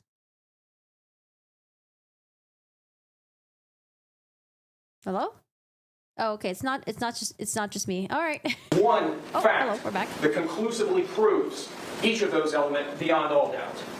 As to the first fact that George Torres is dead, well, we have stipulation, amongst other things, that agrees to that. As to the second fact, the death was caused by Sarah Boone. Sarah Boone, in her own words, from the time that this case began on February 23rd, 2020, to when she took the witness stand a few days ago, was consistent about one statement. She zipped him up. She didn't zip him out. She zipped him up in the suitcase, and she refused to zip him out. 3, there was an unlawful killing of George Torres by an act imminently dangerous to another and demonstrating a depraved mind without regard for human life. The law goes on to define for us what a depraved mind is, and also what an act is. And it's going to tell us that an act includes any series of related actions arising from and performed pursuant to a single design or purpose. An act is imminently dangerous to another and demonstrating a depraved mind if it is an act or a series of acts that one, a person of ordinary judgment would know is reasonably certain to kill or do serious bodily harm to another, and is done from ill will, hatred, spite, or an evil intent, and is of such a nature that the act itself displays an indifference to human life. Ladies and gentlemen, her conduct fits every one of those things. And if there was a scintilla of doubt that this was not the actions of a depraved mind, I point to you, ING 1062, it states 17. Mr. J, may you publish states 17?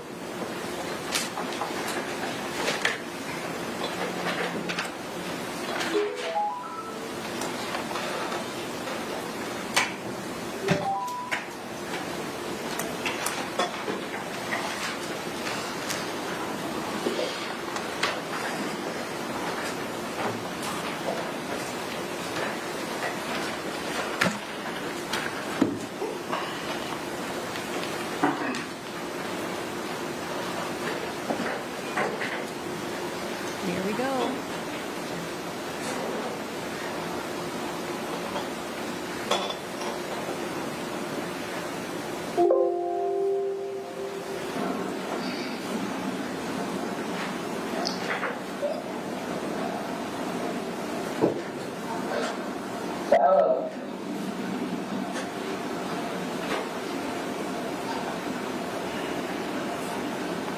For everything you've done to me. Sarah. For everything you've done to me.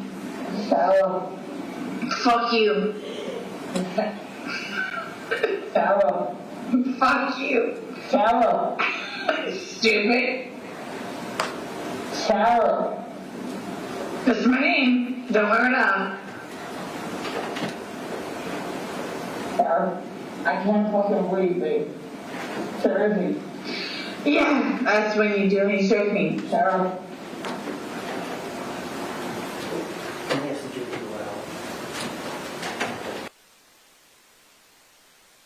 Mr. Owen said it's too loud. Mr. Owens, of course, wants the volume to be lower.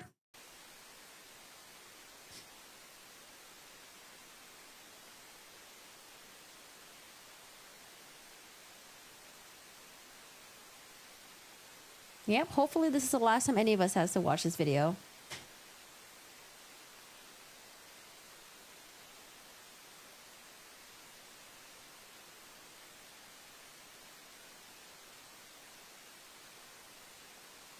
Oh, that's Mom.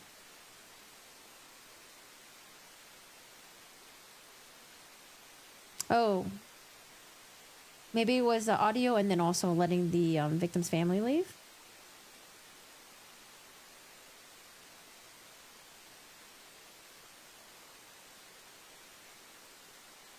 I wonder if they got a heads up that that audio was going to be played. I wonder if they're going to play any other videos on Sarah's phone, because there's some sad ones on there. Oh, is that Sarah? Oh, I didn't recognize who that was. I was like, who's that lady?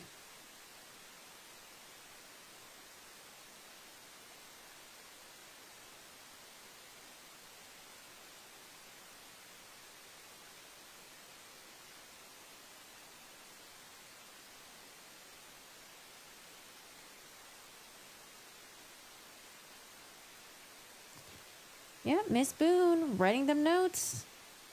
Still no emotion.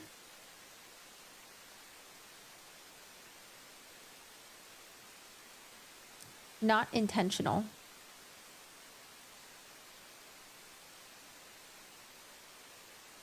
You may continue. I believe all downstairs. Sarah.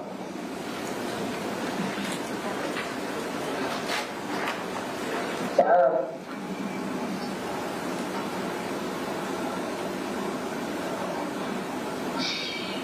Sarah, I can't breathe, baby.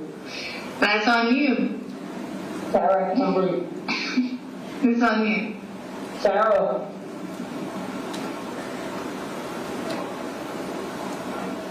Real ransom. Now you want to give it for it extra.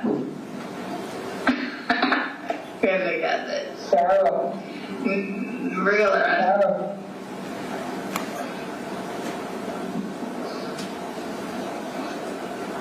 Oh my God, he's pushing. I can't breathe, babe. Oh. That's what I feel like when you drink on me. Sarah. Fuck you. Breathe, Sarah. Yeah. You should probably shut the fuck up.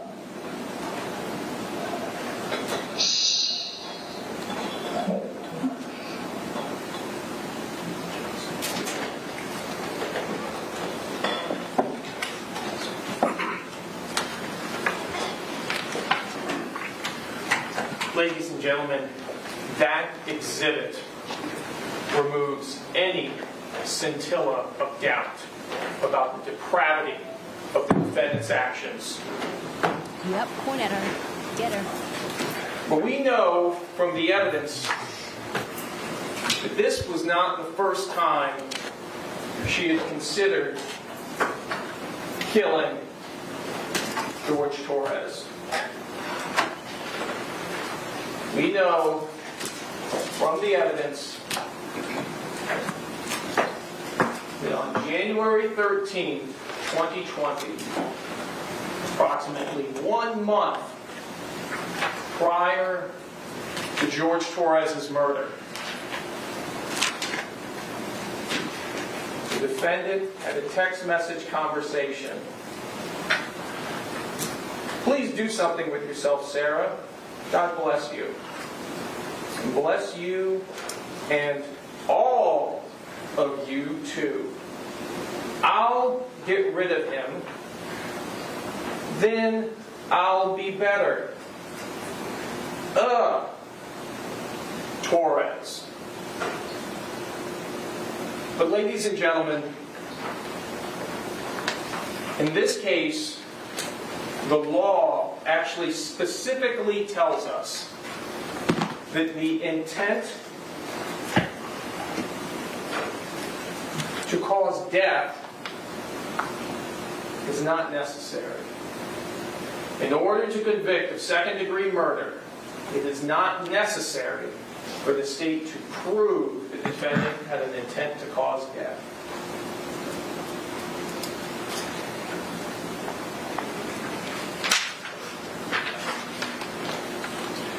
Next,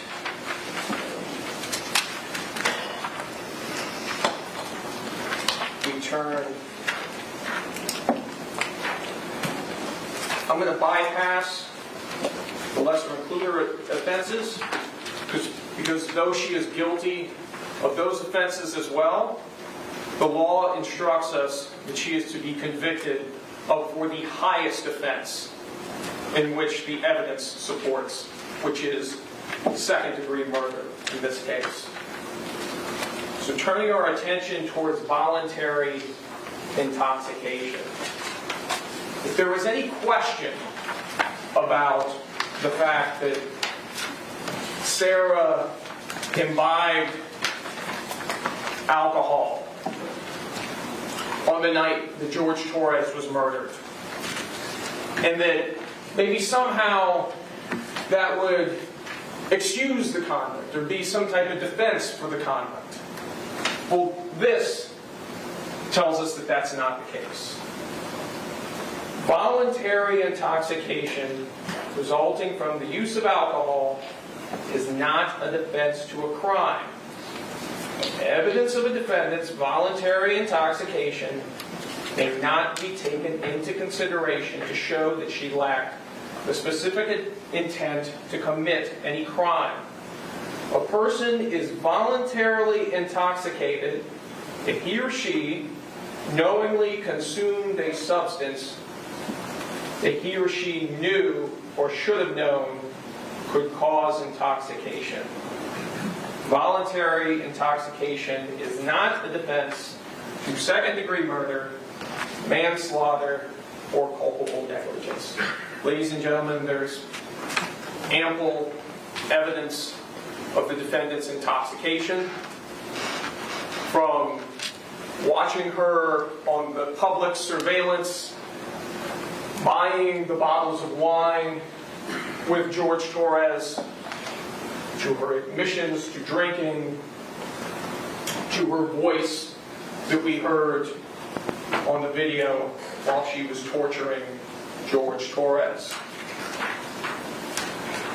Next, we come to defenses.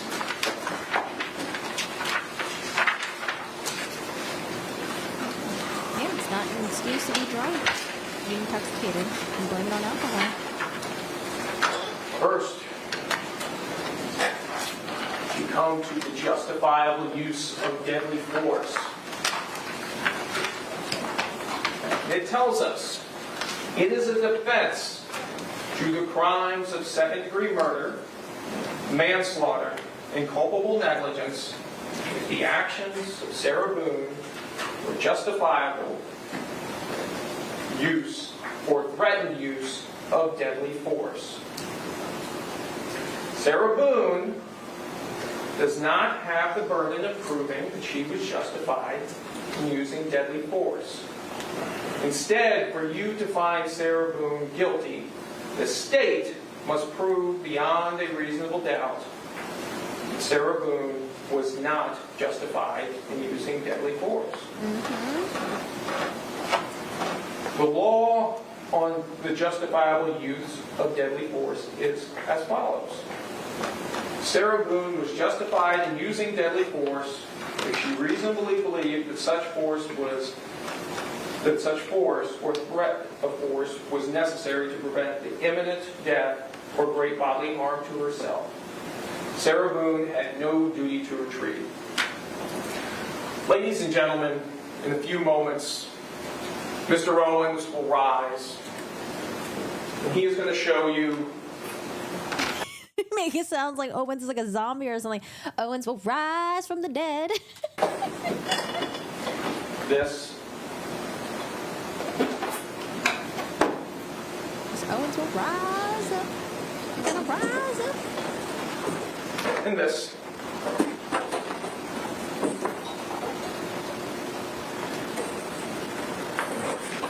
And this.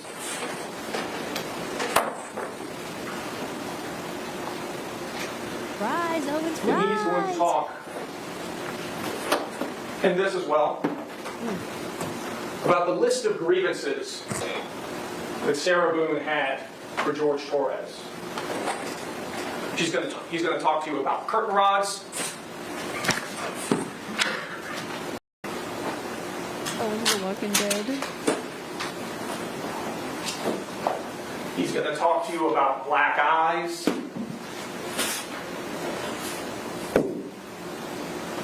I like the way he touched it, like as if they're like, ugh, gross exhibits. He's going to talk to you about what an awful, awful boyfriend George Torres was.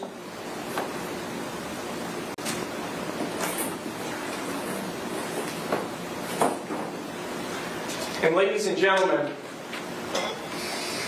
at the end of all of that, it still will not change the fact that the defendant is not entitled to the justifiable use of deadly force. Because as we continue to read this instruction, it tells us in deciding whether Sarah Boone was justified in using the use of deadly force, you must consider the circumstances at the time the force or the threat of force was used. Danger need not have been actual. However, to justify the use of deadly force, the appearance of imminent danger must have been so real that Sarah Boone actually believed that deadly force was necessary. Moreover, To justify the use of deadly force, and this is important, a reasonably cautious and prudent person under the same circumstances would have believed the use of deadly force was necessary. Ladies and gentlemen, no reasonably prudent and cautious person would believe that a man who could barely fit into this box, who was incapable of movement, who was begging for his life, who was slowly asphyxiating, suffocating with each breath, would have needed to use deadly force against him. The justifiable use of deadly force utterly fails, utterly crashes like a house of cards. But there's more.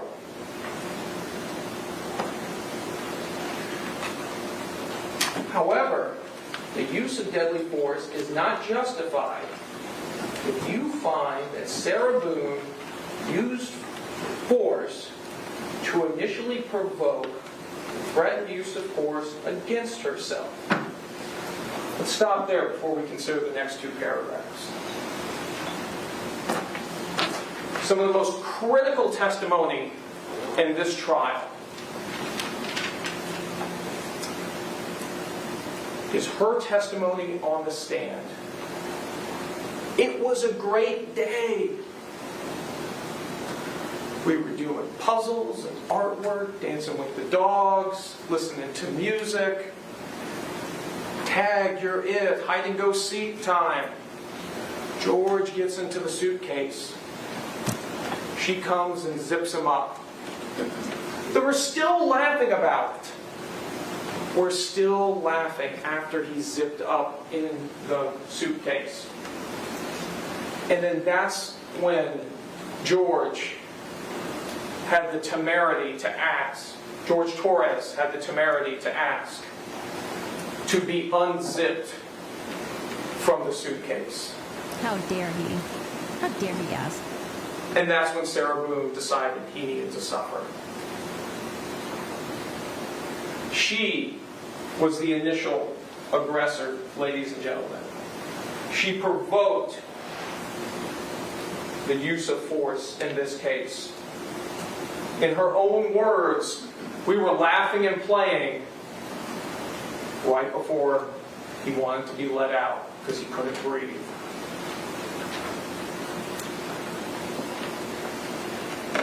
Paragraph 1.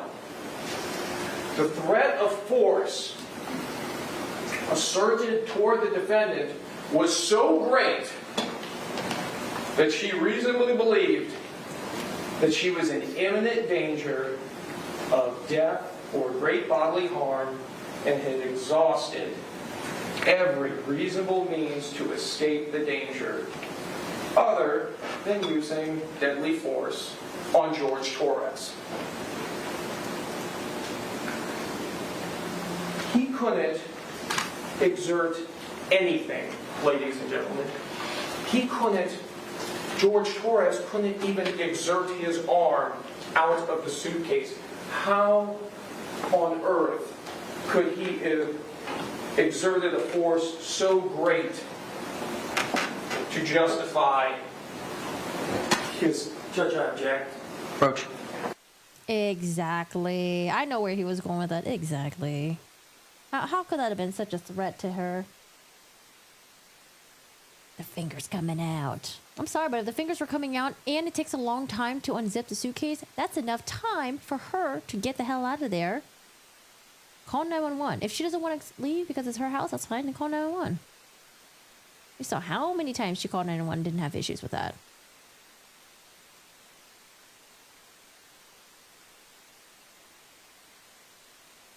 It just don't make sense.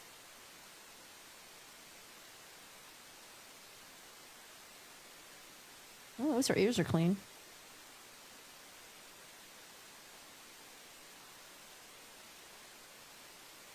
That black eye can't exist without a lot of swelling. I don't know. I know you guys had questions about that black eye. I don't know.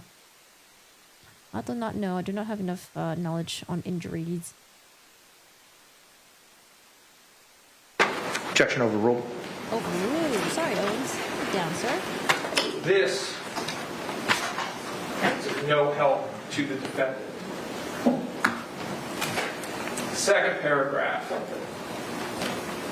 In good faith, Sarah Boone withdrew from physical contact with George Torres and clearly indicated to George Torres that she wanted to withdraw and stop the use of deadly force.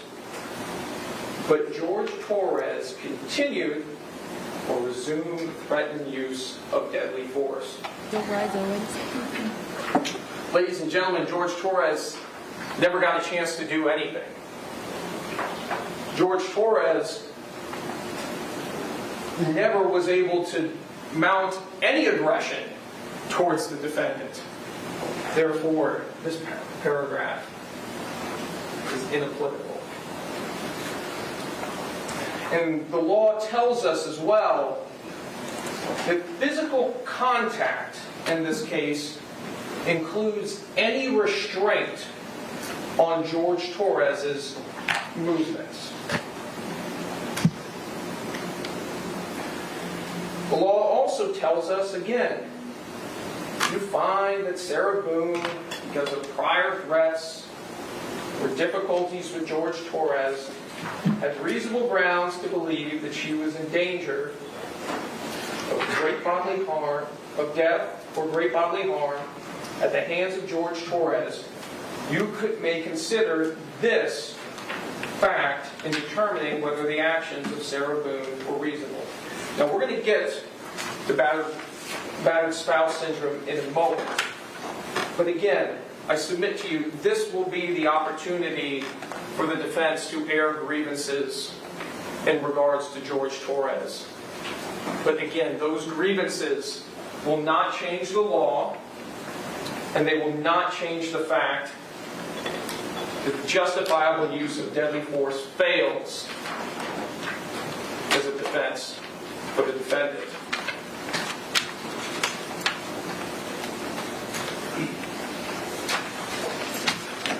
If you find that at the time of the alleged second-degree murder, manslaughter, culpable negligence, Sarah Boone knew that George Torres had committed an act or acts of violence, you may consider that fact in determining whether Sarah Boone reasonably believed it was necessary for her to use deadly force. Considering the issue of deadly force, you may take into account the relative physical abilities and capacities of Sarah Boone and George Torres. Now we come to the special instruction on battered spouse.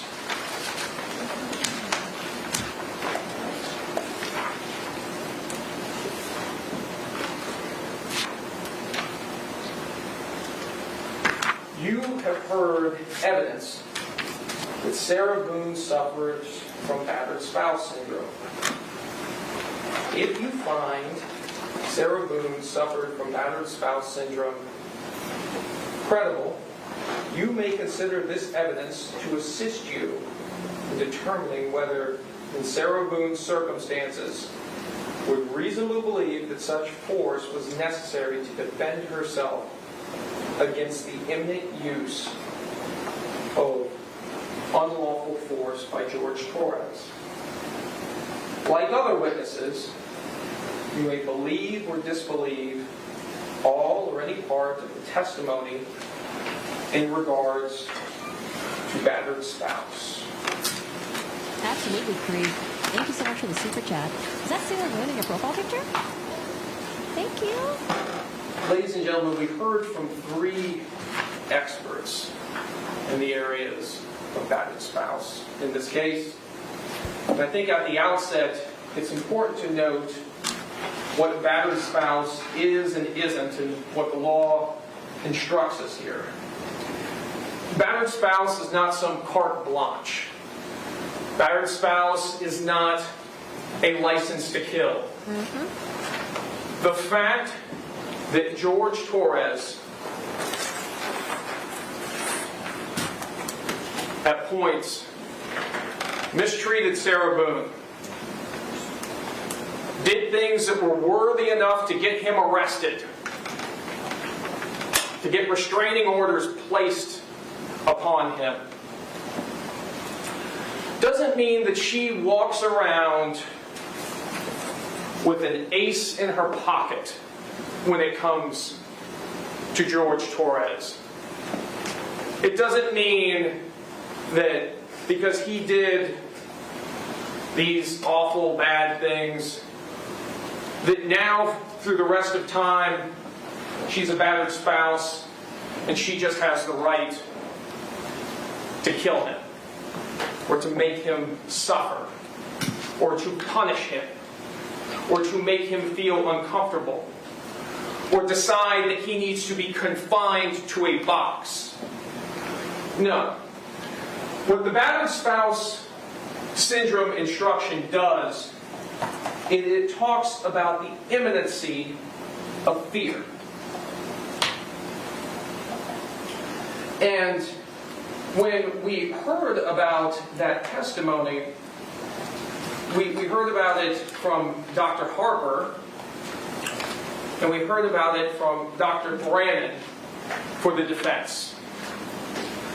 And some of the testimony was a little difficult to understand at points, but there was one point in Dr. Brannon's testimony that was very critical. Dr. Brannon talked about rule-outs. He talked about the fact that when emotions and emotional reactions are involved, like trauma and trauma-based disorders, other possibilities have to be ruled out before we can even ascribe those actions to battered spouse syndrome. Other possibilities, according to Dr. Brannon, include alcohol abuse. Dr. Harper should have listened to Dr. Brannon's testimony because Dr. Brannon completely undercut Dr. Harper's testimony. Dr. Harper relied heavily on the words of the defendant, who was abusing alcohol at the time of these events. And then you heard from the expert for the state, Tanya Warner. And her opinion was much more straightforward. Remember, Dr. Brannon did not render an opinion as to whether or not she suffered from battered spouse. My experience with yours. Dr. Warner said affirmatively, yes, I believe she did suffer from battered spouse syndrome. But she also applied what Dr. Brannon was talking about. Other possibilities have to be ruled out as the trigger for a behavior, for an event. So, in Dr. Warner's estimation, the fact that at the time of this incident, they were laughing and joking and carrying on meant that the trigger was not domestic violence or some threat. In the defendant's own words, the trigger was him wanting to get out and her being reminded of the bad things that he had done to her. That's not imminence of fear. That's a reminder of bad things a person has done. And again, even if you were to believe that she was battered spouse triggered at the time of this event, it still does not save the day. Because all the battered spouse trigger law tells us is that it goes to that imminency requirement. It doesn't say there's no imminency requirement. It doesn't say that, look, if you're suffering from battered spouse and you're triggered by battered spouse, then, hey, there's no more imminency requirement, do as you wish. It just gives the ladies and gentlemen of the jury another thing to consider in determining whether or not that threat was imminent. I always wondered why she recorded it to begin with. After seeing all the footage, I'm convinced she thought this was going to be more proof of his abuse, but misjudged the situation, then forgot. I mean, honestly, why does anyone record anything, right? Why do you whip out your camera? Why do you record on videos? Because you want to memorialize it. You want to cherish it. She probably wanted to watch it back later on and be like, look at what I did to you, George. Look at how I humiliated you. Or she wanted to, you know, maybe she was hoping that he would die and she would just cherish it afterwards. But was she really thinking? I mean, she was drunk as fuck. She was just drunk as fuck. But, I mean, that shows a depraved, sick person. A trophy. Yeah. A sick trophy, yeah. She was like, what are the word? What's the word? Oh, she was relishing in it. And we know from the evidence, we know from the videos, there was absolutely no threat. And we know there was no threat because George Torres never got out of that box. He was never got out of that box until sometime on the early afternoon of February 24th. Mr. J, can you please publish from stage 21? Mr. J.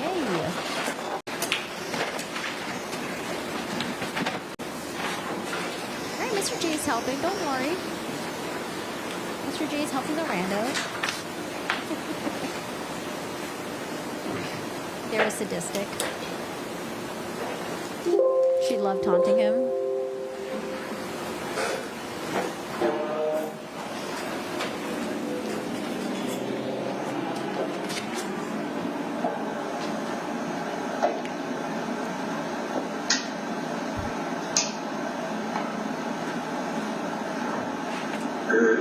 I'm going to go to court and I'm going to tell the judge, listen, my fiance has nothing to do with this. It's all my fault. We were both drinking and got out of hand. It was an isolated situation. It has never happened before. I love my fiance. She's a good woman. Her being in trouble in her life, she has a 7-year-old son that she loves and cherishes. A blind Boston Terrier. She has 2 dogs. One is blind, one is deaf. She goes around and she's driving and sees an animal that's injured. She'll stop in the middle of the street, no matter what kind of traffic it is, just to make sure that that animal doesn't get injured any more than what it already has. We both love each other. We both live together.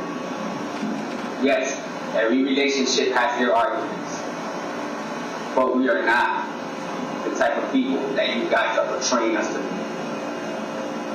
She especially. Especially her. So please, if you can, dismiss this case. Closed. Drop it. She is not the type of person. Good person. Great person. Angel. I know she'd be an angel. She's close to it. Best thing that has ever happened to you. Yes, ma'am. And I love you to death. And I hate that we're going through this right now. Sonnet. What? Ain't it good? Ain't it good? I love you, baby. Wherever you want to say.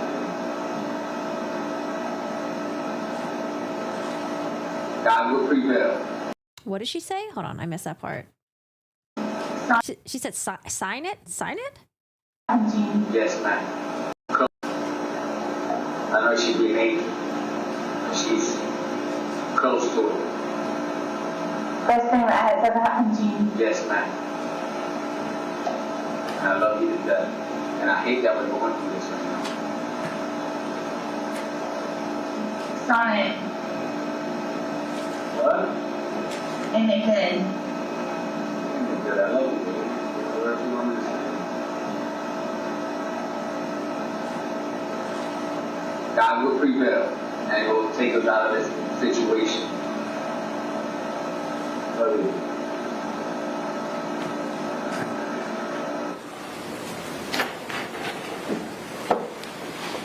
Clearly, George Torres is dominating the defendant. Clearly, George Torres is the one telling the defendant what to do. Clearly, George Torres is the one calling the shots at 4748 France Lane. Ladies and gentlemen, are we so sure that George Torres wasn't the person suffering from battered spouse syndrome?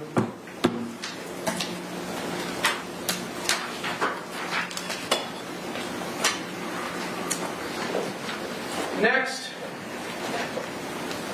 we're going to come to the justifiable use of non-deadly force. The language and the arguments are pretty close to what we've already heard in the deadly force instruction, including the key language that it requires a reasonably cautious and prudent person under the same circumstances would have believed that the use of non-deadly force was necessary. Ladies and gentlemen, I submit to you that this was not a case of non-deadly force. George Torres lost his life as a result of these actions. We have heard the testimony of Dr. Sarah Zadovich, who described his cause and manner of death, who described the mechanism of death, how that oxygen dissipated in that suitcase. And when we also look at the imminency, we heard in opening statements by Mr. Owens that, the big threat in this case, the awful threat, was in the magic 9 minutes between the video at 11:12 that she took, torturing George Torres, to her follow-up video at 11:23, after she had moved the suitcase. Mr. J, they published from States 17, IMG 1063.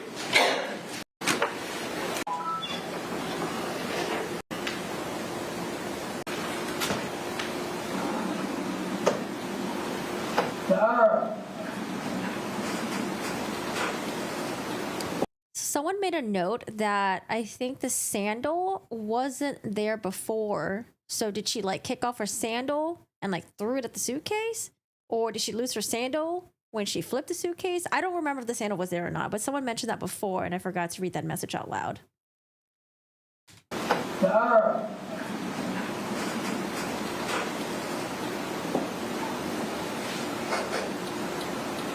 Oh, that's his shoe?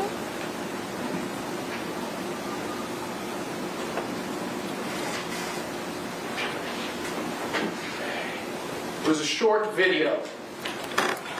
But what's one of the things that we notice by this point?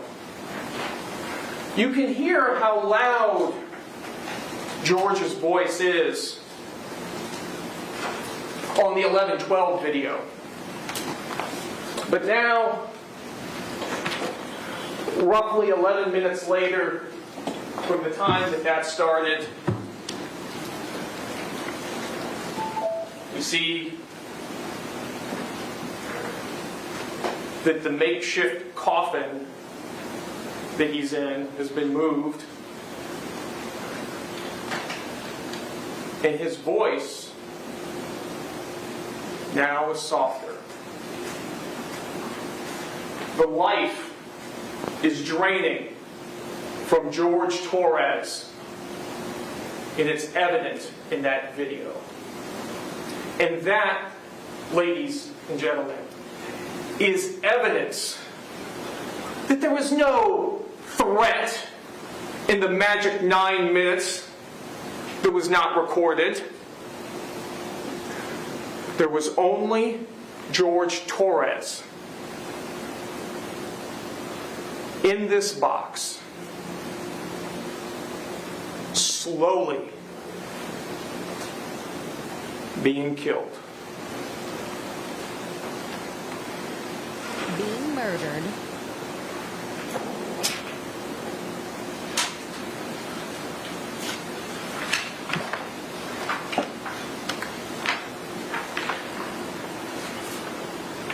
Next, we come to weighing the evidence.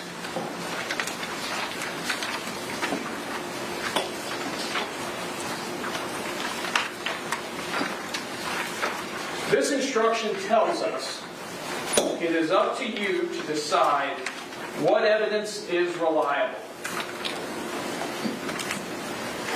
You should use your common sense in deciding which is the best evidence and which evidence should not be relied upon in considering your verdict.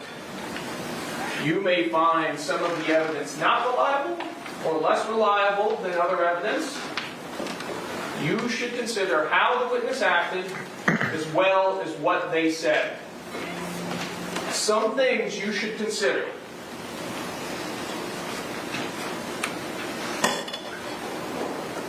Did the witness have an opportunity to see and know the things about which the witness testified?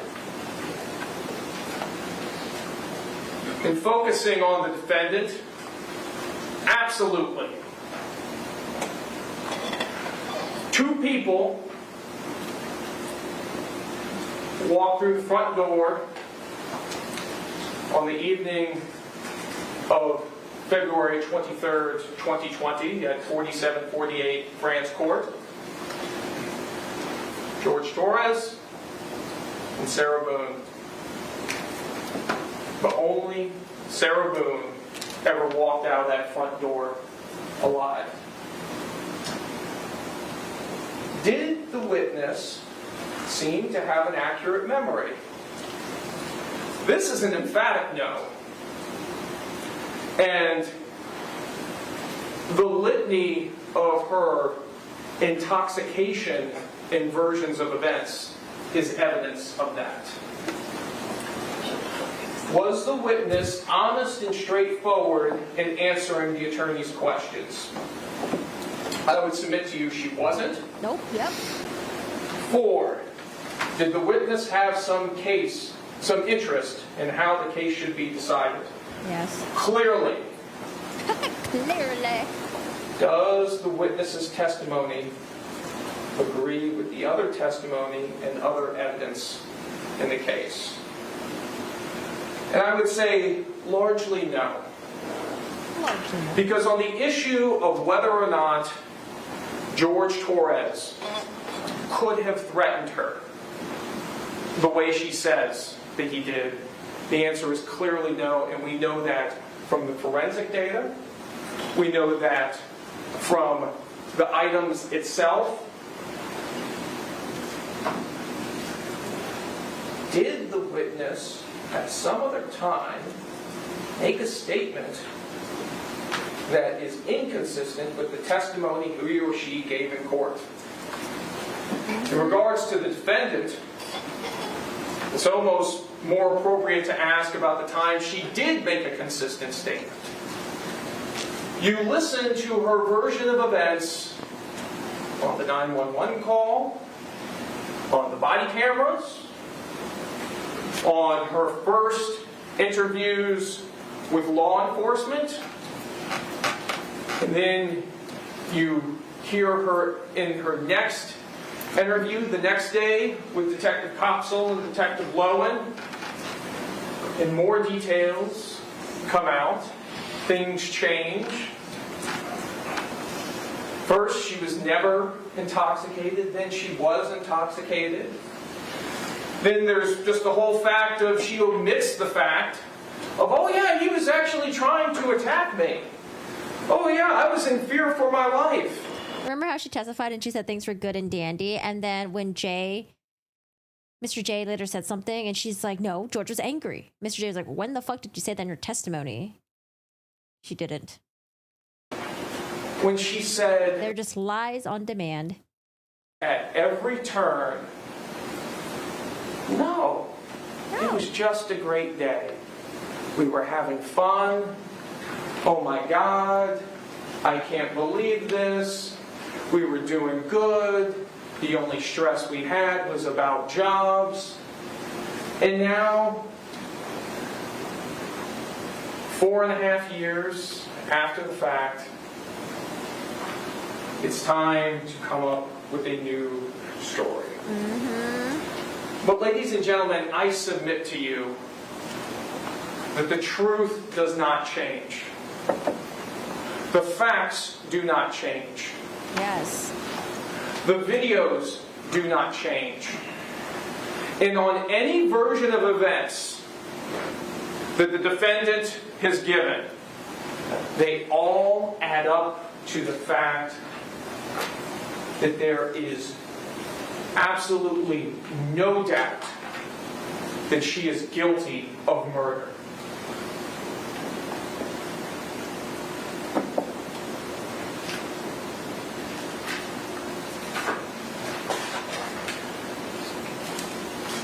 I ask you, ladies and gentlemen, do you have any doubt about the defendant's guilt? Yeah, I don't know. I wonder if he's going to really emphasize more on the... Did he briefly talk about the bat? I would go on more and more about the bat. And yeah, the neighbors hearing the loud boom coming down the stairs. Yep. Was it really all shits and giggles and having fun? Or were they arguing? Like what the neighbor said. 2 people who testified. 2 people whose interviews were taken about a day or 2 after it happened. When she described... Are we going to trust their memory or the memory of someone who was super fucking drunk and it wasn't brought up until years later, right? Using that baseball bat there we go. to hit George Torres's fingers back in the suitcase when he attempted to save his life. Do you have any doubt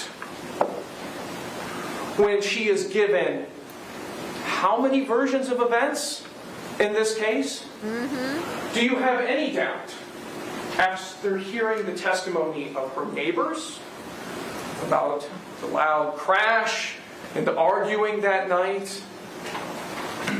Do you have any doubt after hearing the testimony of Dr. Sarah Zadovich? Do you have any doubt after watching the videos of George Torres being murdered and her laughing about it and talking about the fact that he cheated on her? Do you have any doubt after reading the text messages from her phone, after seeing the videos of how she controlled and manipulated George Torres? And if you say, Mr. Cacciatore, I still have a doubt,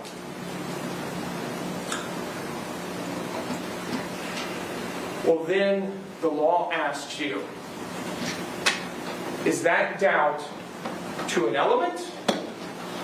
And is that doubt a mere possible doubt, a speculative, an imaginary, or a forced doubt?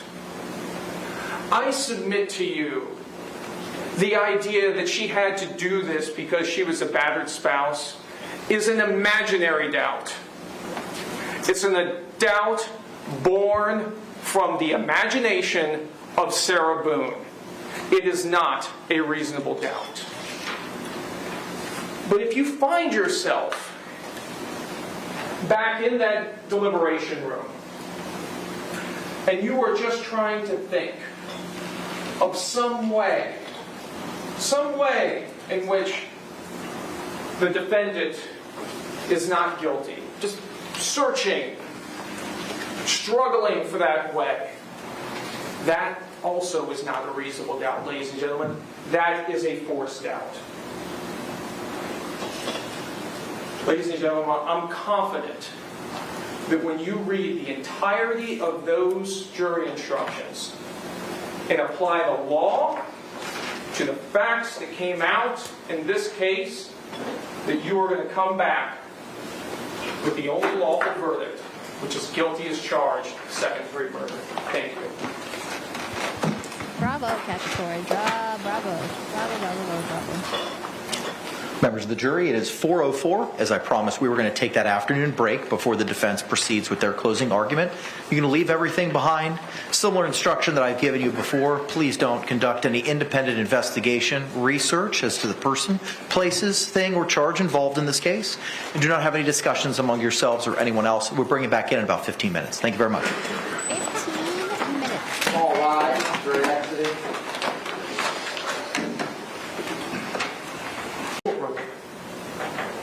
What the fuck happened? Wait, hold on a second. Owens?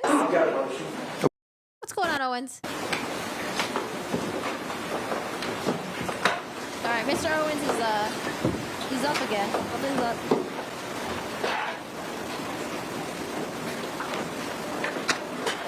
Y'all may be seated. Thank you.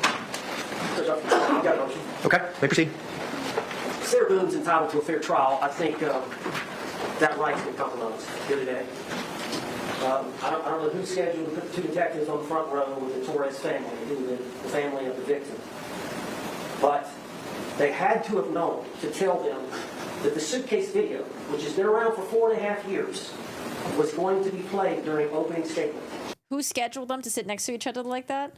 And the state attorney's office or the sheriff's department had to advise them, or the victim's advocate had to advise them, that if they couldn't take it in front of a jury that's trying to decide the case, they needed to get out of the courtroom. Now, what happened here today should not ever happen. There should be safeguards in place. There's no room for this after 2 weeks of murder trial for something like that to happen. Listen, I don't know if they were aware of the video, but I feel like they probably were given a heads up about the video. They should have. I think what happened was it was too loud. Owens objected, and that video kind of just stayed on the screen. And as they were doing their sidebar thing, the family was probably just sitting there like, I can't do this, I can't do this. And that's probably why they left. It was pausing that screen because they were doing their sidebar. I think that's probably what happened. I don't fucking know. Maybe someone didn't tell them. Maybe someone didn't warn them. But if that was true, then wouldn't they have walked out the moment the video started playing? One of the Torres members of the family audibly, during the 2-minute suitcase video, expressed some kind of emotional reaction. I look back, he or she were bent over in agony, physical pain. The physical pain followed the audible announcement. You can't unring that bell. Was she bent over and then that's when he objected? It was too loud? That's their responsibility to ensure that kind of thing doesn't happen, especially when they know they're going to show a video and the family of the victim is on the front row. I've never heard of such. I asked for a mistrial. Response. I've never heard of such a request. The victim's family has the right to be here. They were advised as to what will be used during closing arguments. I cannot make a decision for the victim's family and the homicide survivors as to whether or not they believe they can handle it. She clearly, or he, I don't know, couldn't, and I believe the appropriate thing was done. They left the court. But again, to say this is intentional sabotage and all the accusations that continuously get made are unsubstantiated. And it does not warrant a mistrial. People get warned, and sometimes they misjudge their own emotions. I don't understand what test we are expected to run on homicide survivors. So the motion should be denied. Motion's denied. Sit your ass down. Jury's going to be back in about 13 minutes, counsel. So we'll reconvene at that point in time. The state took the suitcase back in the morning. Yeah, can we clean the well from the state's materials, please? Thank you. Oh gosh, the judge was like, he's just like, motion denied. Okay, let's keep going. All right, what else? I don't know. When you have someone that throws an outburst like that, you just got to be the cool, calm, collected one, okay? Yeah, I don't know. That looked extremely performative to me. All right, so I do see why it was really bad for Owens and his client. But if the state said what he said, you know, like, we let them know, they left when they couldn't handle it, what do you expect me to do? I didn't sabotage. All right, so I think my back hurts just from sitting for so many hours this week. So I'm gonna get around. I'm just gonna walk around. I know my back hurts. So I'll be back in 10 minutes, and we'll continue with closing arguments. All right, I'm just gonna walk around. Y'all should do the same too. Get up and stretch and go use the bathroom and stuff like that. We'll be back in, what is it now, like 9 minutes?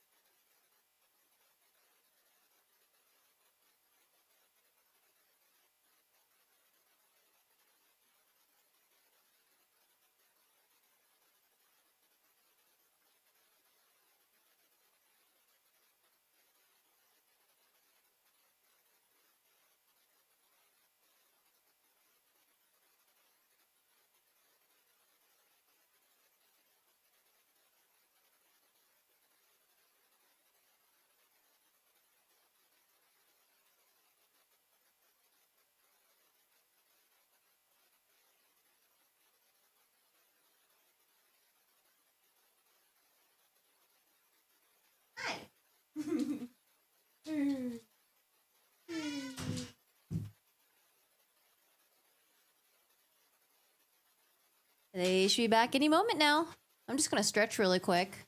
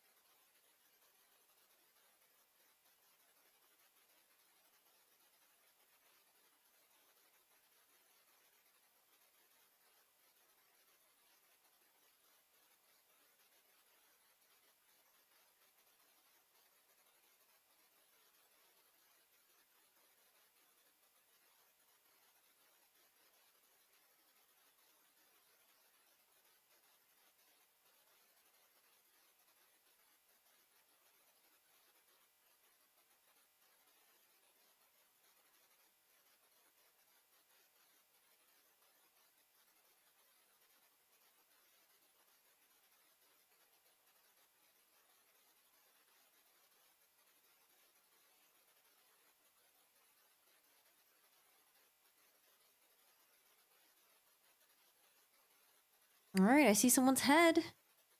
Whose head is that?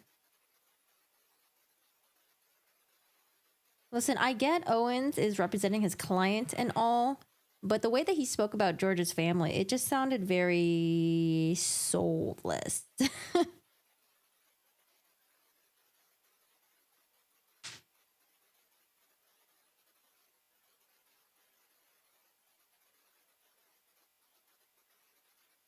No, it's hot in here. What's up with my AC?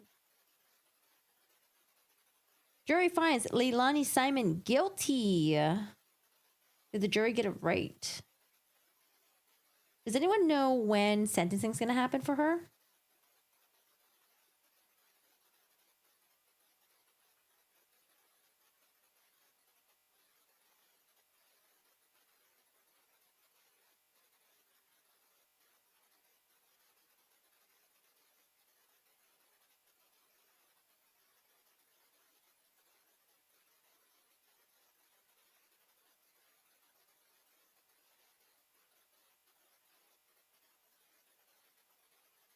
Oh God, see my hair. Ew.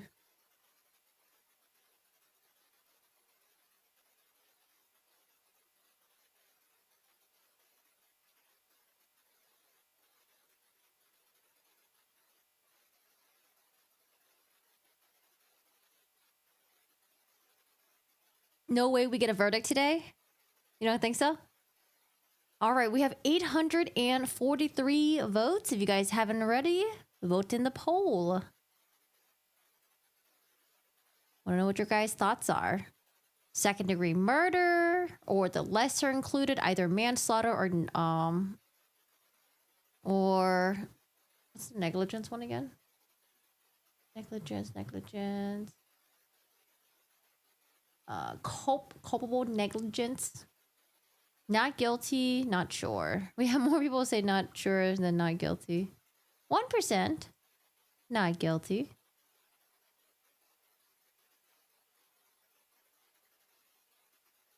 All right, well, I'm going to keep walking around until we're back.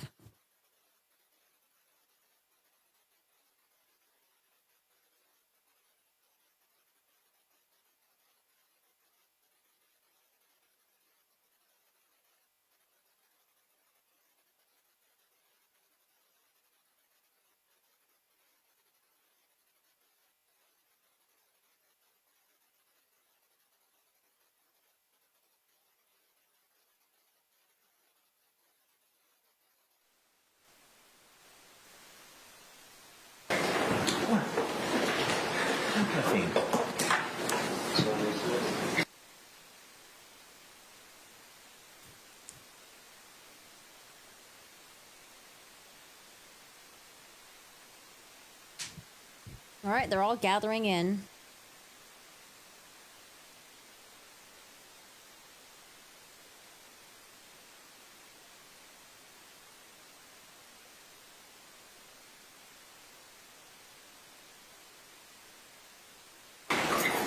we are back on the record, 2020 CF 2603, State of Florida versus Sarah Boone. State appearances for the record. Dave Ketchner on behalf of the state. William J. for Florida, State of Florida. James Owens for Sarah Boone. Captain Beck on behalf of Sarah Boone. Tony Henderson, Sarah Boone. Ms. Boone is still seated at counsel's table wearing the same clothing from this morning. Are we ready to bring in our jury for the defense closing at this time? State. Yes, Your Honor. Defense. Judge, I would like you to give the audience an instruction, and then if you would, instruct the state attorney to instruct whatever family members or friends. Whatever family member. Okay, Owens. George Torres may not be in here and may not be able to hear the instruction, but may come in during the trial so that we can try to get some order. Are there any other... What did I say about Mr. Owens again? I said he was endearing. I don't know. He's getting on my nerves. He's getting on my nerves. Cool shirt. Where can I get one? This is actually another streamer's merch. And I believe she still has it. Go check out Bose. I don't know what her website name is, but Bose versus the World is her YouTube channel. And she probably has a link to her t-shirt. But I like it because this is the only streamer merch that is wearable to me. Usually streamer merch is too, like, not my type. But this, actually cool. Members of Mr. Torres' family that may be outside, that may be joining us. Okay, all right, so she's left. She's no longer here. Okay, that's what I... With the exception of Lily Pichu, because I think hers is, like, cute. She's got, like, a little font and different colors. I don't know. It just looks a little too, like, yeah, like, yeah. Just asked, is there anyone outside? Okay. She's outside, but she's not my type. Okay, all right. So, members of our gallery, good afternoon. I'm going to please ask you to please contain yourself and not to have any emotional outbursts. We had a minor one, and the person, whoever it was, had a small outburst, then hid next to another family member, and then excused herself during the last during the closing. It seemed to be minor in nature. However, I'm advising everyone that at this time, if you believe that you cannot control yourself or your emotional responses during the defense's closing Did y'all catch that? It seemed to be minor in nature. See what the judge said. argument or any rebuttal by the state, I'm going to politely ask you to excuse yourselves at this time. All right, thank you very much. Mr. Owens, anything else, sir? No, sir. All right, state. All right, let's bring back in our panel. YouTube apples that are out of app video with the silly bottom control piece so annoying. They're making their selections. Okay, thank you. All can be seated. They're making their... All right, let's stand up, y'all. Let's stand up. Let's stand up.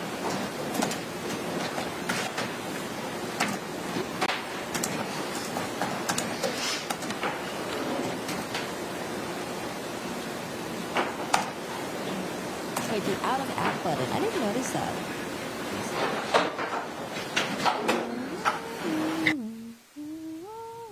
What does it look like? Maybe I don't have the updated YouTube app. Family is back. I don't see mom. I don't think.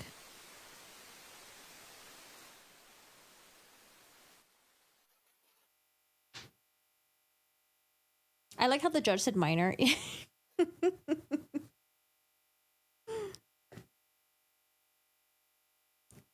You bet he regrets taking this case? You know, I think it really will depend on how Sarah Boone has been treating him so far. If she's continuing to be an ass to him, then probably lots of regrets. But if she's nice to him, maybe not. You know, maybe they've taken a liking to each other. We're still waiting for the jury to come in. Okay, I'm just gonna keep standing because sitting down, I don't know, man. My back hurts. My back hurts.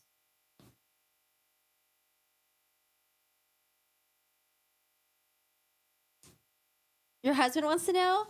I think she has a website. I think it's Bose versus the World. Try that. Try Googling that. And then she should have all the merch up there still. She's also got a blanket as well. I don't have the blanket, but the t-shirts. I hope she comes up with a different design soon because it'd be really cool. I like the aesthetic. Don't want to get hemorrhoids? Oh, hell no. No hemorrhoids, please. I had hemorrhoids once. It was not very pleasant. Do you guys think that it was good to have Mr. Cacciatore do the closing arguments, or would you have preferred Mr. J to do the closing arguments? Any thoughts on that? I have thoughts, but I want to ask y'all first. Because I know when he first got it, you guys are like, who's that rando? Where Mr. J at? It's like you guys were confused. Who was picking you up from school? Oh, you have the blanket? Oh, nice. It's Bose versus the World. Okay, that's the website. That's where I got the t-shirt. I recommend sizing up because it's easy to shrink stuff. So I think this is a medium or a large. Next time I'll probably get extra large. I like wearing super baggy clothes. You think Mr. C did a good job? Okay. You're guessing there's a few women in the jury. And they put him up there because he looks better. Okay. All right. He's a good-looking guy in a good-looking suit. Okay. Mr. J's a good-looking dude, too. It smells like eggs. That sounds a little bit worrying. I really had Mr. J. I think would have been excellent with his passion delivery, but I think the guy who did the state's closing did an excellent job. I feel like it's just a change of scenery. So we've mostly heard from Mr. J. I think it's a good change of scenery. And it's not like Mr. Cacciatore did a bad job. I think he did a really good job. So I think it was nice to have a different tone, different, change of face. Not for, other reasons, but just a change of face. I am squeezy. I am. Her smile gives me the ick. Is that what I have in my thumbnail today? I don't know what I have in my thumbnail today. How long will Owen speak? Forever. And why do I say that? Well, the state said they wanted 1.5 hours. And then the judge asked, okay, Owens, what about you? I don't know. Owen says he has a lot to say. He's got a lot to go through. I don't know if he actually gave a definitive answer of how long it was going to take. So, I don't know, 1,000,000 years. I think Owens was maybe planning on taking a long time, hoping the jury, by the time he's done with closing arguments, the jury would be sent home at 5. But Mr. Judge was like, yeah, we're going to have the jury stay till 9, maybe 10. No, Owen said 3 hours. I think when Owen said 3 hours, I think he meant a combination of him and the state. I think people will get very, very pissed he was talking for 3 hours. That is almost a Lord of the Rings movies, okay? Not the uncut version, though. You gotta watch the uncut version. You gotta watch the uncut. It might have been boring, but he did explain the jury instructions perfectly. At first, I was like, oh, why start with the jury instructions, right? I didn't like that, but then he was able to break up the projector, the jury instructions, with being very engaging. So going back into the well area, engaging with other exhibits, showing, using Mr. Owen's own poster boards, which I don't know if Mr. Owens was happy with that. Of course, the suitcase was there, playing some videos. So it was a good mix of everything. Lord of the Ring is the best. I know, Scissor Man. Lord of the Ring is the best. The greatest thing ever. Uncut version. I agree. If Sarah would have represented herself, this would have taken forever. Yes, that's why I did not want her to represent herself. Okay, I'm like, no, thank you. Yeah, Owen's like, I have a lot of evidence. It's okay, Nick. They agreed with us. They said Lord of the Rings is the best. They agreed with us. What are we waiting for? Just came and had to leave. My understanding, we were getting up to wait for the jury to come back in. And I think that's what we're waiting for. We're waiting for the jury to come back. I don't know where they are. So I would just stand up again. I'm getting back pain from all the sitting. Who is that? Dan Russell. Dan, thank you so much for the $4.99. Oh my gosh, $4.99. Thank you. Owen isn't done with the mistrial issue. Yeah, they're going to try to go for a mistrial any chance they can get. Let's put on the performance of a lifetime. I wonder how long he was practicing that speech for. He probably wasn't even listening to Cacciatore and his closing argument. I need a massage chair. I just need to be active because I'm usually a pretty active person. We usually play pickleball a lot, and then I work out. I did not have time to work out or play pickleball at all for the past week. Let it go. She's guilty. I do have a standing desktop. The issue is that my tripod, so I could make my desk stand up, which I could do if I'm not streaming, but because I'm streaming, my tripod would be covered if I put my desk up. Although I could reorient my camera and put it on a shorter tripod, maybe. See, like if I do this, the camera gets covered. My tripod is at the tallest height. He's at the tallest height right now. Lower back massage, that sounds really good. Yeah, I'm gonna when I'm done with this, I'm gonna stretch. I'm gonna go work out if I have time. And then I'm gonna ice my back. I think that sounds so fun right now. Oh, a walking desk. Yeah, Dennis has one. He bought a little mini treadmill thing for like $100 on Amazon. I wonder if she will be down to get on it. You have to cook food soon? Oh. I wanna learn how to make these Thai noodles. And you have to learn how to make your own chicken stock. I'm like, oh god, making chicken stock. Ugh. But I don't know, once you learn, I think it's probably really easy. So I'm gonna try to learn. Vitamin D, yes, I definitely have to, because vitamin D is like the only thing that I'm sort of deficient in. So yes, I do try to make sure I take in enough vitamin D. We went to do Duolingo. Wait, what language are you trying to learn? Okay, I was like, wait, did I have it on mute? Nope, it's still quiet. Okay, we're just waiting. No, not cow soy. Not cow soy. I want to make just like the more clearer broth. So either the Thai chicken noodle soup, probably start with that one, and then work my way to learning the beef one, like the Thai boat floating boat market, whatever the fuck it's called, floating boat market. Chicken stock is easy, especially for crock pot. I have an instant pot. I have an instant pot. I don't know. I just feel like when I tried making it last time, my soup stock just tasted so bland. Who have you become now? Listen, I haven't tried it. It's been 3 or 4 years since I've tried it, so it's not a recent thing. I think the last time I tried making it was back in 2020, like 4 years ago. Chicken stock, you have to put in a slow cooker on low overnight. All right, I will try to be patient. I think the issue is that when I cook, I'm not very patient. Or, I don't know, I just screw things up. I just don't have the magic.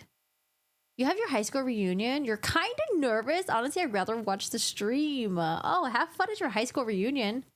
What, like, where are you guys going to for high school reunion? Is it, like, back at your high school? Or is it, like, a restaurant vibe? All's is quiet on Owen's front. Yes, with rice noodles. Yes. I don't know. I think they're waiting for the jury to come in. Yeah, here, I'll show you guys what I want to learn how to make. It's just like it looks really easy.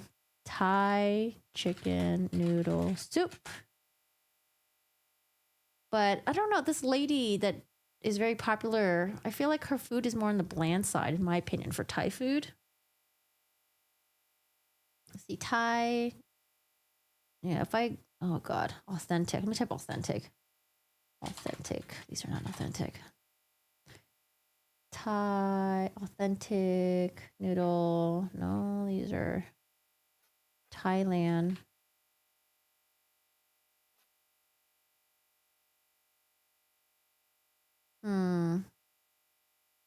Trying to find a picture. This one has too many noodles. Okay. I was just about, I don't know if that is allowed by the court or Anything?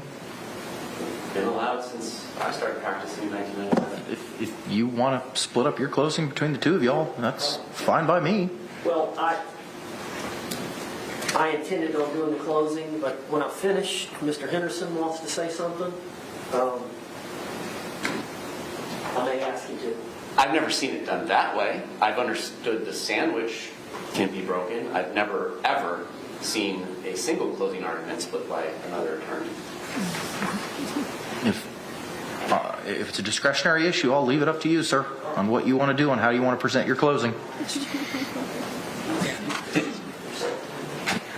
Wait, Imamu Room does Thai now? I know Imamu Room does a lot of Japanese. I used to follow their stuff. Oh my god, their stuff is so good, but her husband loves fried food, so a lot of it's like really fried. But yeah, it's so good. I love Imamu Room. I didn't know she made Thai food now, though. All right. Let's confirm what's going on here.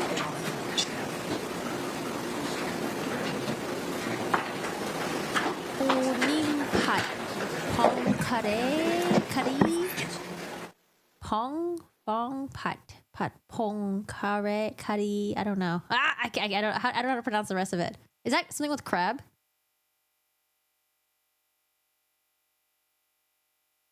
I'm looking forward to Owen's closing. I can't wait to hear from Owens. We won't hear from Owens anytime soon after this. Reasonable. Who would be objecting during rebuttal? Mr. Owens. Okay, there you go. German is hard. Oh, your daughters have Thai? Oh, awesome. Are you Thai or your husband Thai? You learned Pad Thai? My mom set me up to try to learn Pad Thai. I give up. I'll try again one day.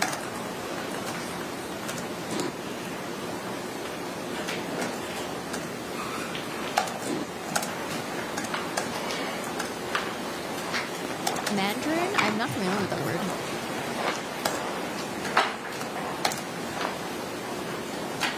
Oh, ramen soups. Ramen sounds good. I made ramen once. It wasn't that bad, actually. I made a miso ramen. It was pretty good. H-Mart has like seasoning packs you can buy to make certain soups like pho at home. Oh, is it good? Pho looks really hard to make too. At least the beef one. The chicken one, my friend made it and it was really good. It only took her like 2 hours. Like that's her rush version too. So if it actually had time, she had time to make it, it would be like so good. But yeah. Ooh, black bean sauce and noodles. Ooh, it sounds so good. Oh, not the hose water. Not the hose water. Pho's easy in the Instant Pot. Really? Send me your recipe. Yeah, send me the recipe. That's what my friend said too. My friend made pho in an Instant Pot. I don't believe that it's easy. I feel like it's a lie. Is it chicken pho or is it beef? You make it for Daff all the time. Can you make Dennis learn? My cousin hates coffee. She asked him how could he be German and not like coffee. You're making pho for dinner? I wish I could just casually make pho for dinner. House of Sang has the best peanut sauce. House of Sang, where do you buy that? Ube ice cream sounds so good. Chicken pho is great in an Instant Pot. Yeah, I feel like beef looks too hard, Momo. Do you have a chicken pho recipe? Beef looks hard. Oh, we're getting up. All right, I'm gonna get up too. Oh, I used to use pork belly. I have a pet pig now, so he's chicken. Wait, what? I know, right, Sherelle? I'd marry anyone who could make me pho weekly. Dude, my friends went on a camping trip and they made pho. I'm like, that's amazing.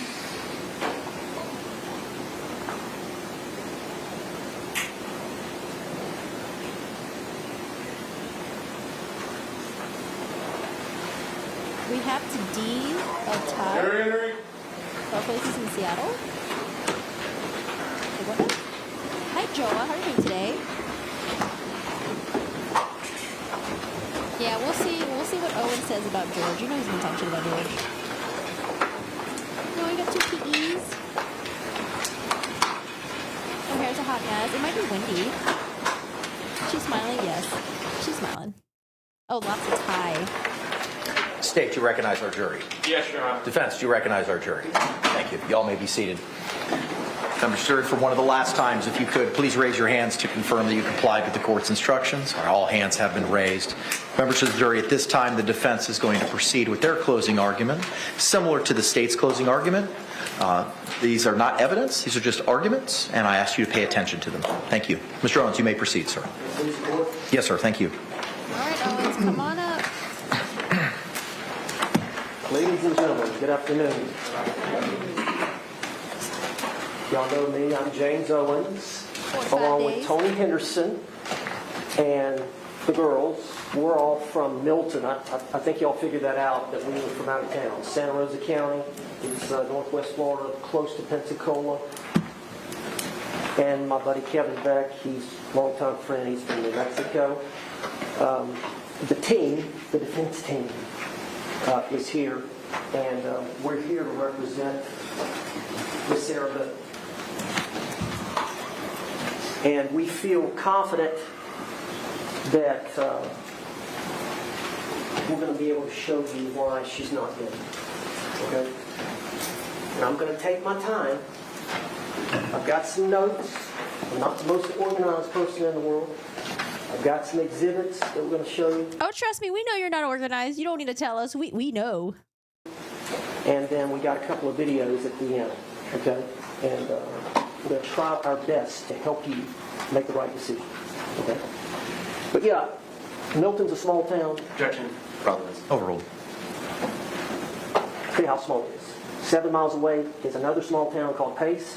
In between that is a Walmart. It's a very small town. We didn't know what to expect coming down here to Orlando. Providence.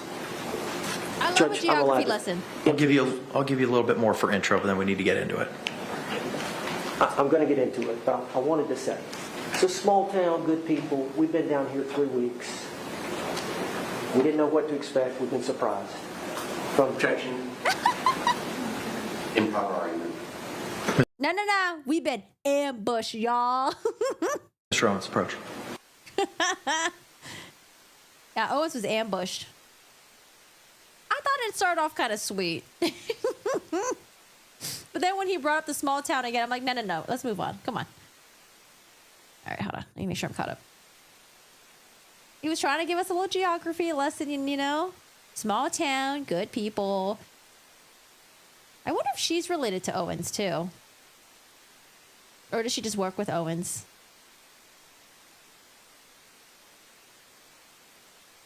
Do you think she might look like Owens?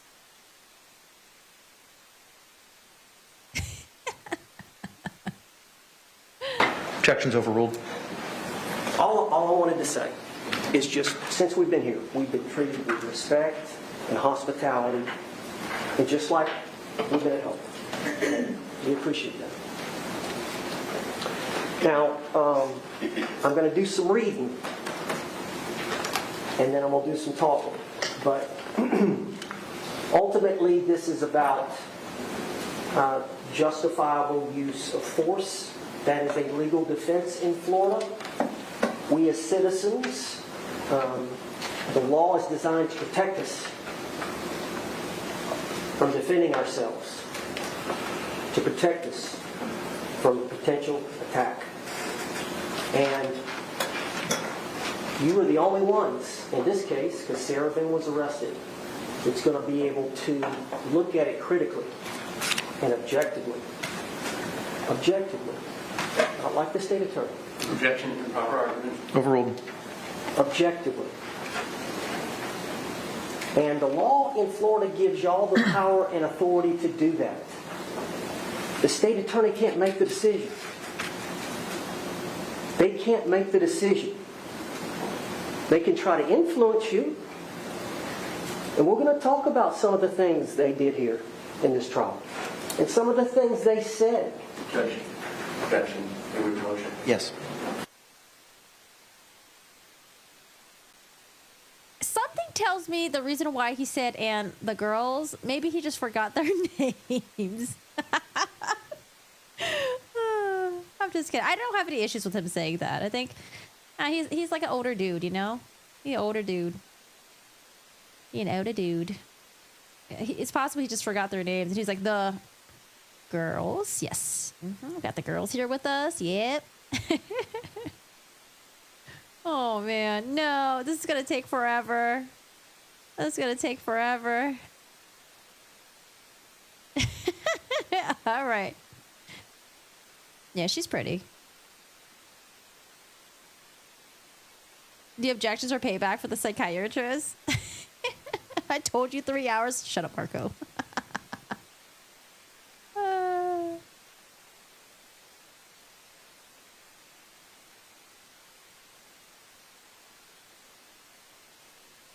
Has Owen started yet?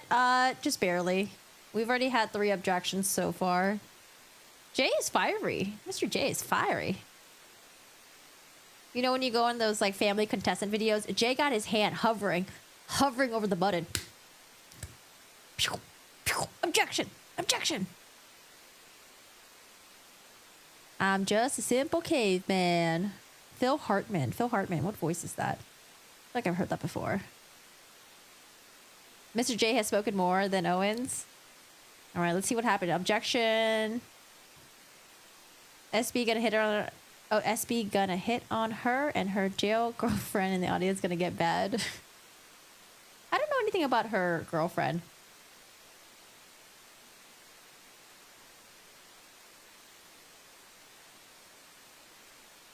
Jay definitely saves his stones for today. Oh, I've never heard of that phrase before. You may proceed. Objections overruled. Thank you, Judge. They've got their side, their position, we've got our side. So we're going to talk about that. But, and we're going to talk about justifiable use of deadly force and non-deadly force. But either way, however you rule, it still justifies her behavior. And the result is not good. Now, I don't believe there's anybody... Objection? Proper argument? Overruled. Reproach? Yes. Mr. Owens looked to the Lord to pray. Oh, Lord, please let me get through this, Lord.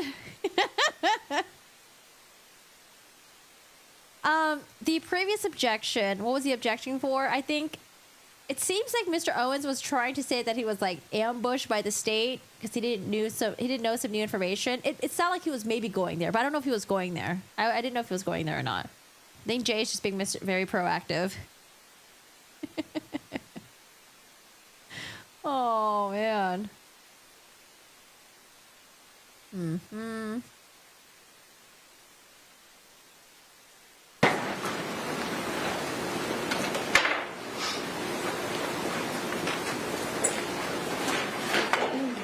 Phil Hartman. He was killed by his wife, Phil Hartman. I think you will find from considering the evidence in this case that there is no doubt that Sarah Boone is a victim. That Sarah Boone has been traumatized.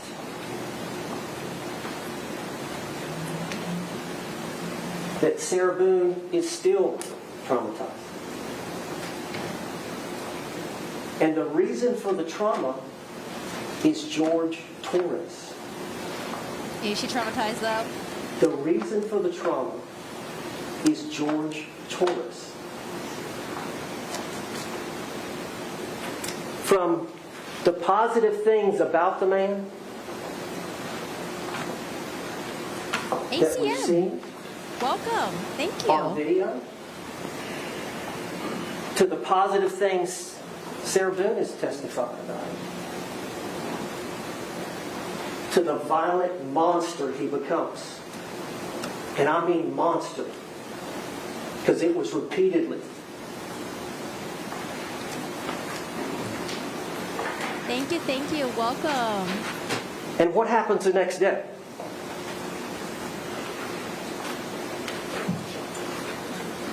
Man, I don't remember. I was drunk. I don't remember. That's the gaslighting. That this young woman, vulnerable woman, with nobody, just starving for love. I'm sorry, was that a pause in a vulnerable woman? I feel like even he was hesitant to even say that, but okay. Vulnerable woman with nobody, just starving for love, starving for attention. Attention, yep. And seeing the good in the man. And it was good. But every day was on the balance. She measured every day. depending on how it started and then how it ended. And that's the way she had to live her life, day in and day out, day in and day out. Dr. Harper and Dr. Brandon talked about trauma. Dr. Harper spoke of the veterans that she had treated for post-traumatic stress disorder. I don't know if you remember her testimony, but she spoke about some of the veterans that had been in the war in Iraq, you know, and people in war a lot of times get post-traumatic stress. It used to be called shell shock and other things. But people in wartime, or police officers will get post-traumatic stress. And a lot of them come in, the males come in with this bravado, I'm all right. I'm all right. And so, that's why Dr. Harper was talking about the veterans, that's what they'll do. But you've got to spend time with them. It just can't be one session. And you've got to run post-traumatic stress testing, which tells whether they really have post-traumatic stress.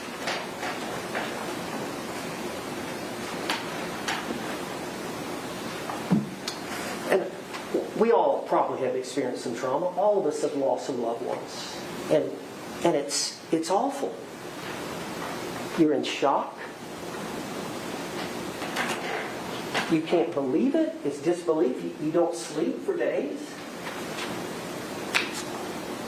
And eventually, you have to go back to work. You take a week off. Life has to go on. Life has to go on. You go back to work. Kids are in school. You get a little time. Right? Time heals. Right? These veterans that come back from a deployment, they get back, they get some semblance of normalcy. They may or may not get some treatment, but time helps. Time heals. Everybody, it helps. Just time. Overcoming a divorce, overcoming a death, whatever trauma. Sarah Boone had no break.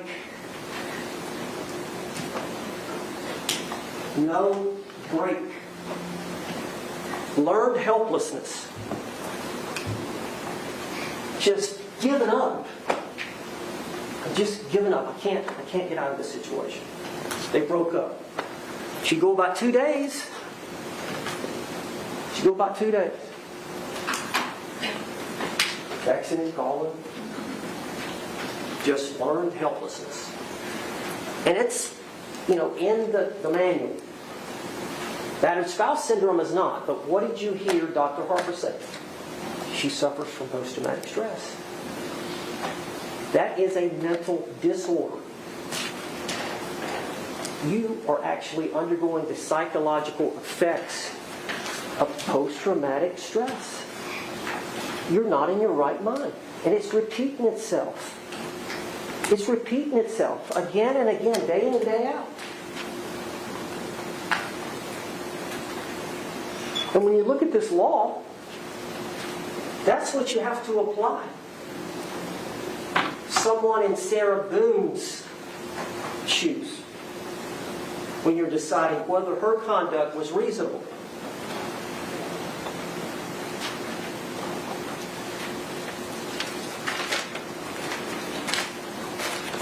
Got a bunch of notes.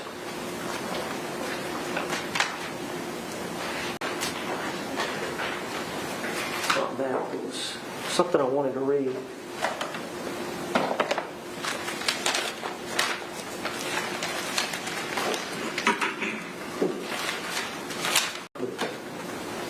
Oh man, he was right when he said it was disorganized. All right, he's coming. He's coming.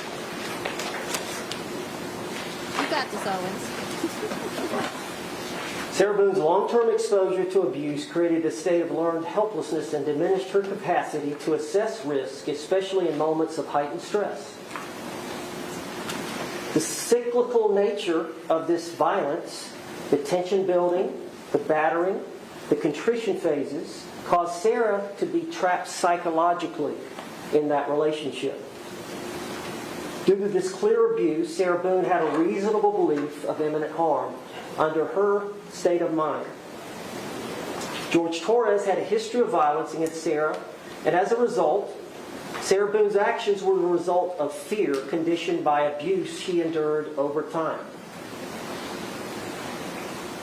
The cumulative effects of long-term abuse, as we saw her behavior on the 2-minute suitcase video, is a trauma response. Sarah Boone acted out of a sense of preservation. While tragic, it was not driven by malice, but a mind ravaged by abuse. And I'm going to ask you to try to understand. Try to understand.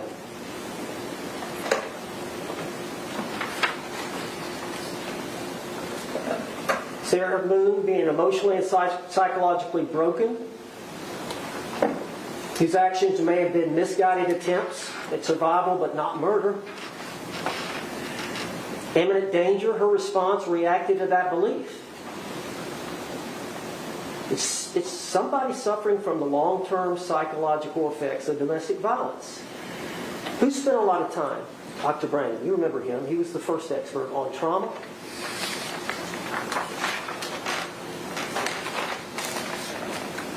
Took some notes.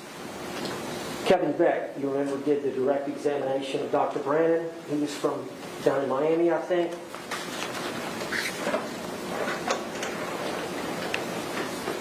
He talked about the trauma, that you cannot escape from the abuse, so you develop coping skills to protect yourself, knowing that the bad things will happen to me. It changes your behavior, not only your behavior, but your thinking. Your subjective thinking about fear and what to do. And if you remember, Dr. Brandon said it's all about that person's perception. Okay? A lot of times they will self-medicate with alcohol or drugs. A lot of times they suffer from anxiety. Basically, he said the trauma ends up being terror because you do not know what to expect. You do not know what is going to happen that night. It may be a great night. You may drink, and both of you have a great time. He falls asleep, passes out, you fall asleep, passes out. But it may turn, by depending on his mood, I don't know if you can tell, she would try to placate him.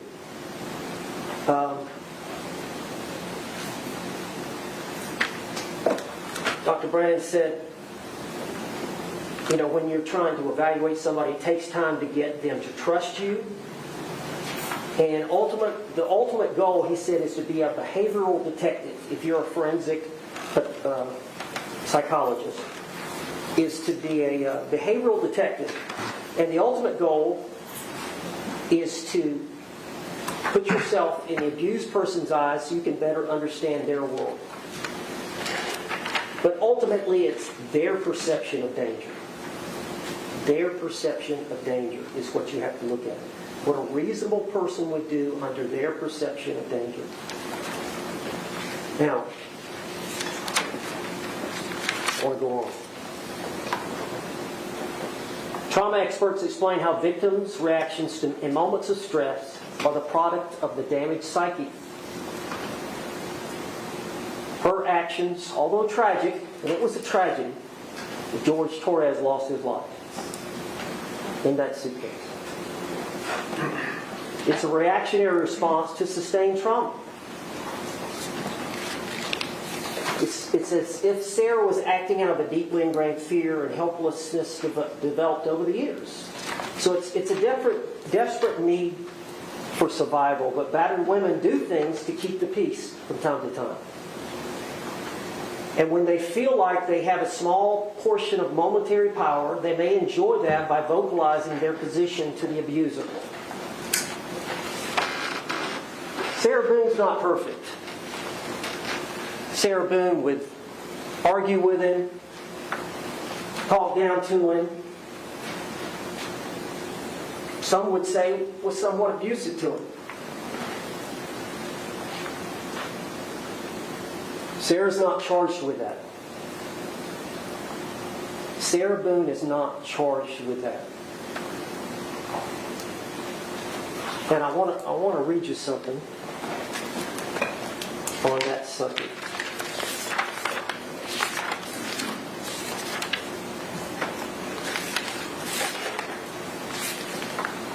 Well, this is an interesting closing argument. Essentially,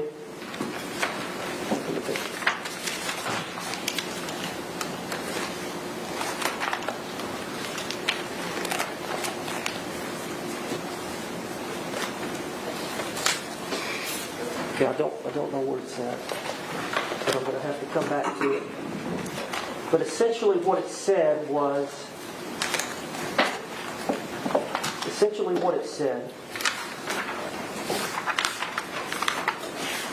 eventually it's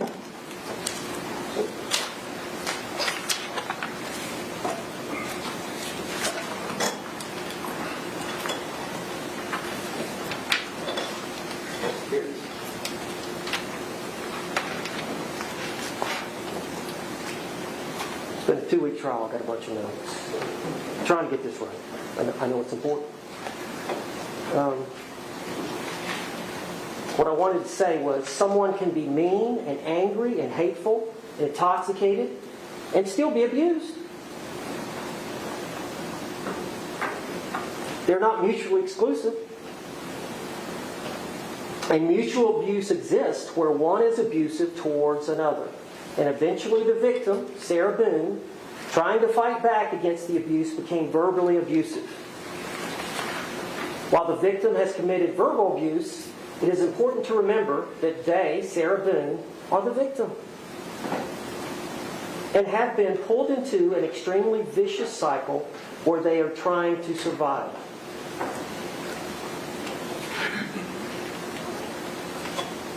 Sarah Boone intentionally left George Torres in the suitcase. What's the act of a battered spouse syndrome woman? She went up to her room, she fell asleep, or passed out. These actions are disconnected.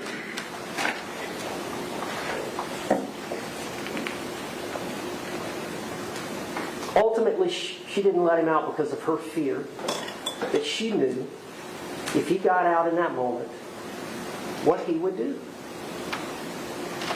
That's real fear, that's real trauma that she was experiencing at that time. Now, I talked to you about force being used, and I think I talked to you about blocking an attack using a physical restraint like the suitcase to block somebody's attack. And the example I give, I got a couple of examples that may or may not apply. Let's say you're in a bar and you've got your buddies and the other guy's got their buddies and they're drinking and there ends up being an argument between two of them. And you realize that these two are fixing to get in it. Well, one of your buddies comes around on the other side and grabs the guy before he's able to strike him, right? So you're committing an offense on this guy, but it's a restraint. It's a restraint where you grab him by the neck and try to get him out the bar. So yeah, you're committing an act, but it's designed to defend another, which is legal. Or let's say you have a situation where you have a police officer and he's on patrol. You know, he's in uniform, he's wearing a firearm, and of course he's got the bulletproof vest. And he goes to a call where there's a suspect that may be armed. A suspect that may be armed. And so he gets there, he gets out of the squad car, he's walking around. Of course, he's taking out his gun because he realizes he may be armed. And eventually he sees the suspect, and the suspect reaches for his waist. Now, in that moment in time, that officer has to make a decision. Am I going home with my family tonight?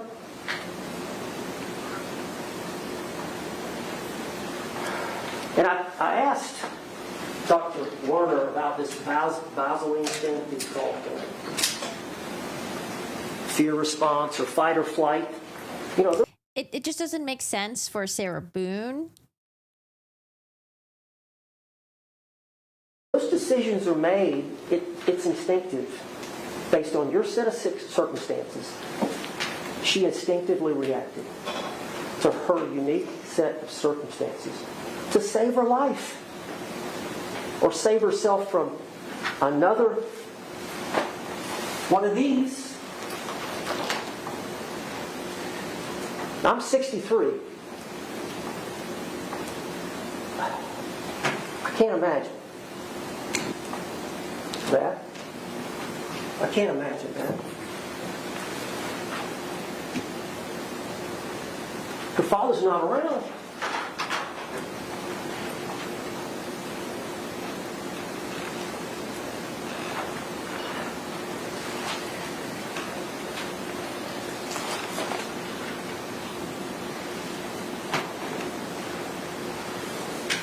I need to talk about the case a little bit.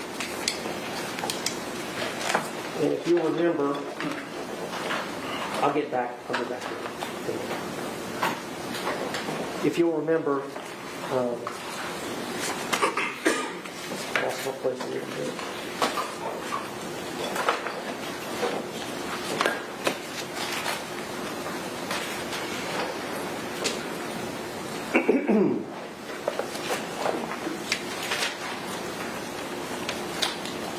Let's start with the witnesses, and then I'll talk about sin. But the first witness out of the box for the state, if you remember, was Juan Torres, the brother. Remember that? Yes. It was some time ago. I know it's been a while. Y'all taking notes. You may have to go back. Their first witness was a good witness for us. Their first witness in their prosecution of Sarah Boone for murder was a good witness for us. Remember Tony Henderson did the cross-examiner. Wait, how is he a good witness? Is he going to expand on that?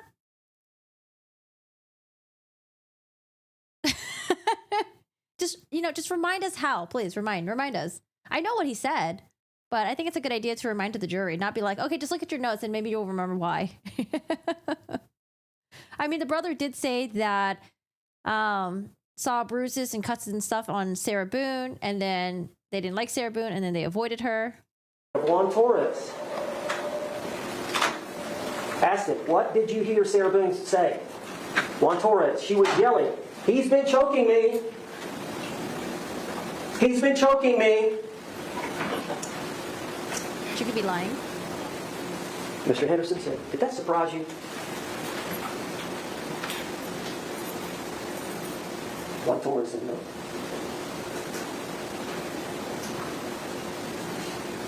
That family knew what was going on.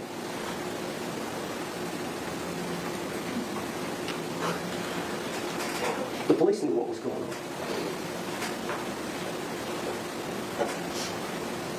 The neighbors knew what was going on. Pearl Walker came in here, 80-something years old, no wheelchair. Kevin Beck called her up. She saw it.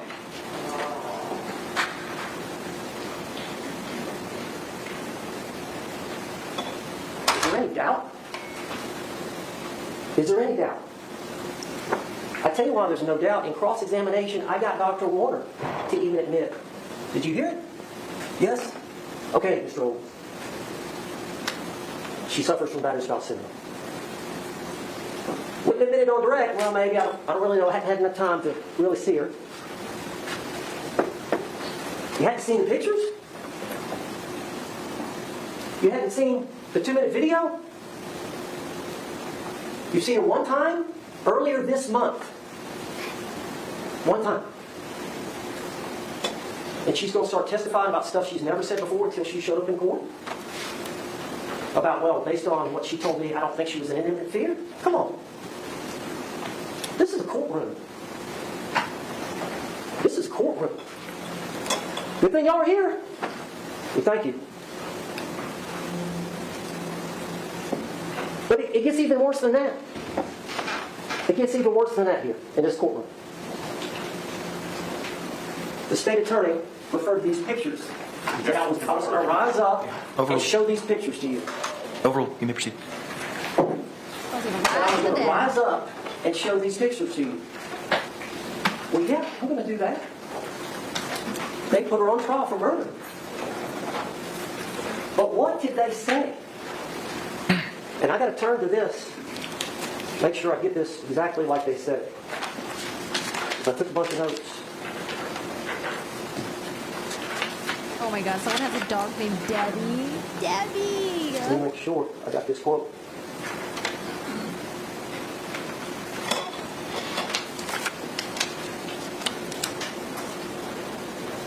Can't even find it. But it was something to the effect, maybe George Torres is the battered spouse. Can you believe it? Can you believe that? Now you know why we're here. Now you know why we're here. Little boys learn early on that girls are different. You do not put your hands on a girl. You can't wrestle with them. You can't punch them. You can't kick them. You can't treat women that way.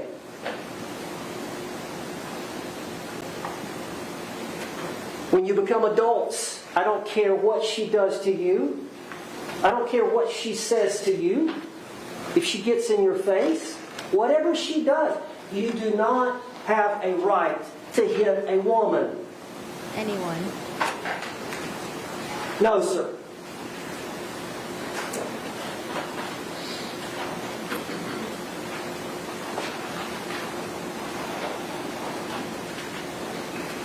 What has the state attorney tried to do? Objection, proper argument. Sustained. What has they done? Objection. What evidence have they tried to put on? Overruled. What evidence have they tried to paint Sarah as? What evidence?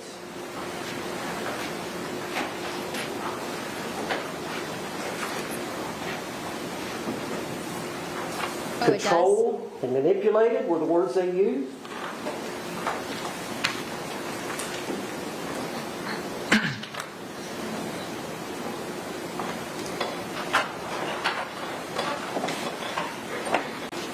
You know, this ain't the 1900s. This is 2024. Okay. What's all these text messages? Why is that relevant? What are they trying to claim? She provoked his violence? She provoked his violence.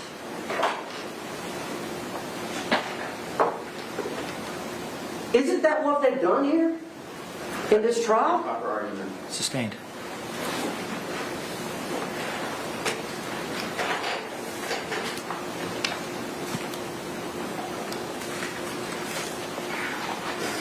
And we'll get back on this.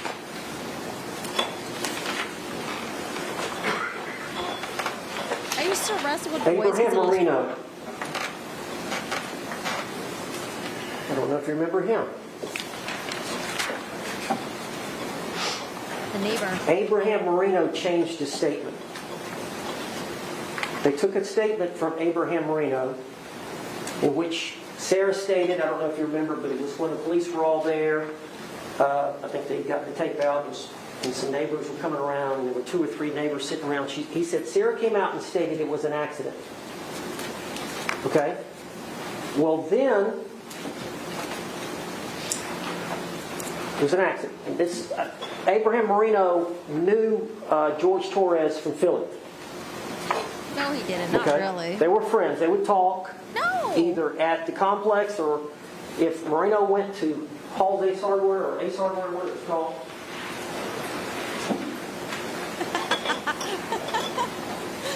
The state Whatever attorney it's called. notifies. Judge, I'm going to object to reading from things that are not in evidence. Approach. Moreno said said that he was an older dude living with his wife in Philly, and George was like the kid on the block. They weren't friends or anything like that. Now, they were acquaintances, I think, when George moved over to Florida. Acquaintances, because they knew of each other. But I don't know, man. I guess Owen's saying that they were homies or something. Ace Hardware, whatever. I don't know. What was he going to show us? I'm a little lost. His own client changed her story at least 3 times. 3 hours of this? No, it's not going to be 3 hours. But it might be with all these objections. We'll see. Oh, was she laughing? I missed that. I didn't see that. I was so distracted. All right, this is quite of a... If you take out all the objections, I think it started off okay. And then it kind of just went a little bit like... All right, I'm going to give him my undivided attention. I started scrolling through Discord to look at all your doggo pictures. They're so cute! I want more pets. More friends. But it's too much work. Too much work.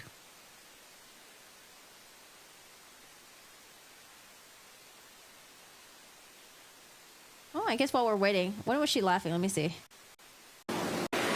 They were friends. They would talk either at the complex or if Moreno went to Hall's Ace Hardware or Ace Hardware, what it's called.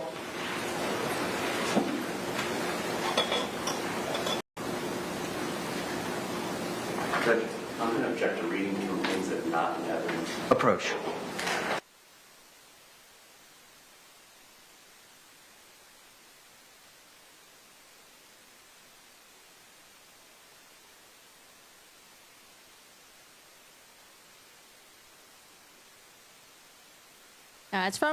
It's what the woman next to her was saying. All right.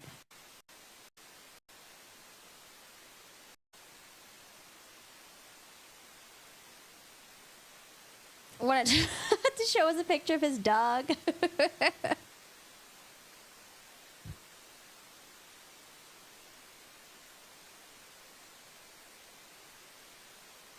Well, that was really interesting. He was talking about how can't you put your hands on little girls? And then when they turn into women, you don't care what they do. Can't put your hands on them. And then he proceeded that with, it's 2024. And then, I don't know, he started talking about something else.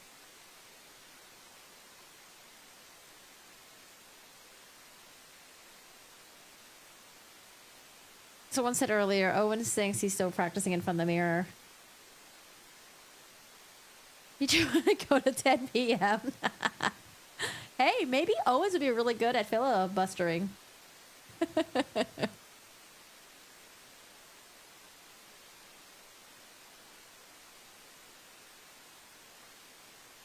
Oh, then the trial started back up. Well, while we're waiting, look at doggo pictures. All right, got Sarah's head right there. I want to make sure y'all can see your favorite Sarah. Oh, God. Can I make it smaller? All right, well, Sarah's right there. Oh, wait, I can do this. Hold on. Give me a...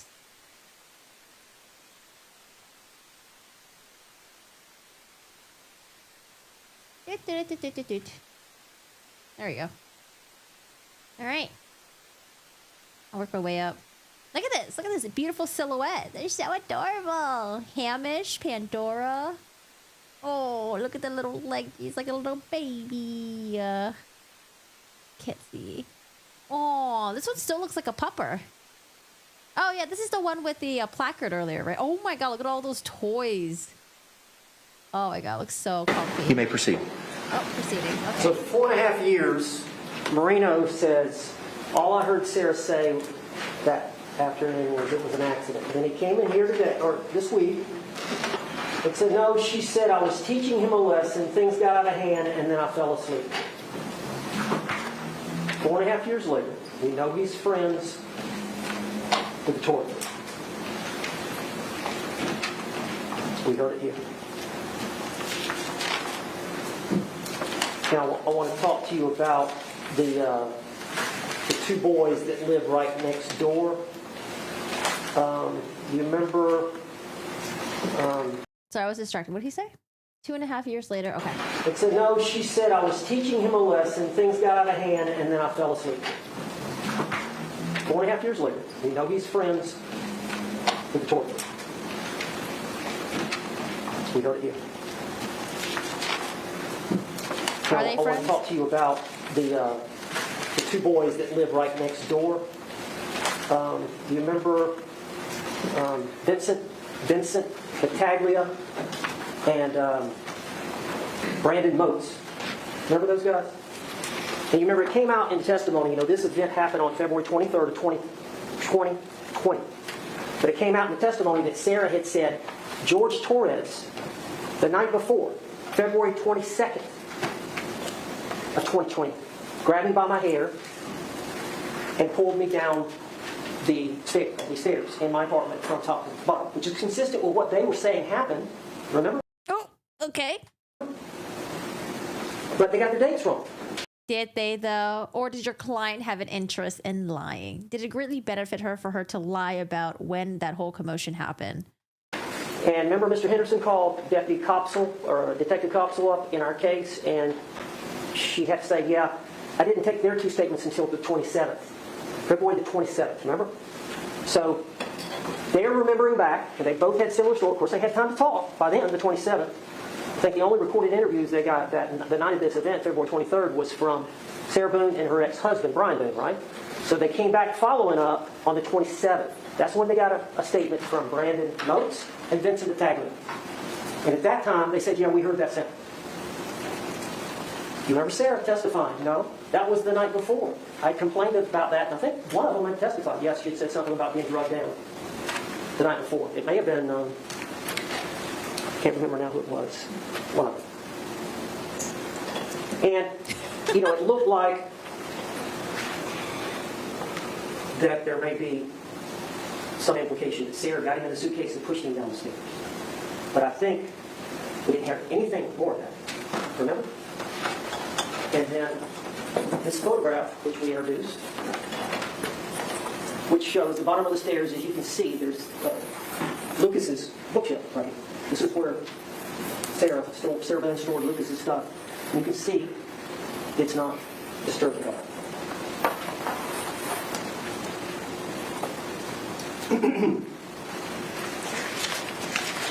Anyway, I want to get back to Sarah. I want to talk a little bit about that. But let me talk a little bit about the law on justifiable use of force. It is legal and lawful if you reasonably believe, I think we all probably already understand it by now, you reasonably believe it was necessary to prevent imminent threats of harm. The law is crucial, ensuring that individuals can safeguard themselves in potentially dangerous situations. By acknowledging you have a right to defend yourself when you have a reasonable belief that force is necessary to prevent an attack. Okay? What did Mr. Henderson say in jury selection? You don't have to wait. You do not have to wait. If you're facing, in your mind, a reasonable, imminent threat, you don't have to wait. Let's talk about Sarah Boone and this unconventional form of physical restraint to block the attack of George Torres. What did she say? It's all there. Now, you got to think about that. You got to think about what was going on. You got to think about the trauma she was undergoing. You got to think about they've both been drinking, and you got to think about the fact that it was all fun and games for a while. And I think the biggest thing to know is that George Torres chose to get in the suitcase. He's a grown man. That was his choice. Did he? She didn't force him in at gunpoint to get into that suitcase. He voluntarily got into that suitcase because they were drunk and being silly and stupid and playing hide and seek. Which I guess when you get so drunk, that seemed like a good thing. Zipped him up, they're laughing, carrying on. And as you know, Sarah likes to videotape a lot. And I know you've seen some of these videos and you're wondering why. But I think the evidence shows that when George is being videotaped, he's not going to do anything. If you think about that. When George is being videotaped, that's like her power. You know, Dr. Harper said that Sarah's words are her power. Sarah's words are her power. Physically, she's no match for George. Physically, she's no match. But that's her power, with her words. When she gets a chance,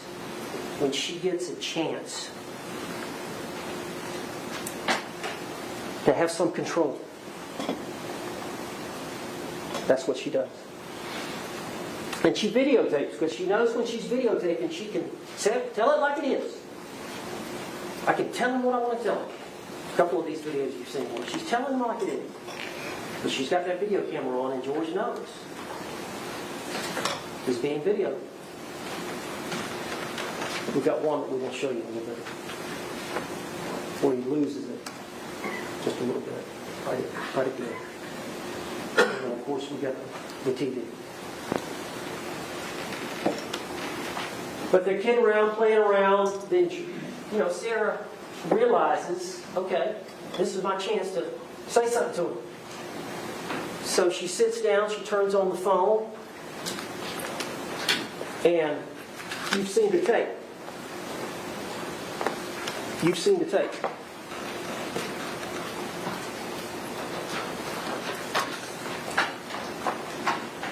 For everything you've done to me are the first words out of Sarah's mouth when the video begins. There's a lot packed into those words. You think he's going to read the fuck you part too? Think about that.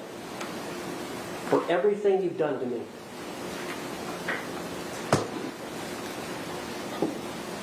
This is how it feels when you choke me. Now that's in direct response as a result of the abuse that she has suffered at the hands of George Thornton. She wants him, for that moment, to feel how she feels. She wants, for that moment, to feel. For him to feel how she feels. How uncomfortable, lack of control that she feels when George is violent with her. Just for a moment, she wanted to do it. And if you could imagine, Approach.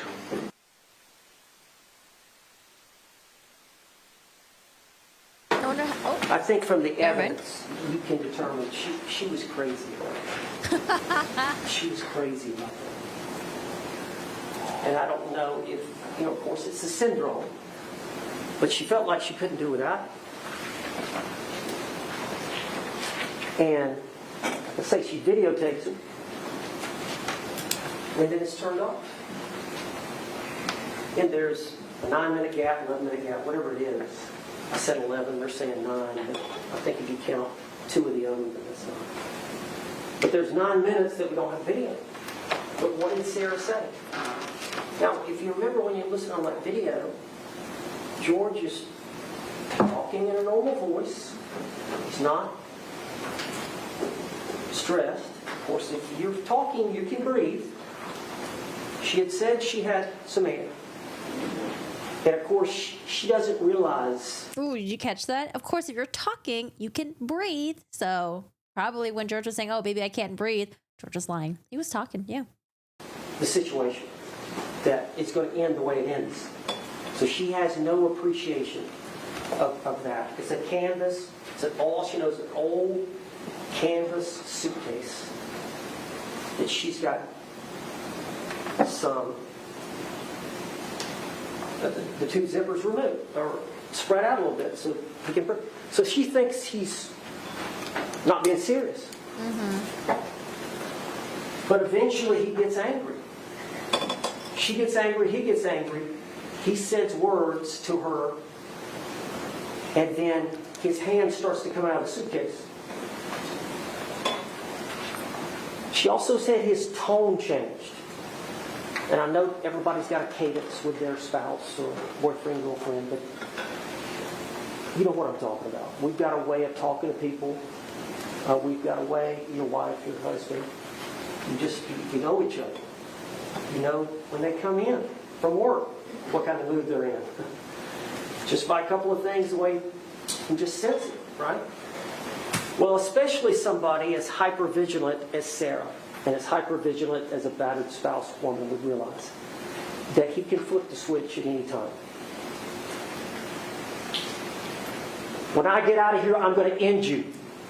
And he realizes he's getting out. He got his hand out.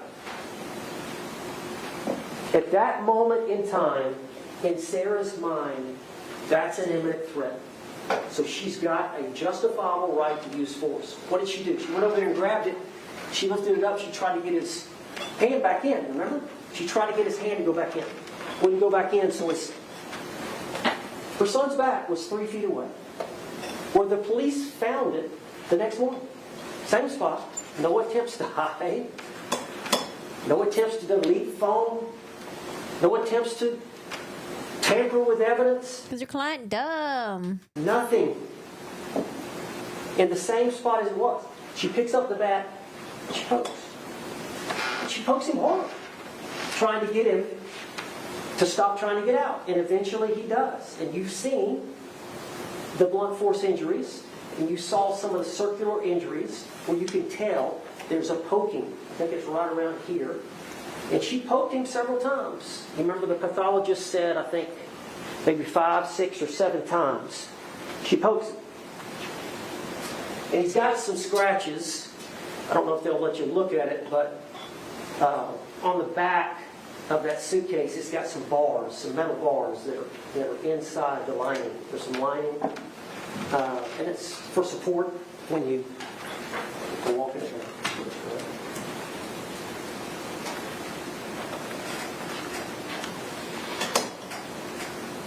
She testified. You heard what?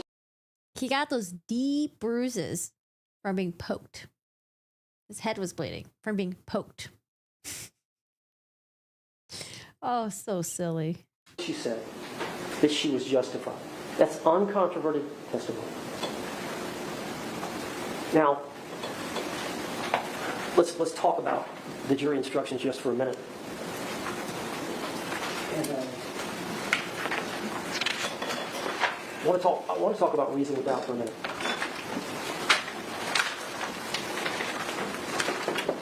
And I can't find the page, but I've got one here.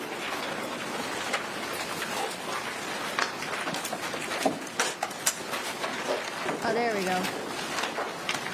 Did you find it? That's what it says. I was wondering about that. I poked a 500 feet home run. I think it's on page 15 of 22. Well, we're going to talk about reasonable doubt in a minute, but if you look at those bottom 3 short paragraphs, it is the evidence introduced in this trial and it alone that you're to look for the evidence or look for that proof. A reasonable doubt as to the guilt of the defendant may arise from the evidence itself, a conflict in the evidence, or lack of evidence. Positively. But here's the main thing. And, obviously, I represent her. And I'm trying my best to show you, honestly and fairly, the doubt in this case. And 5 reasonable doubts, 17 reasonable doubts, 25 reasonable doubts. You have to have 1 reasonable doubt. I'm trying to show you throughout the evidence that each one of you can have a different reasonable doubt. Difference. But 1 reasonable doubt about the state's case, and your verdict is not guilty, according to law. Proof beyond a reasonable doubt does not mean proof beyond all doubt. A reasonable doubt is not a mere possible doubt, speculative doubt, or imaginary or forced doubt. Such a doubt must not influence you to return a verdict of not guilty if you have an abiding conviction of guilt. And this is a deeply held belief. You know, reasonable doubt is the highest standard we recognize in litigation. You know, car wreck or something like that is preponderance of the evidence standard, 51%, you're entitled. Abiding conviction, that's a deeply held belief that you must have if you're thinking about something. That's a firm belief. That's a level of certainty that you would have. That's what you got to have as a juror. I've got to be certain of her guilt. If, on the other hand, if after carefully considering, comparing, and weighing all the evidence, which we want you to do, there is not an abiding conviction of guilt, so I'm not certain. I'm not certain of her guilt. Or if you have a conviction, I think there's some evidence of guilt, but it is one that is not stable, one which wavers and vacillates. One which wavers and vacillates. Then the charge is not proved beyond a reasonable doubt, and you should find the defendant not guilty. Oh, you're right. Oh my God, let's get Mr. Henderson up in here. All right, Owens, you're done. Mr. Henderson, come on in. Tag, you're it. Let's go. Because the doubt is reasonable. You understand that? You've got to be certain of guilt. That's the high standard we recognize. If I've got some evidence of guilt, so okay, there's some evidence for conviction, but it's not it's not stable. It wavers and vacillates. Then under our system, you've got a reasonable doubt, and you've got the power and authority and the obligation under the law, if that's the way you feel, to vote that way.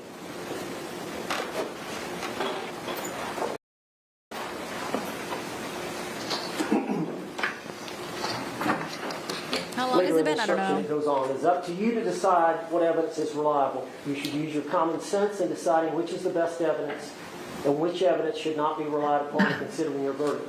Don't say tag your it. Sarah's going to hide. I know she might hide in my shower. All right, let's see what he's got here. Another one. Use your common sense in deciding which is the best evidence and which evidence should not be relied upon in considering your verdict. You may find some of the evidence not reliable or less reliable than other evidence. You may rely on your own conclusion about the credibility of a witness. That is totally the province of the jurors to decide that. A juror may believe or disbelieve any or all the part of the evidence or the testimony of any witness.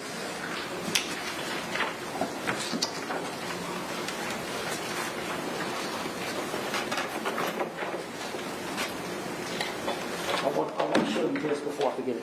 But Dr. Werner said, this is their expert again. He testified that Sarah Boone suffers from battered spouse syndrome. Battered women's experiences affect her perception of imminent danger. Those past experiences with George Torres,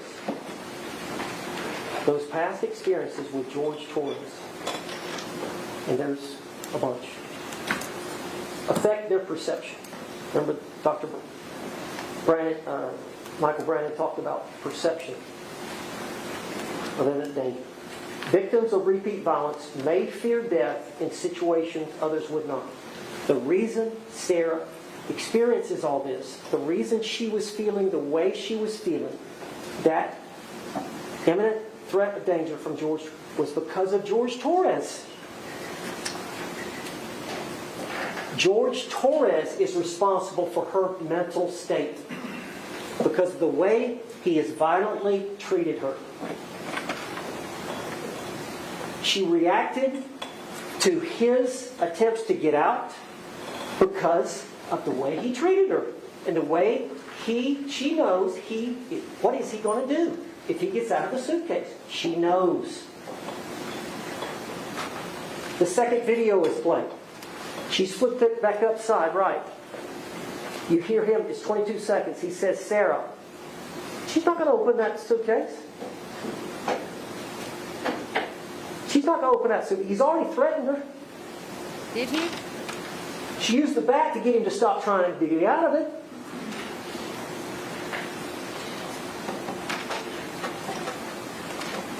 Why would she do that?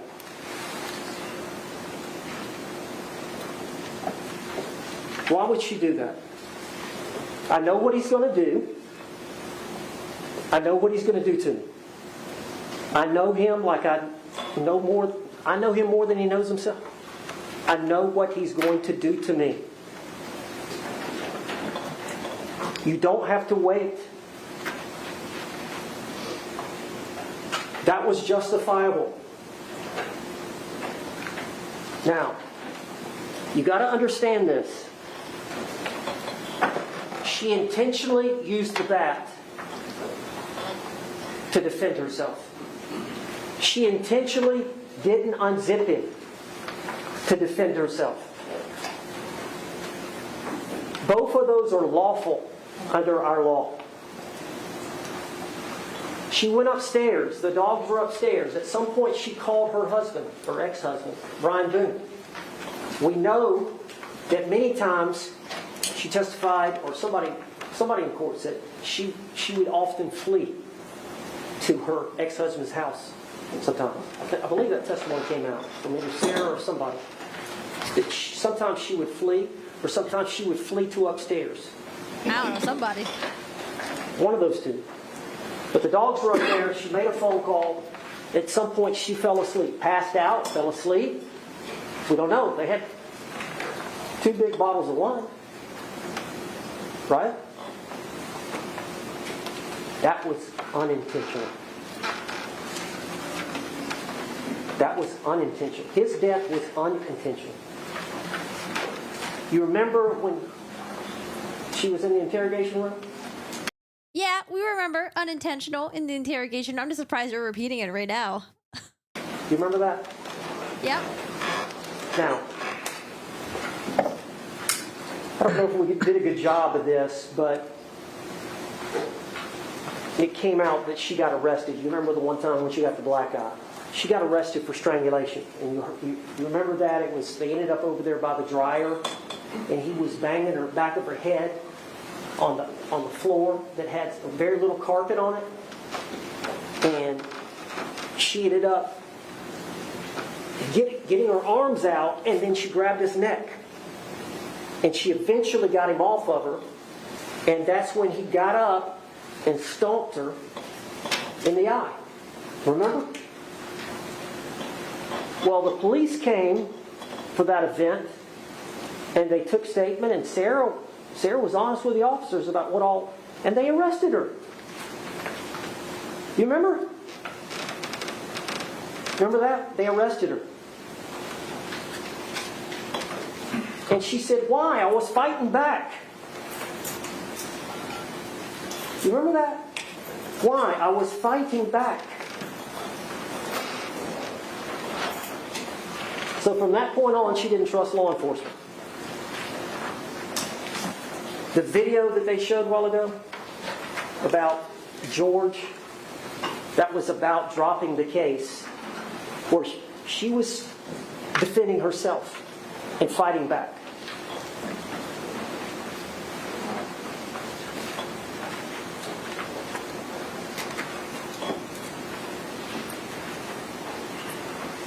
I want to talk about this investigation by law enforcement.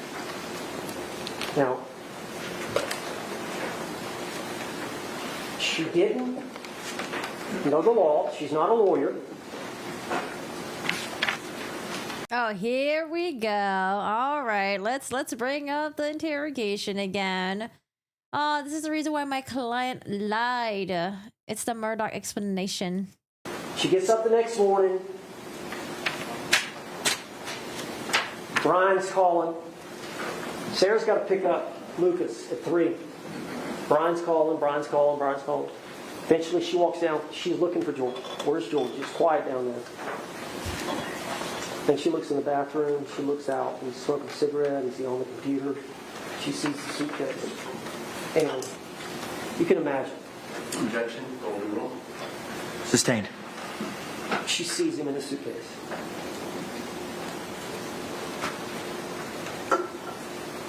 She panics. But what does she do? What does she do? She tries to get her fiance out of the suitcase.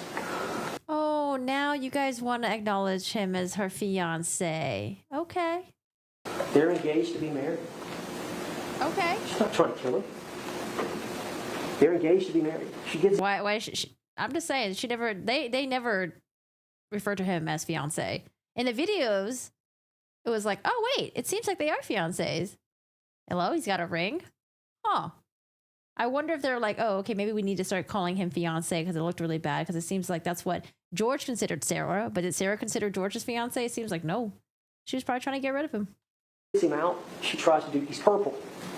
She tries her best to do CPR. She doesn't. You heard her. I didn't know what to do. I didn't know. Call Brian. That's her safety valve. That's all she's got. Sure. Brian eventually says she's come over. She calls again in 2 minutes. I'm on the way. He gets there, you got to call 911. Man told her before, call 911. She calls 911. She tries to do CPR again. Is she busy trying to hide evidence? Is she busy trying to hide evidence? Is she busy trying to hide the back? No, she's trying to save his life. If she can.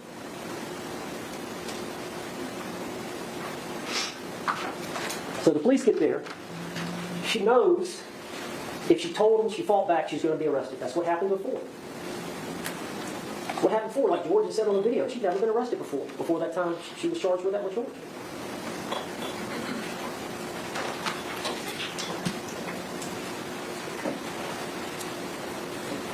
She lies. She lies. She's scared.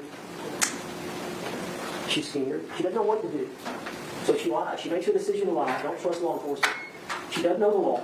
She doesn't call a lawyer.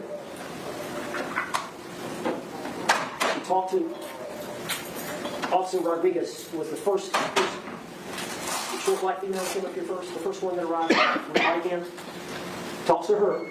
There's a recorded statement there where she doesn't tell the whole story. She lies. And then the detectives eventually get there and get her in the squad car. You hear the audio. I think it was played. She lies again. Then the next day, she goes down to the sheriff's department. Now, if they would have told her, hey, ma'am, I'm going to arrest you. And she gets a lawyer to go down there to make a statement. And the lawyer would advise her. Objection. Facts on evidence. Sustained. Move to strike. Stricken. The jury will pay no mention or give any weight to that statement. She's not a lawyer. She didn't have a lawyer present when she made those statements. She didn't know the law. She didn't know she was justified in defending herself the way she did in this dysfunctional, toxic, abusive relationship.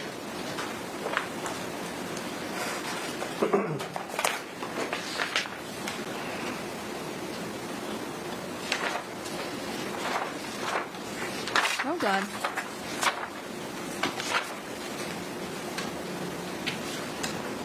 What a very interesting and unique opinion. What a way to paint your client. No one sees that. We see right through it, Mr. Owens. I'm sorry. I don't know if you remember, it was a 2-hour video, but it was the things she said, it was not intentional. And eventually, she wanted the detective, it was Detective Lowen, the male detective. And she said, I swear to you on my son's life, it was not intentional. What she was talking about was that George passed, was that George died.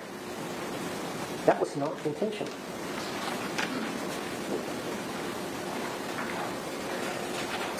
She thought he was fine in there. Would he sober up? We've learned from their history, when Sarah gets drunk, she calls for help. When George gets drunk, he beats Sarah. Repeat that again. When Sarah what now? When Sarah gets drunk, she calls for help. When George gets drunk, he beats Sarah. That's their pattern. How many times do we see Sarah call the law? Exactly. That's their pattern. Wait. Sarah? But she didn't do that night. Oh, God. Oh, God. Told her. I didn't know, I think she said, I didn't know something like this could happen. I've never done it before. And Detective Lowen said, well, what did you expect was going to happen? I've got a daughter that she was about 18 or 19, and she got a grandmother's hand-me-down pickup truck. It was an older truck, but she didn't have it long, and she was gassing it up, but she didn't put any oil in it. And eventually, it burnt the motor. And you don't know what you don't know. I hadn't done a good job of explaining, hey, you got to put oil in it too. Sarah Boone didn't know that he could die in there. It's an old beat-up canvas suitcase that she left a gap in. And as naive as that sounds, she didn't appreciate the danger. I mean, is that the way you want to kill somebody? Is that the way you're going to do it? She had Lucas to take care of it. Am I going to go to prison doing it like this? No attempt to hide the crime. She was dumb and drunk. I think the evidence is clear. That's how this happened. I don't want to belabor the point. I do want to show you. Oh, we got more. I don't know what else we got. Quickly show the Indians. See who got stabbed? Think about that. Stabbed with a steak knife in the leg. And she stayed with him. She stayed with him. Poked Dan, thank you. between guys with a curtain rod.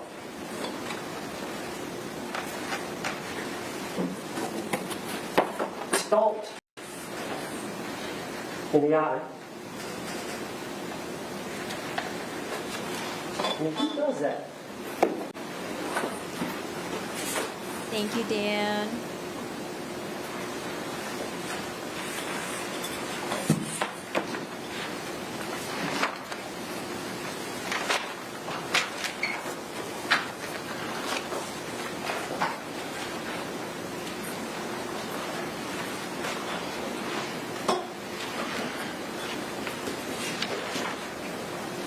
The law empowers an individual to defend their life and safety when faced with a threat and to prevent an attack. That's what Sarah Boone did. Brandy, thank you. Cute little quirky super chat. Oh my lord. So That's what Sarah adorable. Boone did. Thank you, Brandy.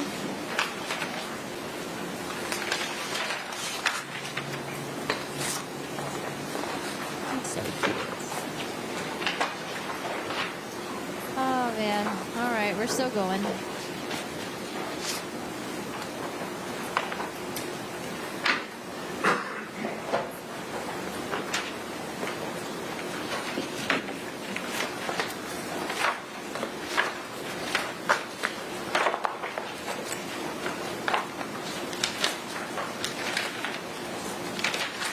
Oh no, Dan.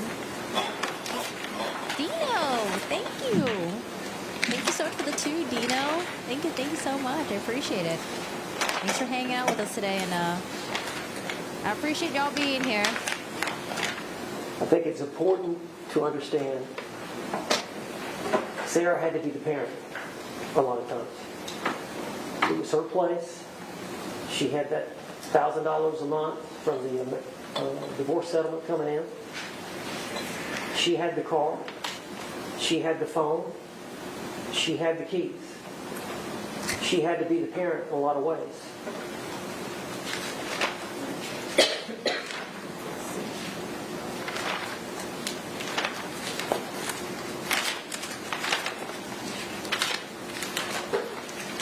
I want to talk a little bit about Dr. Harper.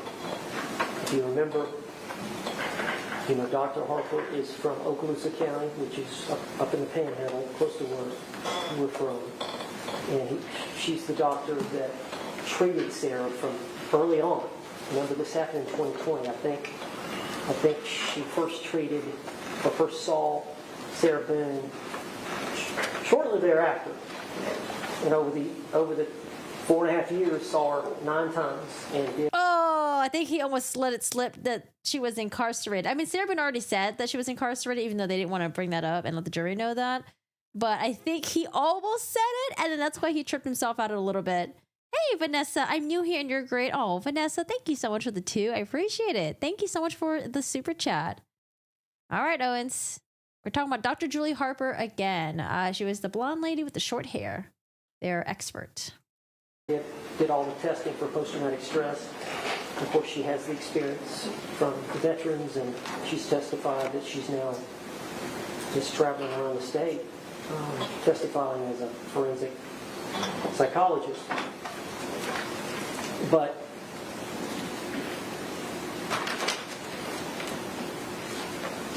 she talked about how important it was to develop trust with the patient over a course of time. It's just going to take time when you have somebody suffering that kind of trauma and that kind of damaged psyche. It's going to take some time to get them where they can trust you and really tell you and talk to you and tell you what's going on with them. She talked about that Sarah uses her words for power.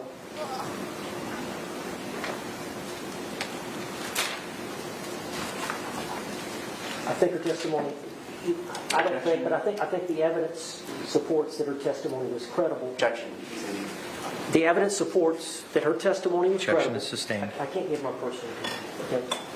The evidence supports that her testimony was credible because of the time that she spent, because of the number of tests that she did, that she diagnosed her with post-traumatic stress disorder, alcohol use disorder, I think anxiety disorder, and battered spouse syndrome.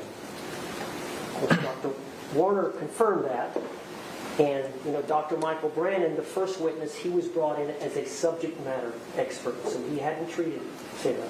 He was just testifying about the condition. He's been doing it a long time. He's an expert at it, and that's to advise you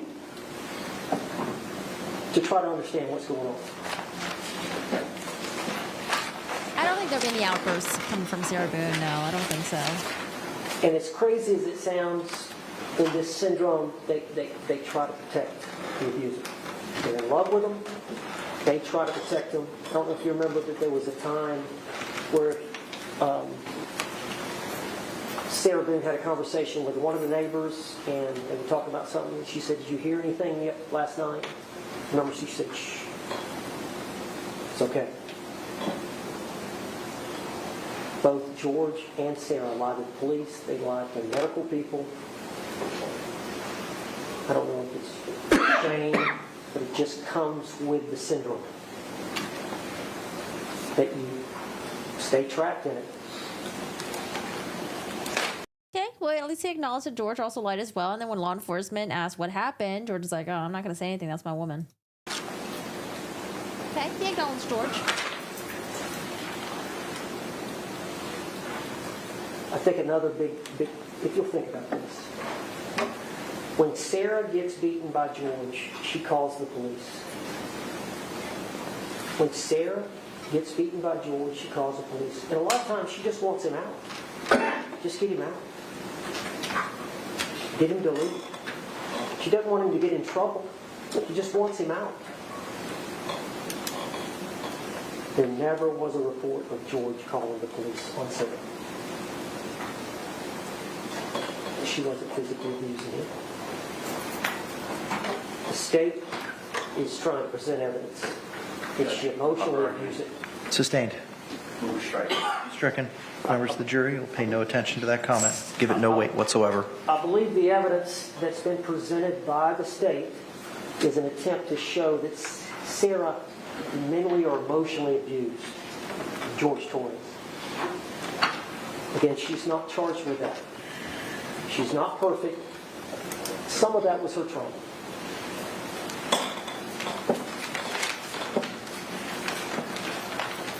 In Sarah's situation, you do become numb and hardened, I think, over time. That's a coping mechanism. It's a day-to-day thing, some good days, some, But the homicide detectives, I know if you saw that 2-hour video, at some point during the 2-hour video, they started talking about some of the violence. And they go, we know. They had already checked with neighbors or whoever. They knew. The neighbors knew. The police officers knew who responded. Torres' family knew. They all knew about the abuse.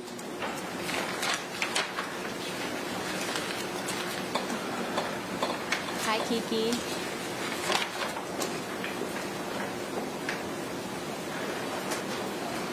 Dr. Harper testified that abused women act differently when they perceive a threat.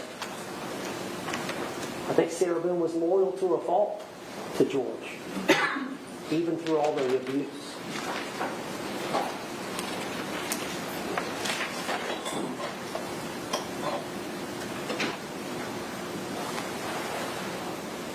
Judge, I want to make a comment about a couple of things that were said by the prosecutor in the opening statement.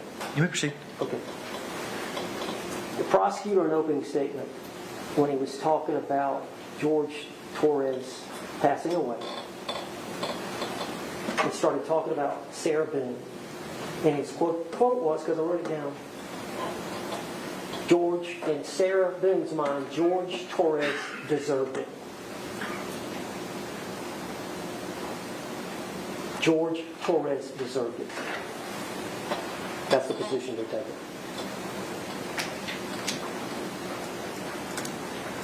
He deserved to die. She loved the man. She wasn't trying to kill him. He also commented about... Judge, name of the judge. Yes.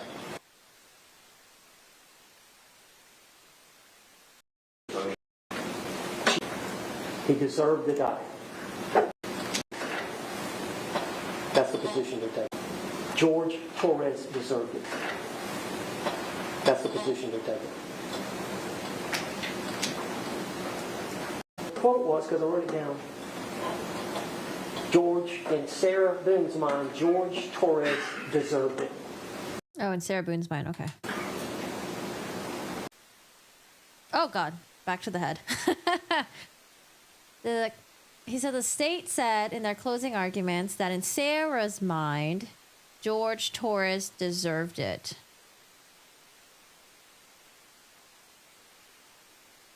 Yeah, let's check Twitter. Let's see who's in the courtroom for Twitter. I feel like there's so much stuff going on with the YSL stuff. I don't think. Oh, the trial is still on.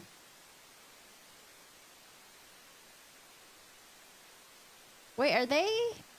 What's going on in the YSL stuff? Are they doing deliberations or what is this? Oh, motions and evidence arguments. Oh, just kidding. I thought I saw closing arguments. I was like, oh, is that case going to be over finally?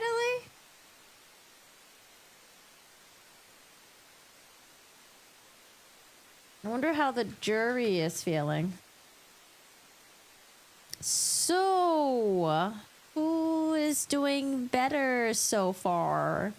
I know it's really tough to make a decision, but do you guys think Owens is doing better?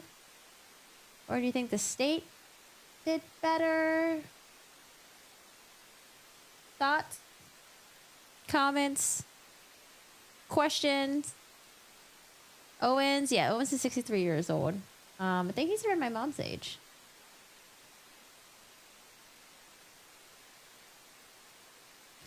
Lead defense attorney James just told me it's almost over. I'm looking forward to it being over. 2 weeks is a long time. He looks exhausted. Oh, hey, rocking the Ace shirt. Ace Hardware represent. I think Owens is shoving shit against the tide. I wonder if they're in a good mood because they think Owens' closing arguments is a bit... State. I almost fell asleep. Owens not backing down. Owens still talking. Owens has good arguments, but the way he presents them is what ruins them. I don't think...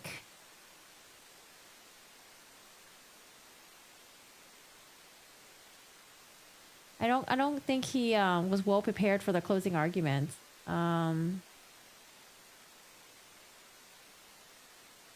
He was going through a lot of paper. Maybe he didn't have time to.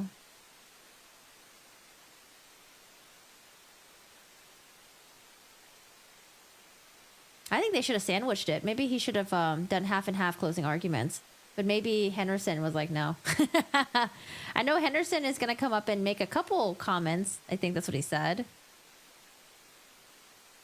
But yeah, I don't think he's had time to prepare.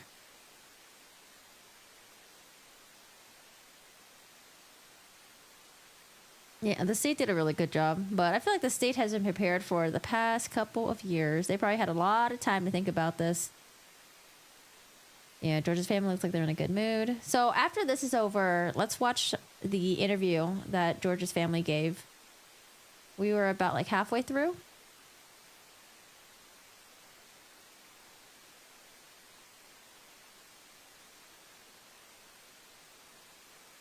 Sarah will blame everyone but herself. Listen, Oh, he's back. The prosecutor said in opening about the violence, the violent episodes. It's a bunch of violent nonsense. was his statement to you, an opening statement. All this here, the photographs, is a bunch of violent nonsense. You'll have to make your mind up whether that's accurate.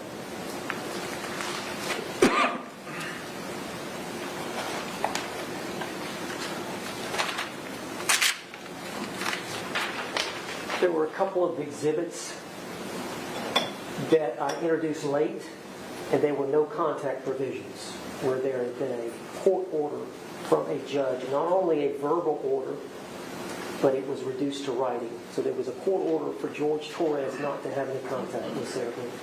Okay? Court system got involved. We would have no contact with George Torres. Now, I need to talk a little bit about that.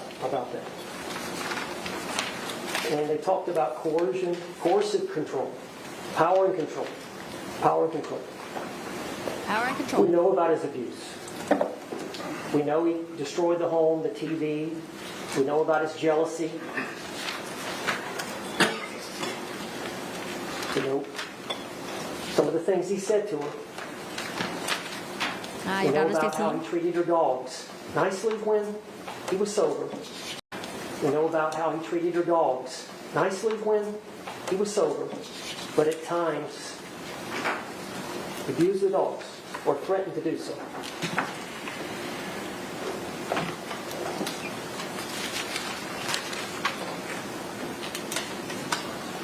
My Owens. We'll be nice to your Owens. If you think about power and control, when you're controlling a person, and I think she testified that he kind of smothered her, was always around her. Part of his fear was her realizing that she'd had enough and to leave it for good. That she would get the strength over time if she had enough time away from him where she wasn't in control of it and he wasn't in control of it. Enough time away, she would come to her senses and realize she could do better.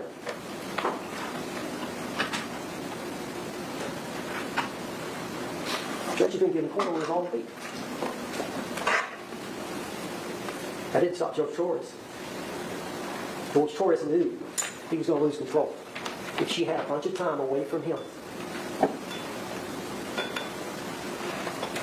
She might move on. He was willing to violate a court order to maintain control. That's George Torres.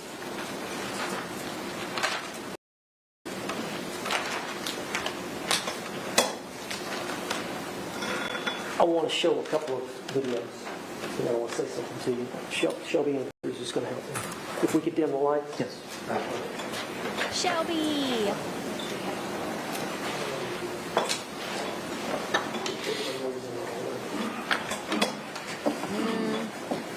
Is it the TV breaking video? What video do you think Owens is going to show?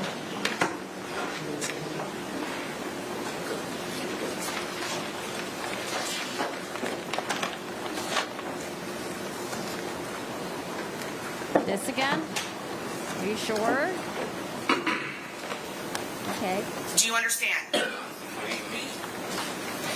of this moment, and until I can get you out, get the fuck out of here. You're a room. Get the I dare you. Did you see him? Yep, look at him.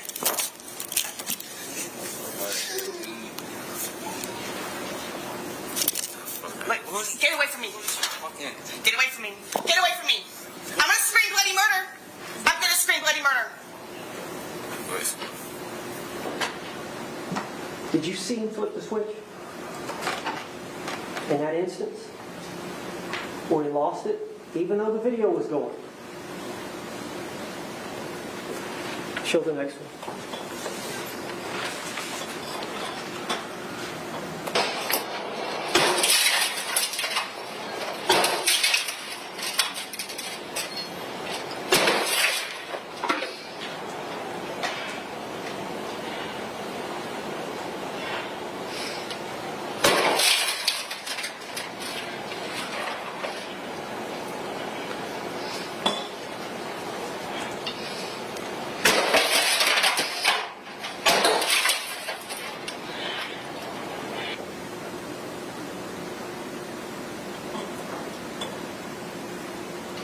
Thank you. Thank you, Judge. You turn it off. Can you turn it off?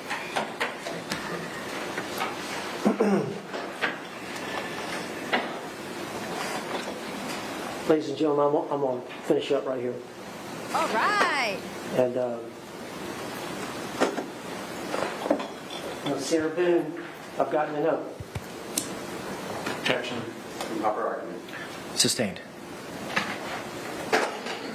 Sarah Boone is like any other citizen. Equal justice under the law. She's to be treated like any other citizen. Fairly and impartially. Based on the circumstances she was facing at the time of this tragedy.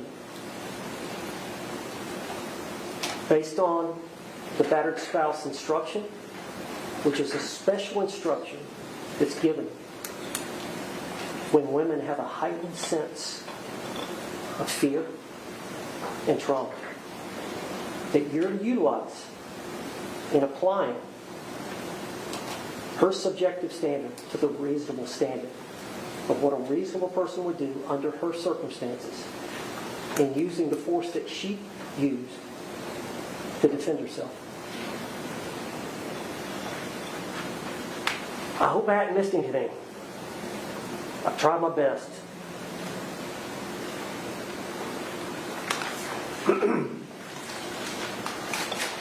Sarah Boone fought back and survived. We ask that you do justice in this case and find her not guilty because the doubt is reasonable. I've tried to show you where the doubt was. I trust your judgment. We spent a long time picking the jury, 4 days. We trust you. We appreciate your service and your obligation to do your duty. You have the power and authority to right this wrong. That's what we're asking you to do. And give Sarah Boone some hope for a better life and freedom. Thank you. Thank you, sir. Any rebuttal? Yes, sir. You may proceed. Ah, Mr. J, welcome back. We missed you, Mr. J. All right, rebuttal.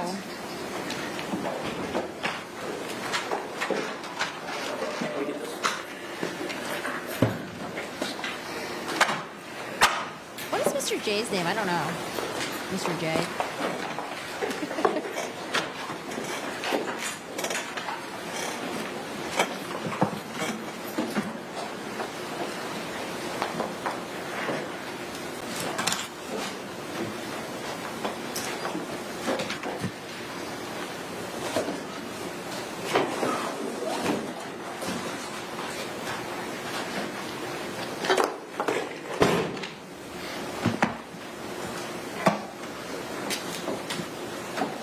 Ladies and gentlemen,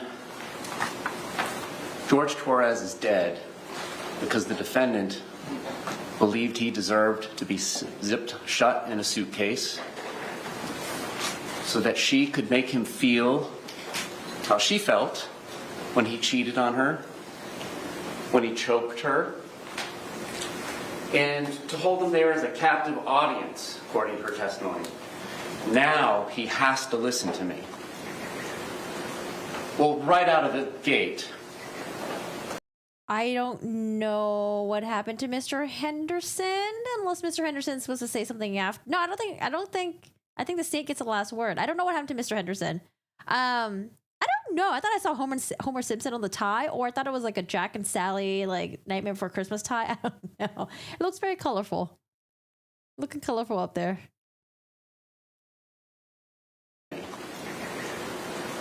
Well, right out of the gate, there are credibility issues. Cheating to me means viewing pornography. Well, we saw cheating really means women.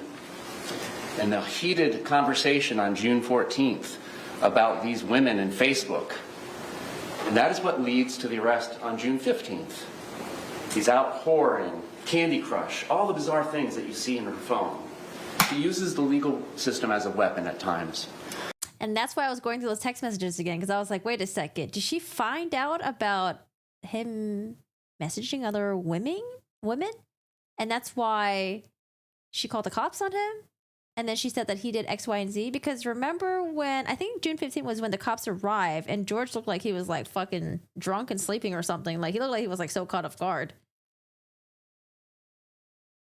I was trying to put that together, but then the text messages, I wasn't sure. Like I wasn't sure when she found out about that. If it was like afterwards. Oh, Zoidberg. Oh my God, that'd be amazing. But I don't think Zoidberg's on there. I don't think that's professional. We're closing arguments.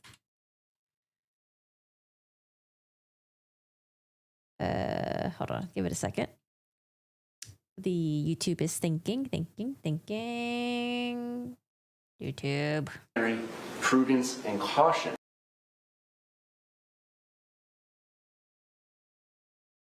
Hello?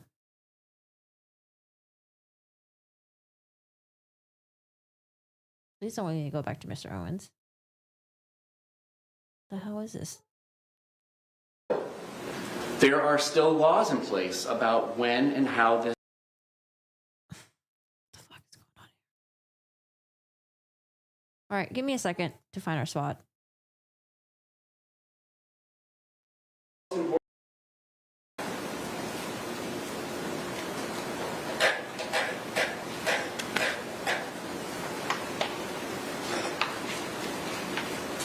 Oh, it's working now. Okay. And it is over nonsense. It is smashing TV. No.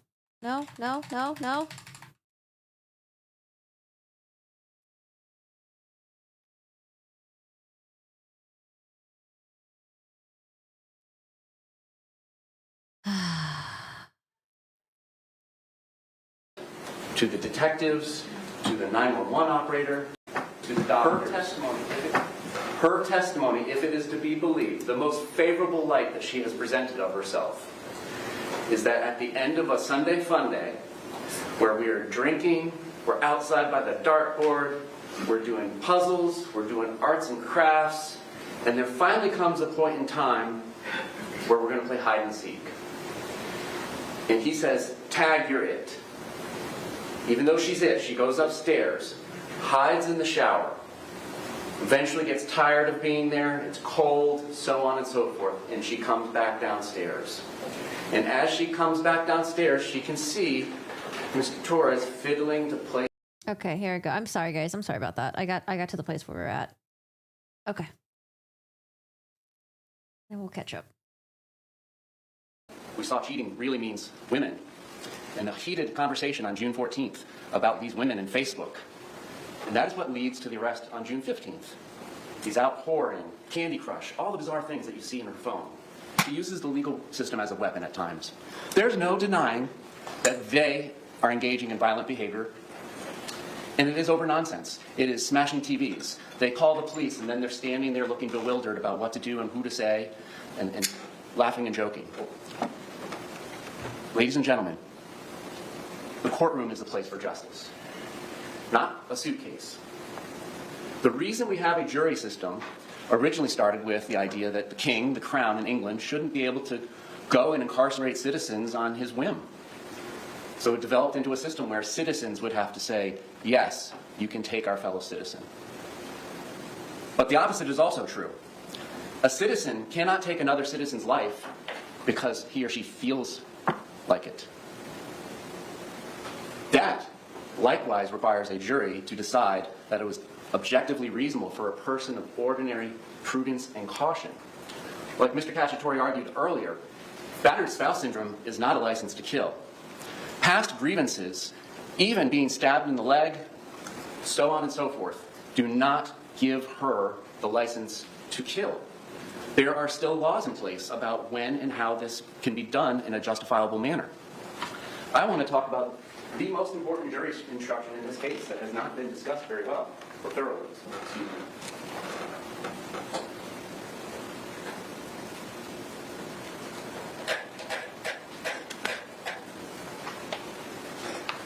Find that Sarah Boone used force to initially provoke the threatened use of force against herself. And we'll stop at that comment. The facts of the case that came from her own mouth, if she is to be believed, and we will explore thoroughly why you should disregard every bit of her testimony, from court to the detectives to the 911 operator, to the doctors.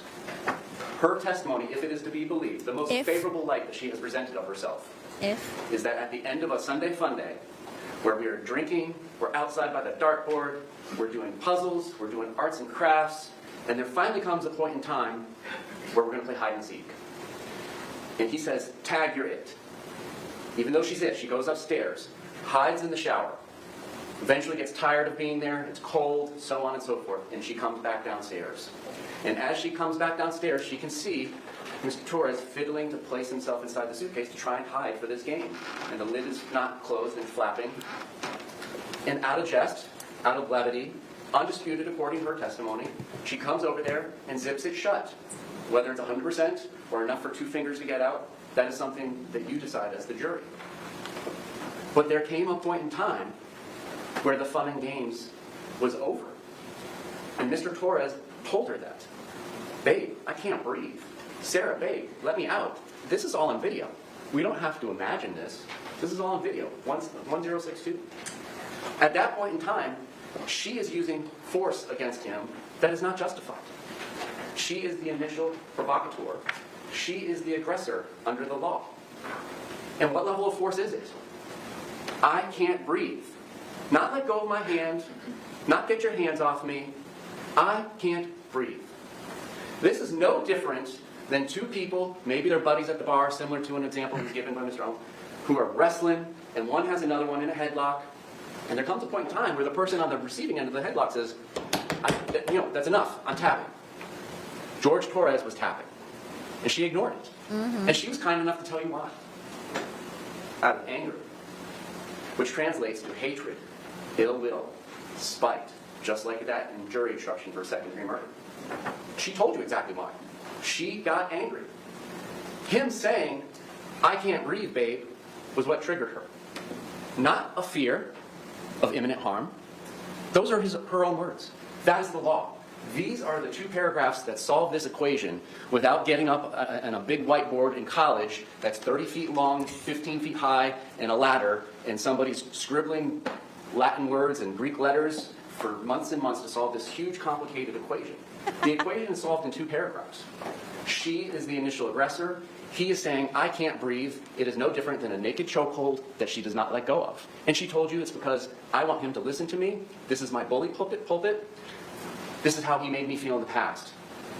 She doesn't describe it as teaching him a lesson, but that's exactly what she says. I want him to feel like I felt in the past. I want to tell him things. Ladies and gentlemen, we can play semantical games, but that is teaching him a lesson. Therefore, we have to look at the other 2 paragraphs. Because right now, plain as day, the use of deadly force is not justified if you find that Sarah Boone used force to initially provoke the threat and use of force against herself. And what force are we talking about? Well, the threat of force that she tells you she was facing was him fighting for survival. Him sticking his fingers out of the suitcase. Him sticking his hand out. That is the threat of force, coupled with, "I'm going to end you." Well, ladies and gentlemen, she is the initial provocateur. She is the one using deadly force against him.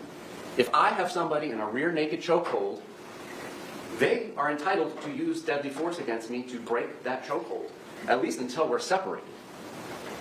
He had every right to say what he said. He had every right to exist and stick his hand out and try and survive to breathe another day. However, the use of force is not justified if you find that Sarah Boone used the force to initially provoke the threatened use of force against herself, unless she does one of 2 things. And she did neither. Not even close. The threat of force asserted towards the defendant was so great that she reasonably believed that she was in imminent danger of death or great bodily harm. All right, let's give her absolutely every benefit of the doubt, which you should. This is a criminal prosecution. The state of Florida has alleged she committed murder. You need to do everything you can to look for reasonable doubt. But a reasonable doubt is not an imaginary doubt, a forced doubt, speculative doubt. So accepting that all of their past history, accepting the doctor's testimony, and the limitations on what they reviewed compared to what we reviewed. We did a much more thorough review of the relationship than any of the doctors did in this case. So let's give her that first clause. Because of their past relationship, with George now fighting for his right to exist, and saying that he will end her if he gets out, we'll give her that. But just like Mr. Cacciatore mentioned earlier, lawyers, words mean things to us, and they mean things to everybody, but really to us. Or an and. There's an and. Had exhausted every reasonable means to escape the danger other than using deadly force on George Torres. She did not use every reasonable means to escape the danger that now, after provoking him, that he was presenting to her, according to her. She didn't pick up her cell phone and start walking, call 911. She didn't do anything other than, if you believe that is why she called Brian Boone, made a phone call to Brian Boone, and unfortunately because of past history, he just ignored her drunken phone call. She did not exhaust every reasonable means to escape this danger that she created. She started it. She created this. Other than using the deadly force on George Torres. Now, this is a weird situation. This is not a rear naked chokehold. This is a suitcase, or as Mr. Cacciatore said, a box, or actually more aptly described it as a coffin. And when you secure somebody into a box or a coffin, you can still exert that deadly force on them from a distance. I'll give you a quick example from a couple of movies that I love. In 1977 in May, a movie came out, it's called Star Wars, they eventually called it Episode 4. In the first scene, there is this large, imposing figure that wears black armor. He is a government agent, and he is looking for some stolen classified documents. He picks a man up who he believes is responsible for this treachery, and breaks his neck and chokes him to death when he doesn't tell him where the plans are. Damn. We all understand that. That is direct force we all understand. But what we need to understand is the force she's exerting from the couch. And then when she goes up to bed, she is still exerting that force on him. She set these implementations into motion and did not stop. So later in this movie that came out in 1977, another co-employee of this dark, imposing figure, Vader, insults his religion. He does not go to HR. He takes matters into his own hands and chokes this person from a distance. Ironically, while we're talking about force, it's the force. And then in the subsequent movie, he's like doing it from his office. He's killing his incompetent employees on different ships. Force, deadly force, can be exerted from a distance in this situation. So whether she's on the couch or whether she turns in for bed, she is still using that deadly force on him. She has not exhausted every reasonable means to escape this danger. Do something. You started this. You put him in the position where he cannot breathe. She's required by law to do something about it. Not something, everything. There was no efforts in this case. None. Or, in good faith, Sarah Boone withdrew from physical contact with George Torres and clearly indicated to George Torres that she wanted to withdraw and stop the use of deadly force. But George Torres continued or resumed the threatened use of force. That did not happen. She never withdrew from physical contact. She is still, like Vader, choking him from the couch, choking him from bed. She never withdrew that force. Physical contact includes any restraint on George Torres' movements. She never indicated that she wanted to withdraw. Sarah, babe, I can't breathe. All right, if I let you out, are you going to come out peacefully? Since I started this, I'm the one that made you not be able to breathe. That didn't happen. So ladies and gentlemen, this entire analysis about deadly force starts and ends there. She was the provocateur. These are her obligations when she starts it. She put him in fear of death. He is literally telling her, I cannot breathe. A couple other things about the law. Second-degree murder does not require a proof of intent to kill. Argument was made repeatedly that she didn't intend to kill him. That has never been the state's suggestion. Because why would we suggest we prove something that we don't have to? It's not her subjective belief. Well, Sarah Boone doesn't believe that this suitcase can kill him, even though he's repeatedly said, I can't breathe. It's a person of ordinary judgment who would know, is reasonably certain to kill or do serious bodily injury to another. A person of ordinary judgment who hears, I can't breathe, babe, Sarah, and his voice gets weaker 9 minutes later, you're on notice. This is statutory notice. Done from ill will, hatred, spite, or evil intent. Her words speak for herself. This was not out of fear. This was out of hatred and anger. Born out of all those horrible things that has been done to her and done to him, understand it. We're not going to belabor the past. Is of such nature that the act itself indicates a difference in human life. Well, I don't care that you're saying you can't breathe. Fuck you. That's my name. Don't wear it out. Fuck you. It's second-degree murder. We do not have to prove the intent to kill. We have to. She intended the act. She intended the act of zipping him shut. She continued to intend that act when he said, "I can't breathe." That act resulted in his death. That's a manslaughter, but then when you add in the hatred, ill will, spite, and the depraved mind, that's what makes it second-degree murder. And that 2-minute video is the textbook definition of depraved mind as we define it here in Florida. Voluntary intoxication is not a defense. You cannot feel sorry for her because they had 2 1.5-liter bottles of wine and then some from the leftovers from the day before. And quite frankly, she's blackout drunk. Thank you, Jay. She's blackout drunk. She doesn't remember making the videos. She turns her phone over right to the deputy the next day because she doesn't know what's on it. She doesn't remember doing it.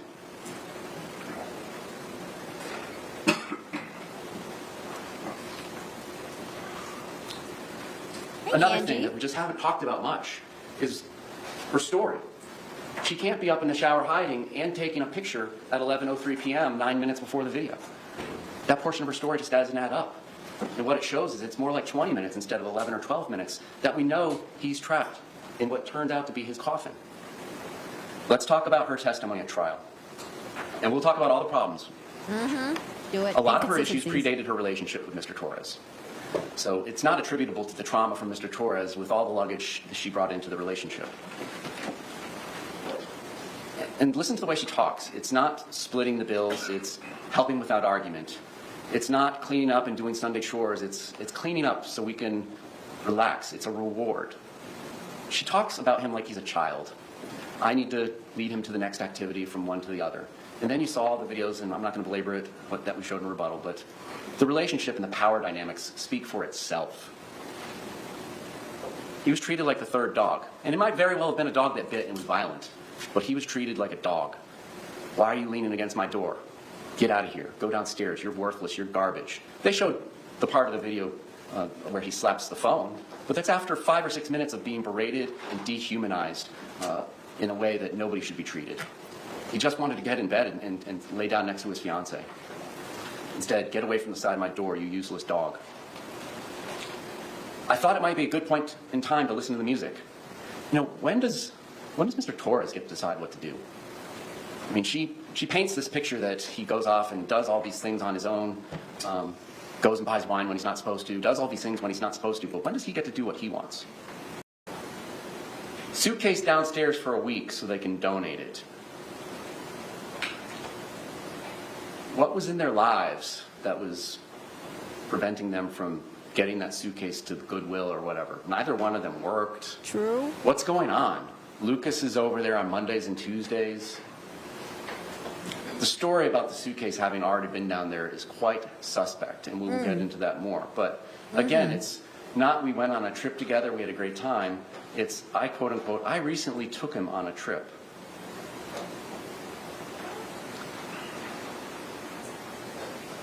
Then it comes down to the moment of truth, which we've already gone over.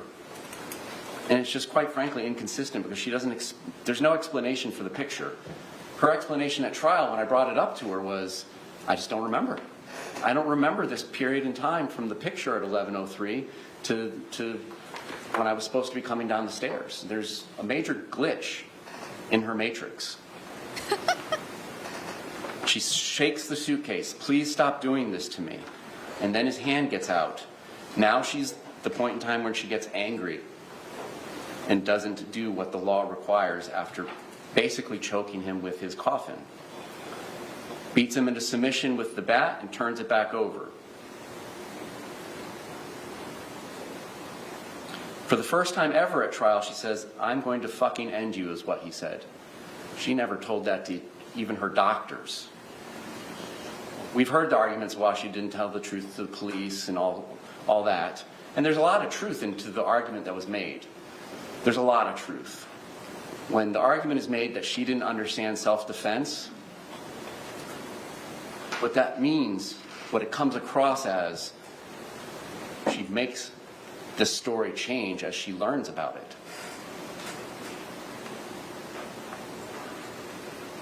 When we apply the jury instructions to her statement, all 6 of them apply against her.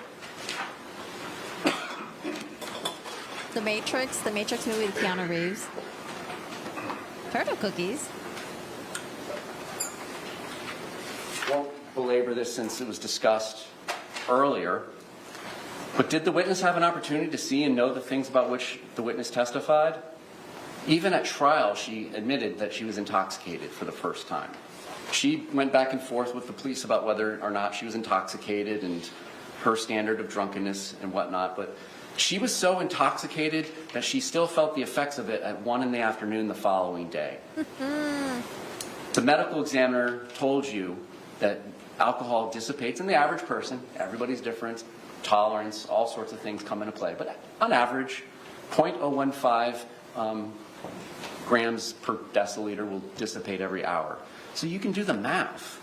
0.015 times 14 puts her at 2.5 times the legal limit. For those reasons alone, you should not believe anything she told you. You should not believe anything she told the police. You should not believe anything she told the doctors. She was at 2.5 times the legal limit. She has a gap in her memory that's unexplained when I brought up the photograph at 11:03. You can't have it both ways. I don't remember 11:03 to 11:12, but I was upstairs in the shower hiding. And then saying what happened when she was hitting George with a bat. She didn't remember taking the video. You don't remember taking the video? Are you sure you remember everything that went down between you and George when he was in the suitcase? Does the witness seem to have an accurate memory? Well, this ties into what we're talking about. But again, there's a glitch in the matrix, 11:03 to 11:12. Her memory is not accurate. By her own admission, I don't remember. She tells the police when they show her the video, I don't remember that happening. Was the witness honest and straightforward in answering the attorney's questions? I submit when we got off script, and by we I mean both, with both attorneys, she wasn't as honest and straightforward as when it was a very directed and smooth examination. I came out of the gate with something that was off script. Tell me about Pamela Erickson. Tell me about Christine. Tell me about Crystal. Because she's the one that said cheating to her meant pornography.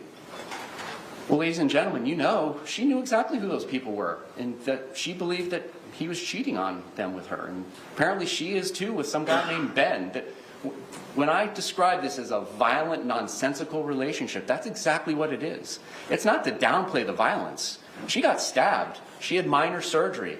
It got infected. Those injuries are real. But they just don't apply in this case.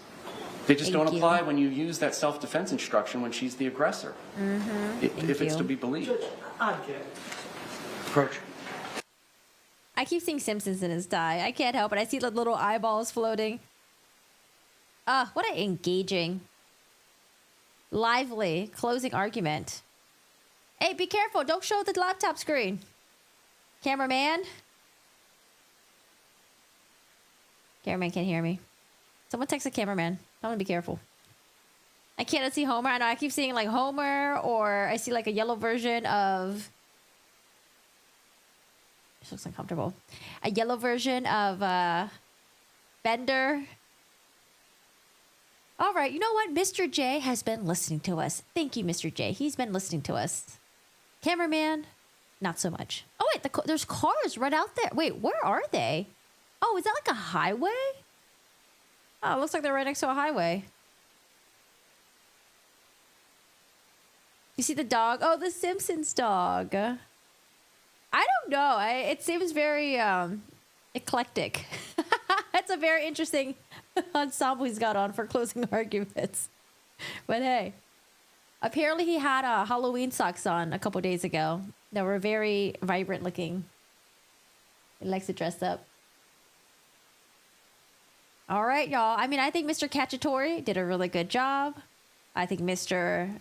J is doing a really good job. Owens, it was just really hard to follow because I felt like it was all over the place. And there was like some stumbling. So it was like kind of like not the greatest in my opinion. Mr. J, waking us up.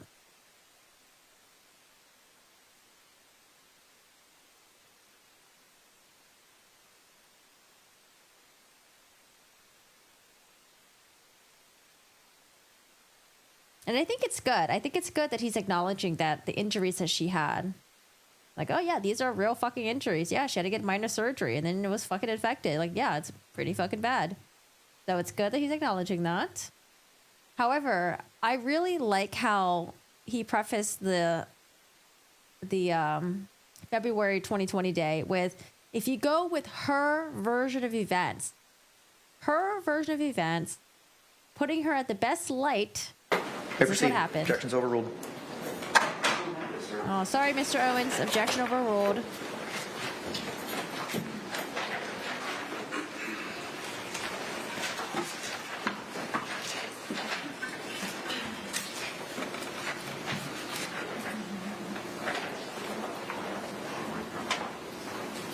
Let me say it loud and clear.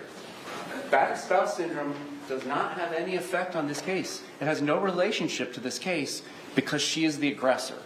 She zipped him shut in the suitcase after he said, I couldn't breathe, she wouldn't let him out. Therefore, all of the instructions above that paragraph of however do not apply. They do not apply. Now, turning back to what I was saying, did the witness have some interest in how the case would be decided? Well, of course.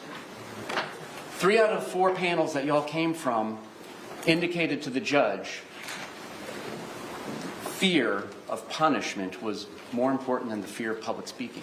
It speaks for itself. She has an interest in the outcome of the case. Now let's talk about, does her testimony agree with the other evidence in the case? You do not have to accept this story. Let's pretend, as you should, because all 6 of these things, we haven't even gotten to the inconsistent statements. Let's pretend her testimony doesn't exist, and you just have to look at the circumstances.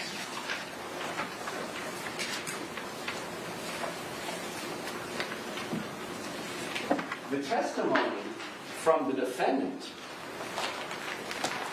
is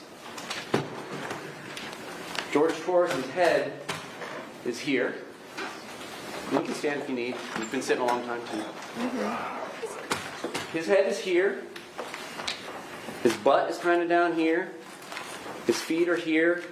And his hands and his knees are up here. He's in the fetal position, if we remember right.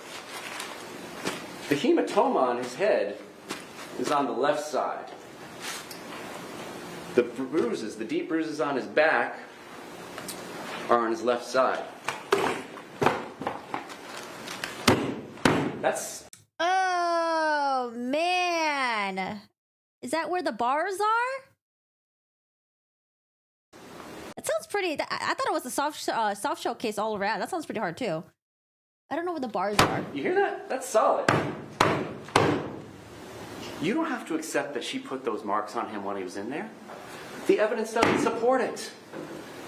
You can conclude she used this bat when he was outside the suitcase. You don't have to believe her when she said they were playing hide and seek. Oh, man, I should have had... Why? I lost trust in him for a second. You know, when he was... some parts of the cross-examination, I thought he missed a lot of stuff. But you know what? He was going to wrap it up. He was going to wrap it up, okay? He was going to bring it all in and put a picture together.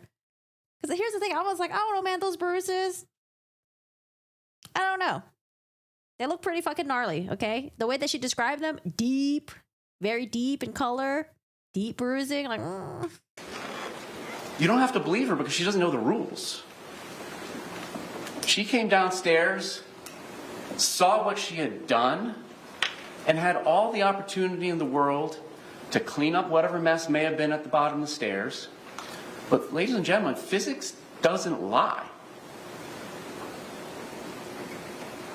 She can't expect you to believe her testimony about the loud boom being the day before compared to her 2 neighbors who weren't drinking, who have no interest in the outcome of the case, who suffer from none of the infirmities of her testimony.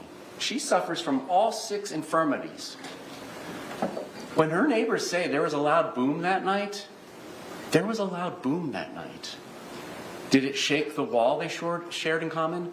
It shook the wall that they shared in common. Did she have any injuries consistent with being dragged up and down the stairs the night before? No. You saw the pictures the CSI took. Yeah. You don't have to accept her story about hide and seek. Yeah.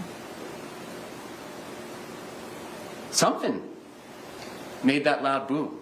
It takes energy to make a loud boom.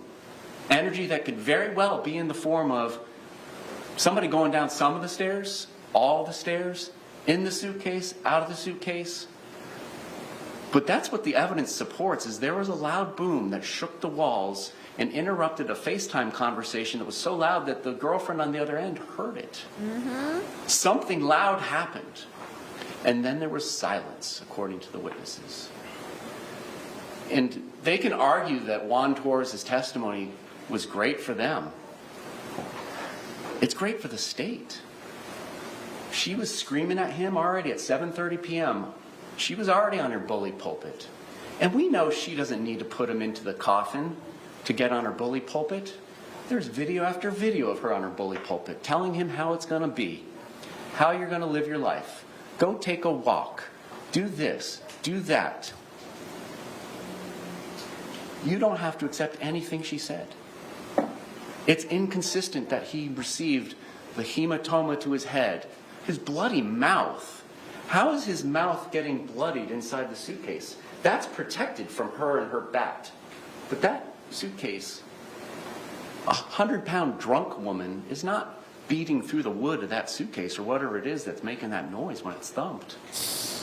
Ladies and gentlemen, those injuries happened outside of the suitcase. Ladies and gentlemen, somebody or something went down those stairs. She has no injuries consistent with going down the stairs. He does. He has blunt force trauma all over him. You don't have to buy her story, and you shouldn't. The inconsistencies, I'm not going to belabor it. Your dinner is waiting him back.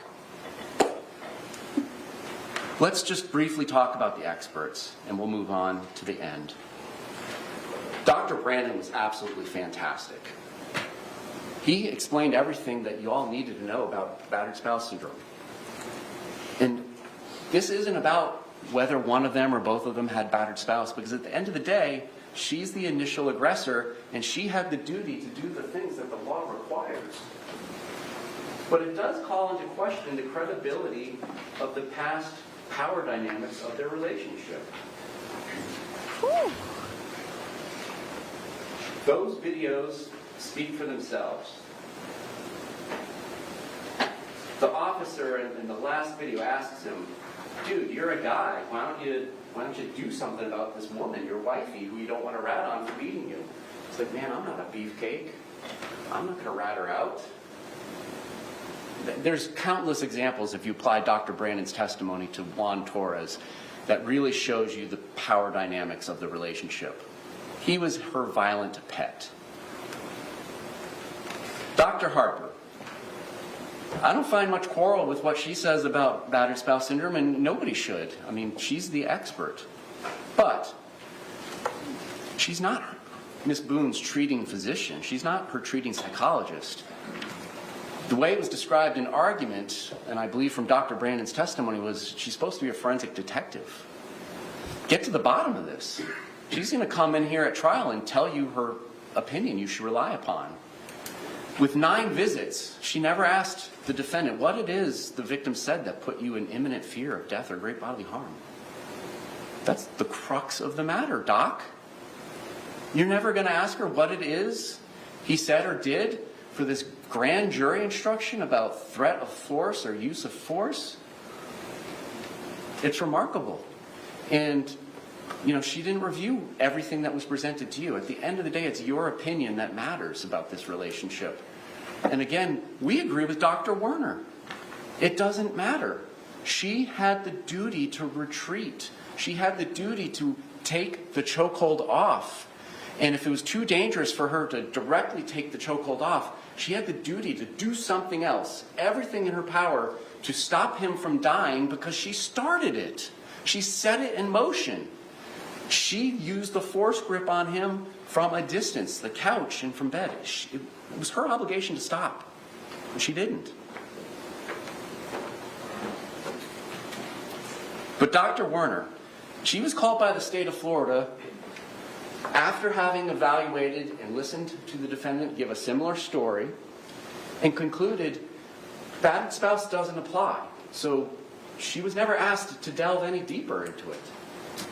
Given the information that she did have, the limited information, she agrees. Yes, Ms. Boone has battered spouse syndrome, but it doesn't apply to the case because she was the aggressor and she did not fulfill her obligations. And really just your gut common sense. Go back to jury selection. In jury selection, there was examples about bullies day after day doing something to somebody. And somebody raised their hand and said, don't they have to do something that day? Don't they have to do something that day? And he didn't. After he was put in fear of death and told her he can't breathe, the imminent threat of great bodily harm and death she is describing to you is him fighting for his life to escape. She did not fulfill her obligations. There's details that matter. Again, not to belabor it. I mean, the evidence in the body-worn camera and the 911 calls, it's not offered to prove the truth of the matter as who stated what. Who knows what happened between these two? You see them with the police. Can't believe anything they're saying. It's not offered to prove that she's a bad person. It's not offered to prove that Mr. Torres is a bad person. It's simply offered to call in question the reliability and credibility of what she said about the past. That's all that it's there for. But there are some nuggets and some Easter eggs. There was an argument made during closings that Mr. Torres knows not to do anything when being videotaped. Bizarrely, shortly thereafter, they showed a very edited clip of him attacking her and slapping the phone out of her hand. He knows he was being videotaped, and there was another video like it too. So to make the argument that he doesn't do anything, he's a good boy when he's being videotaped, it's belied by their own argument. They showed one of the videos. Learned helplessness. She seemed to control everything. I mean, his birth certificate, it gets torn up when he doesn't comply with her wishes. And you'll see the rest of the text messages if you choose to delve into them. But I would suggest you don't have to, given the jury instruction about aggressor. Ladies and gentlemen, this has been a long 2 weeks, and you are making a very, very important decision for Ms. Boone, and a very, very important decision for Mr. Torres and the state of Florida and his family. He's dead. She killed him. She's admitting she killed him to have this affirmative defense if I was justified. It was not justified under our law. She does not get to decide that she has a license to kill because of her past grievances. The law requires her to stop using the force that she started applying to him. And she didn't. She didn't withdraw. She didn't tell him he was withdrawing. She didn't use every means available to try and stop this from happening. She didn't. And you know what was in her heart. She tells you. It's hatred, ill will, spite, and venom. This is not a self-defense case under the law. Go back and follow the law. You cannot feel sorry for her. You cannot feel sorry for him. You cannot feel angry at her. You cannot feel angry at him. It's maddening to see their relationship. It is maddening. Nobody would want this life for yourselves or your children. It is violent nonsense, but it does not affect what she did and what her duties were under the law that night. She wanted to punish him. She did, and then she left him there. And she had an obligation, if you even believe her story about the imminent threat for him fighting for his life, she had an obligation to do something about it and not just go upstairs and let him suffocate. Thank you. Nice job. Thank you both. Members of the jury, I have some additional instructions to read to you. I don't know what happened to Mr. Henderson. You would be so kind to turn to page 21 of 22. Instruction 3.12. Verdict. You may find the defendant guilty as charged or guilty of such lesser included crime as the evidence may justify or not guilty. If you return a verdict of guilty, it should be for the highest offense on the verdict form that has been proven beyond a reasonable doubt. If you find that no offense has been proven beyond a reasonable doubt, then, of course, your verdict must be not guilty. The verdict must be unanimous. That is, all of you must agree to the same verdict. Only one verdict may be returned as to the crime charged. The verdict must be in writing, and for your convenience, the necessary verdict form has been prepared for you. It is as follows. If you're looking for it, if you don't have it, I do. That's why we only have one. The verdict form reads, in the Circuit Court of the 9th Judicial Circuit in and for Orange County, Florida, case number 48-2020-CF-002603-O, State of Florida Plaintiff versus Sarah Boone Defendant. Verdict. We, the jury, find the defendant guilty of murder in the second degree as charged in the information. We, the jury, find the defendant guilty of the lesser included offense of manslaughter. We, the jury, find the defendant guilty of the lesser included offense of culpable negligence. We, the jury, find the defendant not guilty.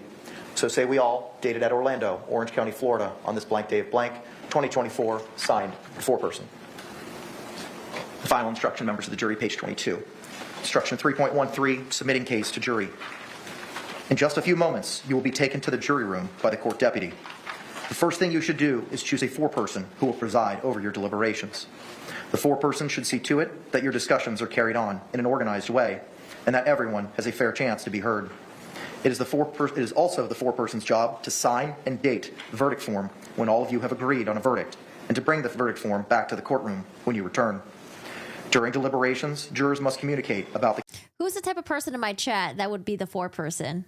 Which one of you guys would volunteer to be the foreperson? I'd be like, not me. Only with one another and only when all jurors are present in the jury room. If a juror goes to the restroom, the deliberations should stop until the juror returns. You are not to communicate with any person outside the jury about this case. Until you have reached a verdict, you must not talk about this case in person or through the telephone, writing, or electronic communication, such as an email or any other means. Do not contact anyone to assist you during deliberations. These communications rules apply until I discharge you at the end of the case. If you become aware of any violation of these instructions or any other instruction I have given in this case, you must tell me by giving a note to the court deputy. Many of you may have cell phones, tablets, laptops, or other electronic devices here in the courtroom. The rules do not allow you to bring your phones or any of those types of electronic devices into the jury room. Kindly leave those devices on your seats where they will be guarded by the court deputy while you deliberate. If you need to communicate with me, send a note through the court deputy. If you have voted, do not disclose the actual vote in the note. If you have a question, I will talk with the attorneys before I answer, so it may take some time. You may continue your deliberations while you wait for my answer. I will answer any questions, if I can, in writing or orally here in open court. During the trial, items were received into evidence as exhibits. You may examine whatever exhibits you think will help you in your deliberations. All exhibits, with the exception of Exhibit 10, which purports to be a wooden baseball bat, will be sent into the jury room with you when you begin to deliberate. If you wish to see Exhibit 10, which purports to be a wooden baseball bat, please request that in writing. In closing, let me remind you that it is important that you follow the law spelled out in these instructions in deciding your verdict. There are no other laws that apply in this case. Even if you do not like the laws that must be applied, you must use them. For more than 2 centuries, we have lived by the Constitution and the law. No juror has the right to violate the rules we all share. The parties approach.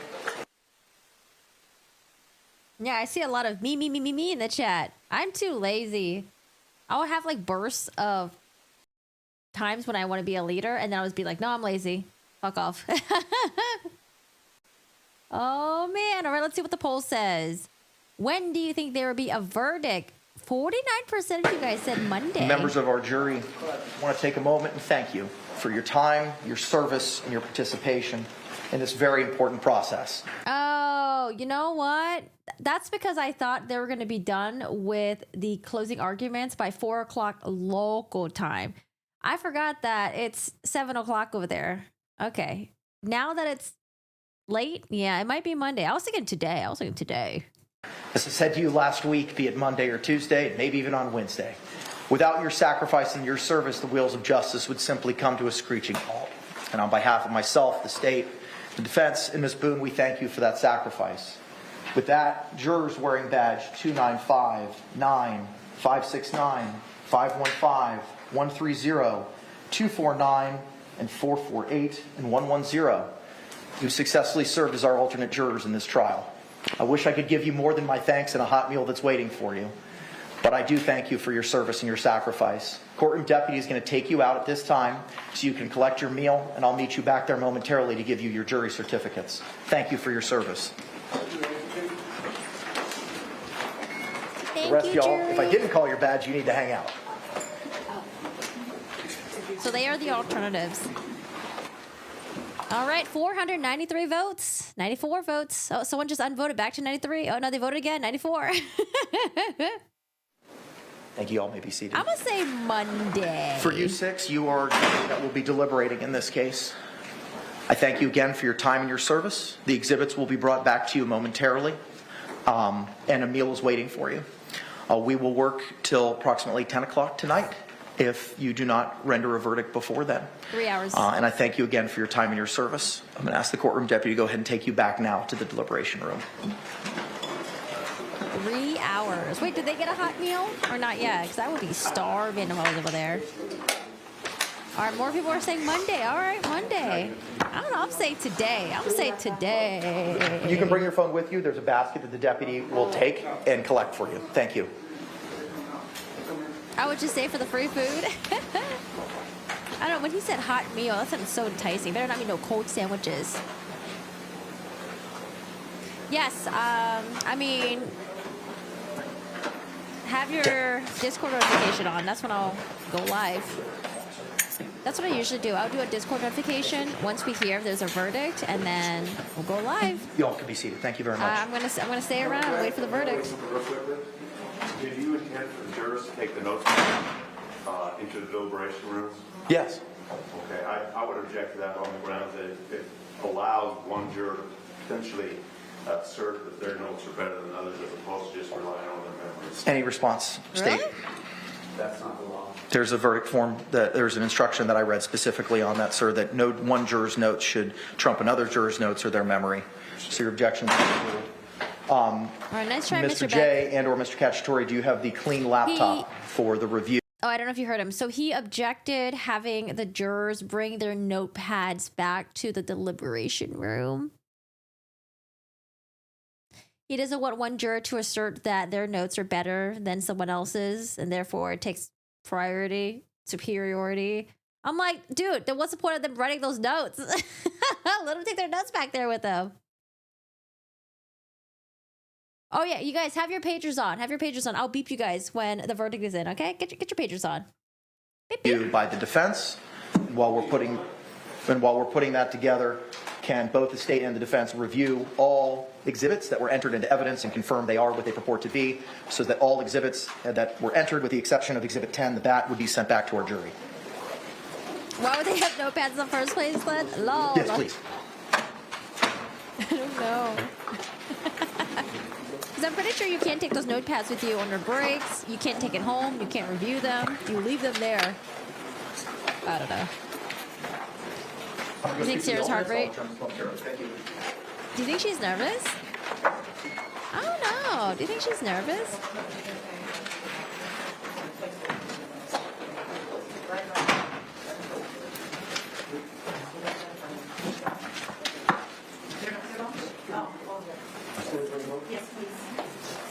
I mean, what is going on with the YSL trial? Are they almost done or nowhere close to being done? How many weeks is it supposed to be? I don't know. Sarah's smiling. Where Mr. Owens at? I want to know where Mr. Owens is at. Where he at? Mistrial pending for the YSL one? Will I come on tonight if the verdict comes in? Yes, I will be on standby. I'm on standby duty. I'm hungry though. I gotta go eat. I gotta eat my late lunch. It's 4 o'clock already. But I want to watch them for a little bit. Let's watch them, and then let's watch George's family's interview. Damon, I won't read that out loud. How you doing, Damon? What have you been playing lately? Mistrial pending. Court returns Monday. No jurors.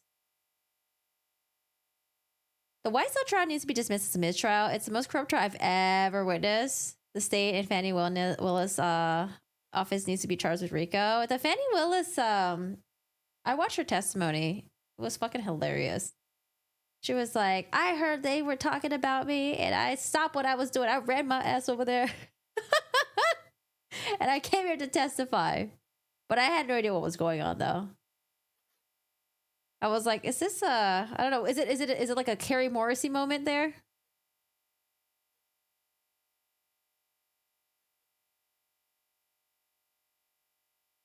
Leilani Simons. Oh, there was 20 charges in that? Wow. 12 Angry Men. You know what? They kept saying 12 Angry Men in the Karen Reed trial. So I was like, what the fuck is this? So I watched it. I enjoyed it. Oh, no. Owens. Bye, Owens. All right, y'all. Tiring. Oh, man. Tiring. All right. Well, we are on verdict watch. I am going to watch this. We started about halfway through. This is George's daughter, and we want to hear from his family members. If there's any other interviews that they gave, let me know. I only know the one that was uploaded on Court TV. But so far, she said Sarah Boone was calculated, devious, and conniving. All right, Sarah Boone asked for a mistrial, citing victim's emotional family. Hope you're miserable. Yeah, this is what I have right here. Okay, cool. I just want to see if they upload anything else. Owens is getting on your nerves today for real. Owens. I mean, I gotta say, I will miss Owens though. I will miss Owens. Angie, thank you. I appreciate you being here. I appreciate all you guys being here. Thank you so much. Nicole, yes. The clip is so sad. Oh, this clip is so sad. After midnight here in the UK, I've been watching all day. Yeah, I can't wait to go back to start stretching and working out again. My back was not liking sitting in this chair for this long. I had to take an Advil today. All right, y'all. Well, let's, I'm going to rewind it back just a little bit. And let's watch this. It is very evil, and what she is acting out there on the stand and within that courtroom is baffling to me, because that is not the real Sarah Boone at all. But yeah, she was correct. We don't like her. We didn't like her. That will never change. Unfortunately, I do feel bad. Wait a second. Did we listen to this part already? I feel like this is all new. As us not liking her, and through. Oh, the Blue Eyes White Dragon. Okay, the Blue Eyes White Dragon. I remember about this. Okay. George's family didn't like her, and they referred to her as the blue-eyed white dragon. Would you talk about where that nickname came from, and if it's true that you all didn't like her, and in particular, why? Oh man, Julie, I don't even know where to start. If someone were to ask you, why do you not like Sarah Boone? I'm like, I don't even know where to start, man. There's just so much you could just choose from, but like, oh my God, I'd be overwhelmed by answering that question. I can definitely answer that. As far as the nickname is concerned, that was created all through Sarah's little brain. Other than that, she was definitely correct as far as us not liking her, and she should have stated that she didn't like us either, because that is very much correct as well. She, like I stated, is very evil, and thank you. What she is acting. We're back on the record, 2020 CF 2603, State of Florida versus Sarah Boone. State appearances for the record. Defense. James Elway from Miss Boone. I have the parties had the opportunity to review and inspect all the evidence to be sent back with the jury. The defense has as best as I could. Okay. Yeah, I didn't keep a tally, so I trust the clerks. Thanks, Lydia. Madam Clerk is the best, so I have no doubts that everything is included. State, had the opportunity to review it? Mr. Cacciatore was the person who did that, so I think so. Okay, all right. And with regard to the laptop, has it been inspected? Yes. All right. Okay, so we'll send the exhibits back with the exception of Exhibit 10, the bat, and the clean laptop to our jury. Ms. Boone, I've got a couple of questions to go over with you again, ma'am, if I could. There we go. Ma'am, you were sworn previously this morning. You've been present throughout the entire trial, starting last week through today. You've been seated next to your lawyers at counsel's table.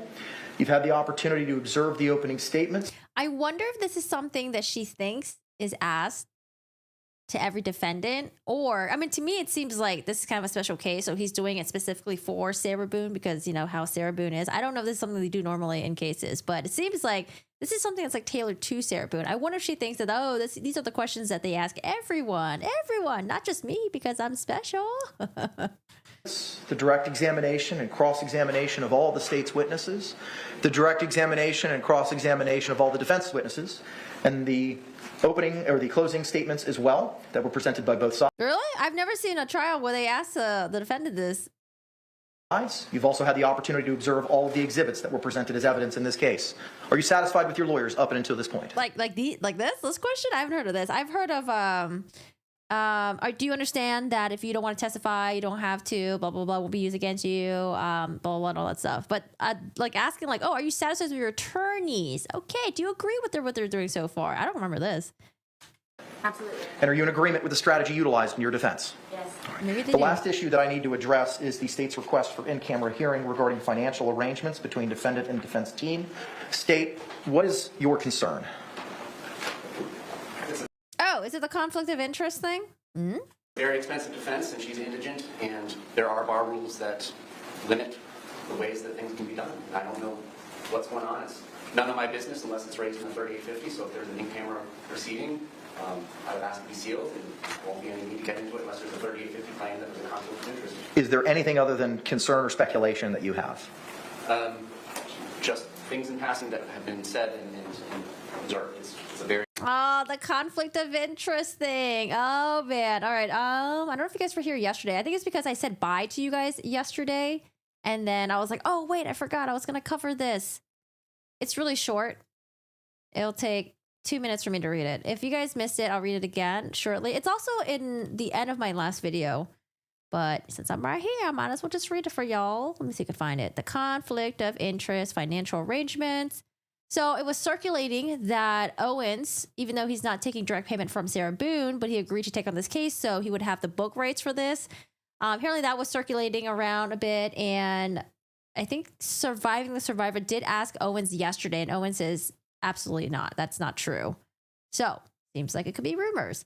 Now, this was filed yesterday. No? Oh, it was filed. Oh, okay. I thought it was yesterday. It was filed 10/21. The defendant is indigent. She'd had several appointed lawyers prior to forfeiting her right to an appointed attorney. Oh, sorry. State's request for in-camera hearing regarding financial arrangements between the defendant and the defense team.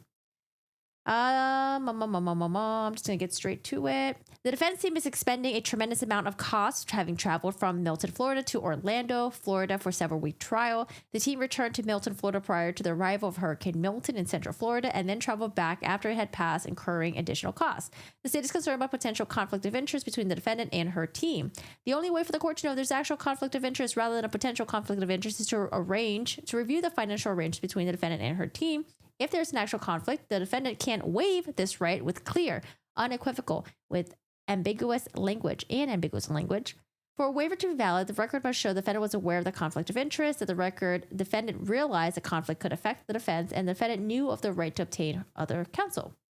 The state is requesting the court to conduct an in-camera examination of the financial record to assure there's no actual conflict of interest, and there is an actual conflict of interest. The defendant validly waives any actual conflict of interest.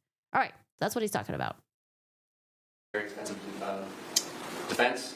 That's my concern. I don't want her to be able to raise any arguments that, well, I would have pled if I had a conflict-free lawyer who did not want it to go to trial for his or her own reasons. Okay. Mr. Owens, is there anything of concern that I need to be aware of in So I camera? don't know if you can hear that part, but it's basically like, maybe Sarah Boone would have said, oh, I wouldn't have chosen to go to trial, but these attorneys who are making money off the book deal, they were pushing me to go to trial. So, I mean, that's what he was saying, but he wasn't saying that was true or anything, but he was just giving that as a example. I just added the book part in it, given what I saw on Twitter. Camera. No, sir. And Mr. Henderson, same question to you, sir. Is there anything of concern that I need to be aware of, in camera or otherwise? No, sir. Mr. Beck, same question for you. Is there anything of concern that I need to be aware of, be it here or in camera? No, Your Honor. Okay, all right. Judge, and if you need to inquire from my client about whether or not she wanted to enter a plea or whether she wanted to go to trial, but, you know, we made it clear that it was her decision, not my decision to go to trial because I'm trying to gain some publicity or money or book deal or whatever. But that was her decision. There was some strong conversations we had about what was on the table. And Ms. Boone, as she has a right to, wanted to try. Mr. Henderson and Mr. Beck, would you agree with Mr. Owen's recitation as to none of the financial issues being book deals or anything on the table at this point in time? Judge? There is no Becky Hill, right? Becky? Becky, you there, Becky? No book deal. You hear that, Becky? Being book deals or anything on the table at this point in time? Judge? Yes, because I definitely don't know about it. Mr. Beck, anything to add, sir? Only, Your Honor, that I believe it's the attorney-client privilege information, but there are no concerns about comment. I colloquied Mr. Owens, your client, before we picked a jury as to the offer in this case and whether or not she was ready and wanted to proceed to trial, and she had affirmed at that point in time that that's what she wanted to do. So I see no reason to inquire of that further. State, is there anything else we need to address? No. Defense, anything else? No. All right, please give your cell phone numbers to Madam Clerk. We will be on verdict watch. And I thank you all for your hard work in this case. We're off the record. Judge, you want my cell phone number too, Judge? Judge? Judge? Can you hear me, Judge? Judge? Judge, can you hear me?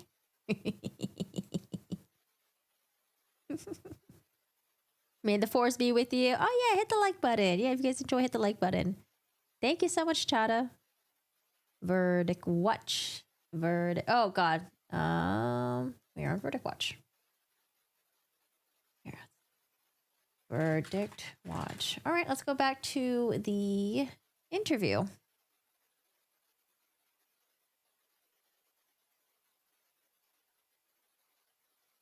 Like I stated, is very evil. And what she is acting out there on the stand and within that courtroom is baffling to me, because that is not the real Sarah Boone at all.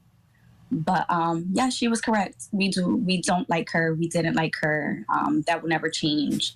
Unfortunately, I do feel bad for her and I wish her the best. But what I do wish is that my father receives his justice and she gets the time that she deserves, and a slap on the wrist is not it.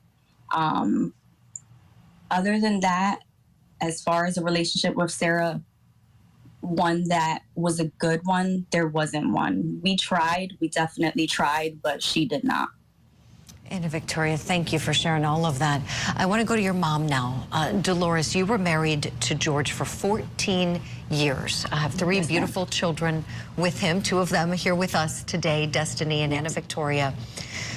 We understand that at one point, Sarah Boone tried to fight you.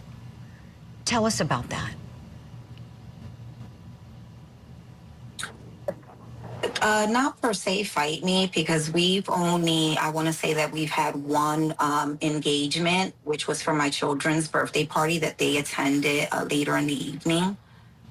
So I really have never had like a confrontation. It was made verbal over the phone. She had threatened me a couple times to come over and that she would dust her doormat for myself and my daughters. Dust her doormat. Oh, okay. Like clean her doormat so they can come over and fight. But it was basically verbal threats that she would give every time that George would call his children, any chance that he had, that he was able to call his children to speak, and I was present. It was a problem for George. She was. So that's why I was wondering that, you know how she was pushing George to call his family that day? But apparently it's known that George's children don't like it when they call him when he's drunk. And I could totally understand that. You don't want to talk to your drunk ass parent, okay? Especially if they're like an alcoholic. So I wonder if she like told him to call the children just to be like, and I just annoy the fuck out of them. Like, look, your dad is really drunk. Was very much jealous of me for what reason I'm not aware of. But we never had physical, altercations. Well, and that's a very good thing. Tell us, Dolores, during your marriage to George, was he ever violent with you or any of your kids?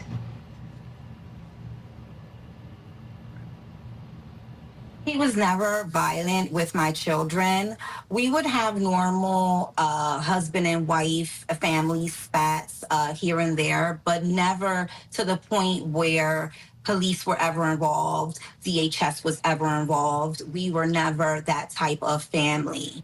I can't relate to Sarah and the abuse that she so-called claims that she's received from George, because I never received abuse like that. I want to say the only thing that I can say about George is that he was a ladies' man.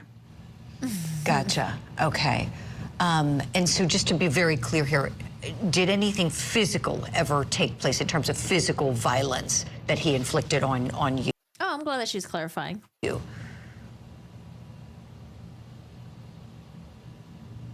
No. Okay. And thank you for that. I know these are very personal questions, but we really want to get everything out here and get your side of all this, as everyone in the courtroom isn't hearing it. Destiny, we're so happy to have you here. You were a surprise this morning. We knew Anna Victoria was coming on and your mom, and we're so glad to see you too. What would you like to say about your dad, the kind of person that he was? What would you like the world to know about him?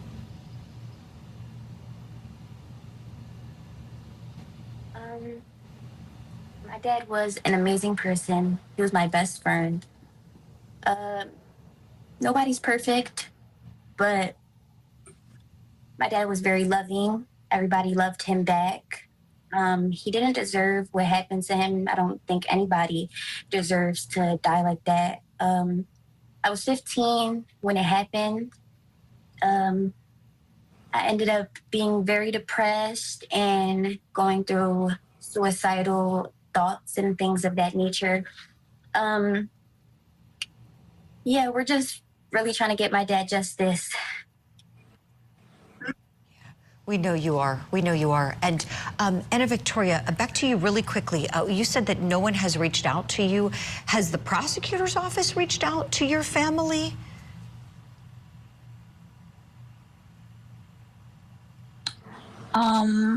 As far as my father's mother, his father, his siblings are concerned, they have been communicated with due to the fact that they do live in Orlando. I live in Philadelphia, but nonetheless, I have communicated with the attorneys. The only thing I would say, I think she was trying to say like none of the news outlets or anyone like reached out to them to get their side of the story and like what they thought about George and like, you know, the family side of George.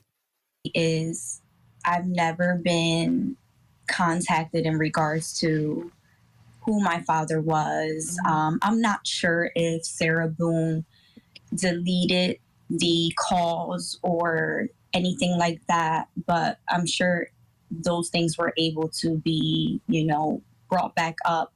But my siblings and I spoke to our father that night, and I do think that our encounter and what took place over the phone is very valuable to the case, as well as what their relationship was like and what Ms. Boone's plans may have been that night. Again, whether they have been premeditated or not, in my opinion, they very much were, due to the character of Sarah and all the experiences that we've had with her. But what did your dad say on the phone? If we were contacted, things could have been much better. So nothing in specific, but we talked on the phone for months at a time, every so often. I would say that I spoke to my father at least 3 times a week, maybe more. And we would stay on the phone as long as he possibly could stay on the phone with me, without Sarah getting agitated or whatever the case may be. I can't really put into words the way she would act. Yeah. You all got to know a different Sarah Boone. Just talked all the time, and my father that day seemed very uneasy. Yeah. Yeah. Well, again, we are so sorry for your loss and would love to continue the conversation with you as we're getting close to the jury getting the case. Anna Victoria, Dolores, Destiny, thank you all for coming on opening statements. And as we go to break, we want to remember George Torres. Whatever allegedly happened between him and Sarah Boone, he sure didn't deserve to die. He was only 42 years old, and as you can see, had a beautiful family. You just saw two of his three. Jesus, 42 years old. 42. All right, y'all. Well, what were you guys' thoughts of today? We went through closing arguments, although I'm so... Man, I didn't know it was going to be this late. Super late. Oh, let me get my tab back up.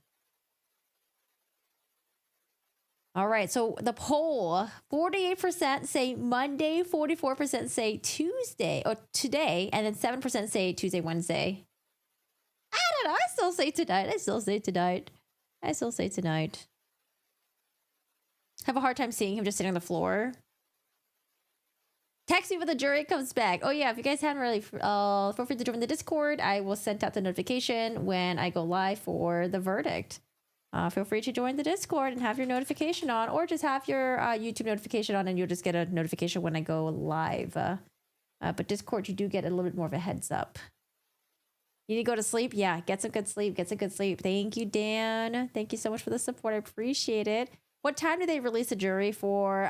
They said till 10, I think. So 2.5 hours now. 2.5 hours. Man, I wish I could be a fly on the wall. I wish I could know what they're talking about over there. All right, y'all. Well, I will do a very mini oh gosh. I was gonna do a little mini recap. Mini recap today for, do I still have the trial? Oh, I do. Okay. There's some people walking back. Whose head is that? Someone's head over there. All right, y'all. Well, day 6 recap for Sarah Boone. They came in early to discuss the jury instructions, to discuss the verdict form, just to make sure everything's all good. Everyone agrees with everything. Now, there was some back and forth, and we didn't see Mr. Owens there this morning. Mr. Owens was not there. So Mr. Henderson was the one who was doing the arguing for the defense. They had second-degree murder. So that is what they charged Sarah Boone with, second-degree murder. However, there are lesser included. The lesser included is manslaughter, and then if not that, then there's culpable negligence, and then again, if not that, not guilty. Not guilty, not guilty. All right, my notes are kind of having a James Owens moment right now. My notes are kind of all over the place. In terms of... Let's see, I have text messages. Jury drama. Okay, so text messages. Yes. This morning, the state continued their rebuttal with about 40 minutes of text messages that were read out loud to the courtroom. I think what I'm going to do is we'll do a separate day where I go through the text messages and I'll read it to you guys, because I do want to read it. And I was getting a little confused who was sending what, but I will go through it, and I think we'll do that in a separate stream. So the state showed these text messages. It was about like 40 minutes. And then after that, they were done. It seems like they sent the jury out early for a very long lunch. The court came back, though, when the jury was gone, and they were making the revisions to the jury instruction. Now, Mr. J, he said that this is what we learned. Do you guys remember how Mr. J kept saying that because he found out that Sarah beat George with the bat, that's aggravated assault right there, that's aggravated battery right there, that's false imprisonment right there. Now, we learned why Mr. J didn't charge her with that. Mr. J said, I would charge her with aggravated assault battery if I could, but I didn't learn of this until recently. The statute of limitation had already expired on that. So that's the reason why he was unable to charge her with it. Now, they were trying to make an argument because Mr. J wanted to have the special instruction included in there in regards to, I think it was like duty to retreat, maybe? Was it with duty to retreat? I forgot what section they were working on. I felt like they were talking about duty to retreat and then whether or not the force was justified. Let's see. Okay. Yeah, they're talking about whether or not there was a duty to retreat and whether the force was justified, I think. But the defense, Mr. Owens wasn't there, like I said. Mr. Henderson was there, and Mr. Henderson argued that if we want to follow the case law that we're looking at, Martinez, then there would have to be a second felony charge or another felony charge. And so Mr. J was arguing that, like, oh, we shouldn't let Sarah Boone off because of a technicality. But the judge sided with the defense, saying that because there wasn't another felony charge, even though there might have been a felony act that happened, which is the aggravated assault, the battery, because there was no charge, then we cannot include the special instruction that the state wanted to include on the jury instruction. Let's see. There was a big lunch break. Jury came back.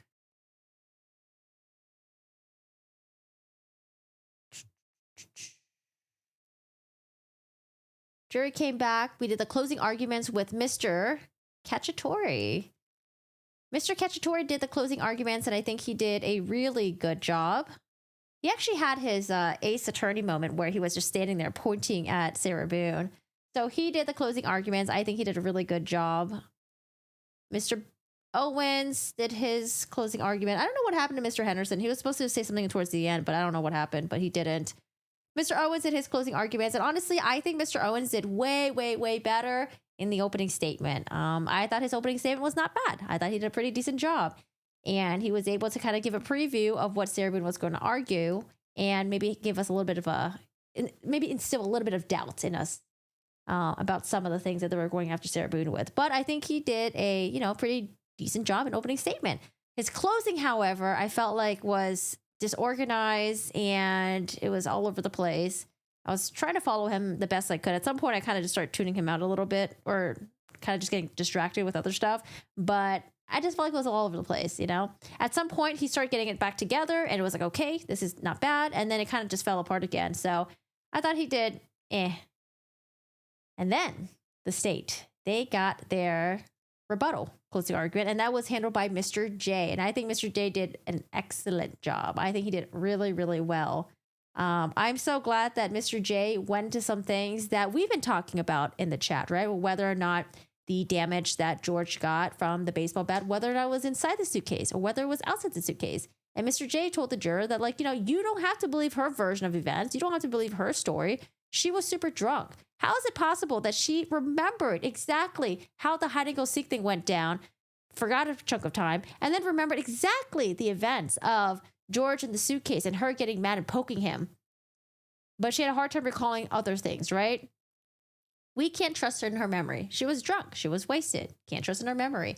And then he brought up the neighbor thing, which I'm glad that he reiterated that are you really going to trust Sarah Boone over what the two neighbors said about what happened, what they heard, the arguing, and then the loud banging thing? I think it was a really good job that the state, reiterate the suitcase literally being a makeshift coffin for George. And also,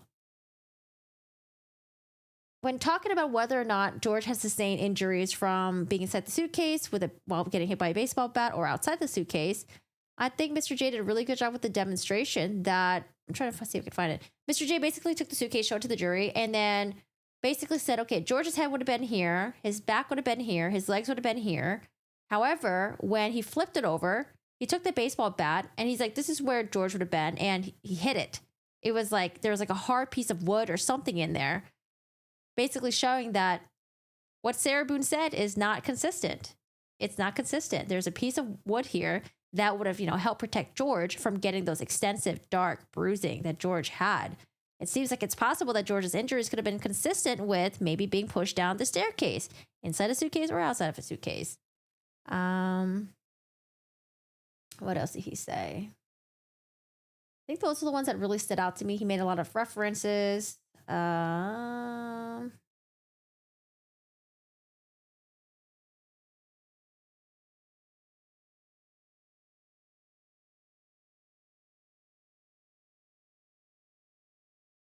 That the George had blunt force trauma all over him. Said that, oh, the suitcase being downstairs was already kind of sus. And you know what? I actually, it seems like Sarah was a lot neater than I thought. If you looked around the house, like they had decent decorations. It wasn't like a piece of shit house. She decorated the outside of her house. She decorated the patio. And it seems like her house looked pretty decent. Now, I don't know if I believe that she had a suitcase just laying out there for how long did she say it was out there for, like a week or something, or I don't know. It was like laying out there because they were planning on donating clothes and they just didn't have a chance. I don't know.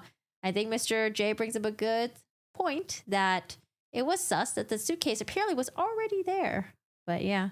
Wendy, darling, thank you so much for the 3 with a little post-it note. I'll be back. Wendy, thank you. Yeah, the make of the jury is only 6 people, and I heard it was 5 women and 1 man. 5 women and 1 man. All right, y'all. Well, I'm going to wait for the jury to deliberate. I personally thought, I'm thinking maybe they'll happen today, but 47% of you guys think it's going to happen Monday, 8% say Tuesday, Wednesday, and then 45% think it's today, just like I do. All right, y'all. Well, I'm still here. I'm just wrapping up. I'm getting really hungry. So usually when I get hungry, my thoughts become very disconnected. So I'm going to go eat. Feel free to join the Discord. The Discord is basically like a hangout area where we are offline. We have a true crime section. Feel free to post anything true crime related in there. And then we also have a, there's other like topics in there as well. So the favorite one is the share pics section where you guys can share pictures of your cute little pets. Whether you got fuzzy little furry animals or you got like little insect pets or scales, I love them all. I love all the pets. Feel free to share them in there or just share anything in general, feel free. And yeah, it's a good way to kind of like get to know you guys a little bit more and then see all the cutie pies you guys have in your life. So feel free to join the Discord if you want. And I moved my vlogs to my other channel. I used to have all the vlogs uploaded on here, but I decided to just keep it all true crime on this channel. And I moved my vlogs onto my second channel. Feel free to check it out. And I will put out a notification on Discord when I find out that there is a verdict. But have your notifications on YouTube on too. So if you guys missed the Discord notification, or if you don't have the Discord notification on YouTube, you'll get a notification when I go live. So have the bell ding, ding, ding, ding. And I appreciate you guys being here. I hope you guys will be here for, the other cases that we plan to cover. It's just been a lot of Sarah Boone stuff happening lately because, they were just crunching for time, and a lot of the Sarah Boone drama was happening. Because before it was like, oh, we'll hear from Sarah Boone once in a while, right? Because we'll get like the letters coming in. But then it was like a huge ramp up of Sarah Boone shit happening because, she went pro se for a little bit. And then she finally had representation. But then also the trial was happening so soon. So I felt like it was just like nonstop Sarah Boone stuff just happening. So now I'm glad that we'll have time to cover other cases because there's definitely some cases that were on the back burner that I wanted to talk about and cover, but I just didn't have a chance to. But yeah, I'm glad that we'll have time for other cases now. So we'll see what happens with the Sarah Boone stuff, you never know, right? It could drag on more if there's a mistrial. We'll see what happens. Oh my God, that sounds so good. Yes, Salisbury steak and mashed potatoes. Yes, I would take that. Thank you. I will take that. Can I get double? Cheryl says he wants some too. I wonder if he's still back here. Is Cheryl back here? Oh, he's underneath my desk right now. Okay, no Cheryl. Sorry, y'all. Hope you guys have a good one. Take care. I will see you guys. I'm going to work on the video to post for today where I will do a little mini recap. But I think for today, I don't know if we want to recap everything else. I definitely want to show the closing arguments. But yeah, if you guys missed the closing arguments, you can watch the full live stream or I'll post a video in a couple of hours where I have it in chapters. But don't forget to check out the other videos as well. If you guys miss any other trial dates, if you want, you can either watch the live stream or if you want a shorter version where it doesn't have as much fluff and it's kind of like straight to the point highlighted, I have the videos posted on my YouTube channel. So again, thank you so much, y'all. I hope you guys have a great and pleasant night. Maybe I'll see you again in a couple of hours. I don't know. Maybe we'll see each other again, or maybe I will see you next Monday. Oh yes, I'll take some chicken cacciatore. Yes, if I ever see chicken cacciatore on the menu, I will order it. Okay, it looked good to me, and it looked like it didn't have dairy. Brian Bradley, thank you for this corgi. Oh my gosh, Brian, thank you so much for the $9.99. Thank you so much. That is so generous of you. Thank you, thank you. I appreciate it. You see Cheryl? He's around here. Yeah, he's right here. He's right here. Yeah, you can see his little ears. There you go. You can see his little head. He says hi. All right, y'all. Yeah, hit the like button if you guys haven't already. Anyone know if Sarah's getting visits from family? What about jail calls? Listen, they wanted to introduce some jail calls into the evidence. The defense did, but I guess that didn't happen. So I don't know. Maybe, you know, if someone does one of those records requests, you know, maybe we'll get to see or hear some jailhouse calls.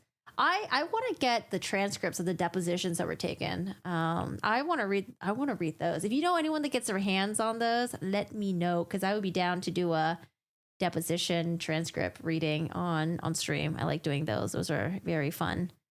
Vanita, have a good one. Lady, I have wine and brownies. Oh my God, that sounds so good. That's my favorite thing so far. Wine and chocolate. It's like my favorite combinations. Those two now, wine and chocolate. So good. Bye, Kelsey. Yes. Bye. Bye, Pitbull. Have a good one. Oh, you're using it as little Pitbull. Bye. Have a good one. Take care. Bye, Kiki. Bye, Richie. Yes. No, thank you. Bye, AT. Oh, I'm sorry. I changed it recently. So the caps, anything with like all caps gets deleted, because earlier someone was posting so much caps. I was getting so distracted. So I had to put a spam filter for like all caps. So sorry, guys. I'll go back and turn it off, but we'll see. All right, Ken. Bye, lady. Bye, Books. I'll see you later. Bye, El Gordo. Bye, Dan. Bye, Gavin. Bye, Vanita again. You guys have a good night. Dino, thanks for joining us. Have a good night. Maybe I'll see you guys in a couple hours, and I hope you guys take care. Bye, y'all.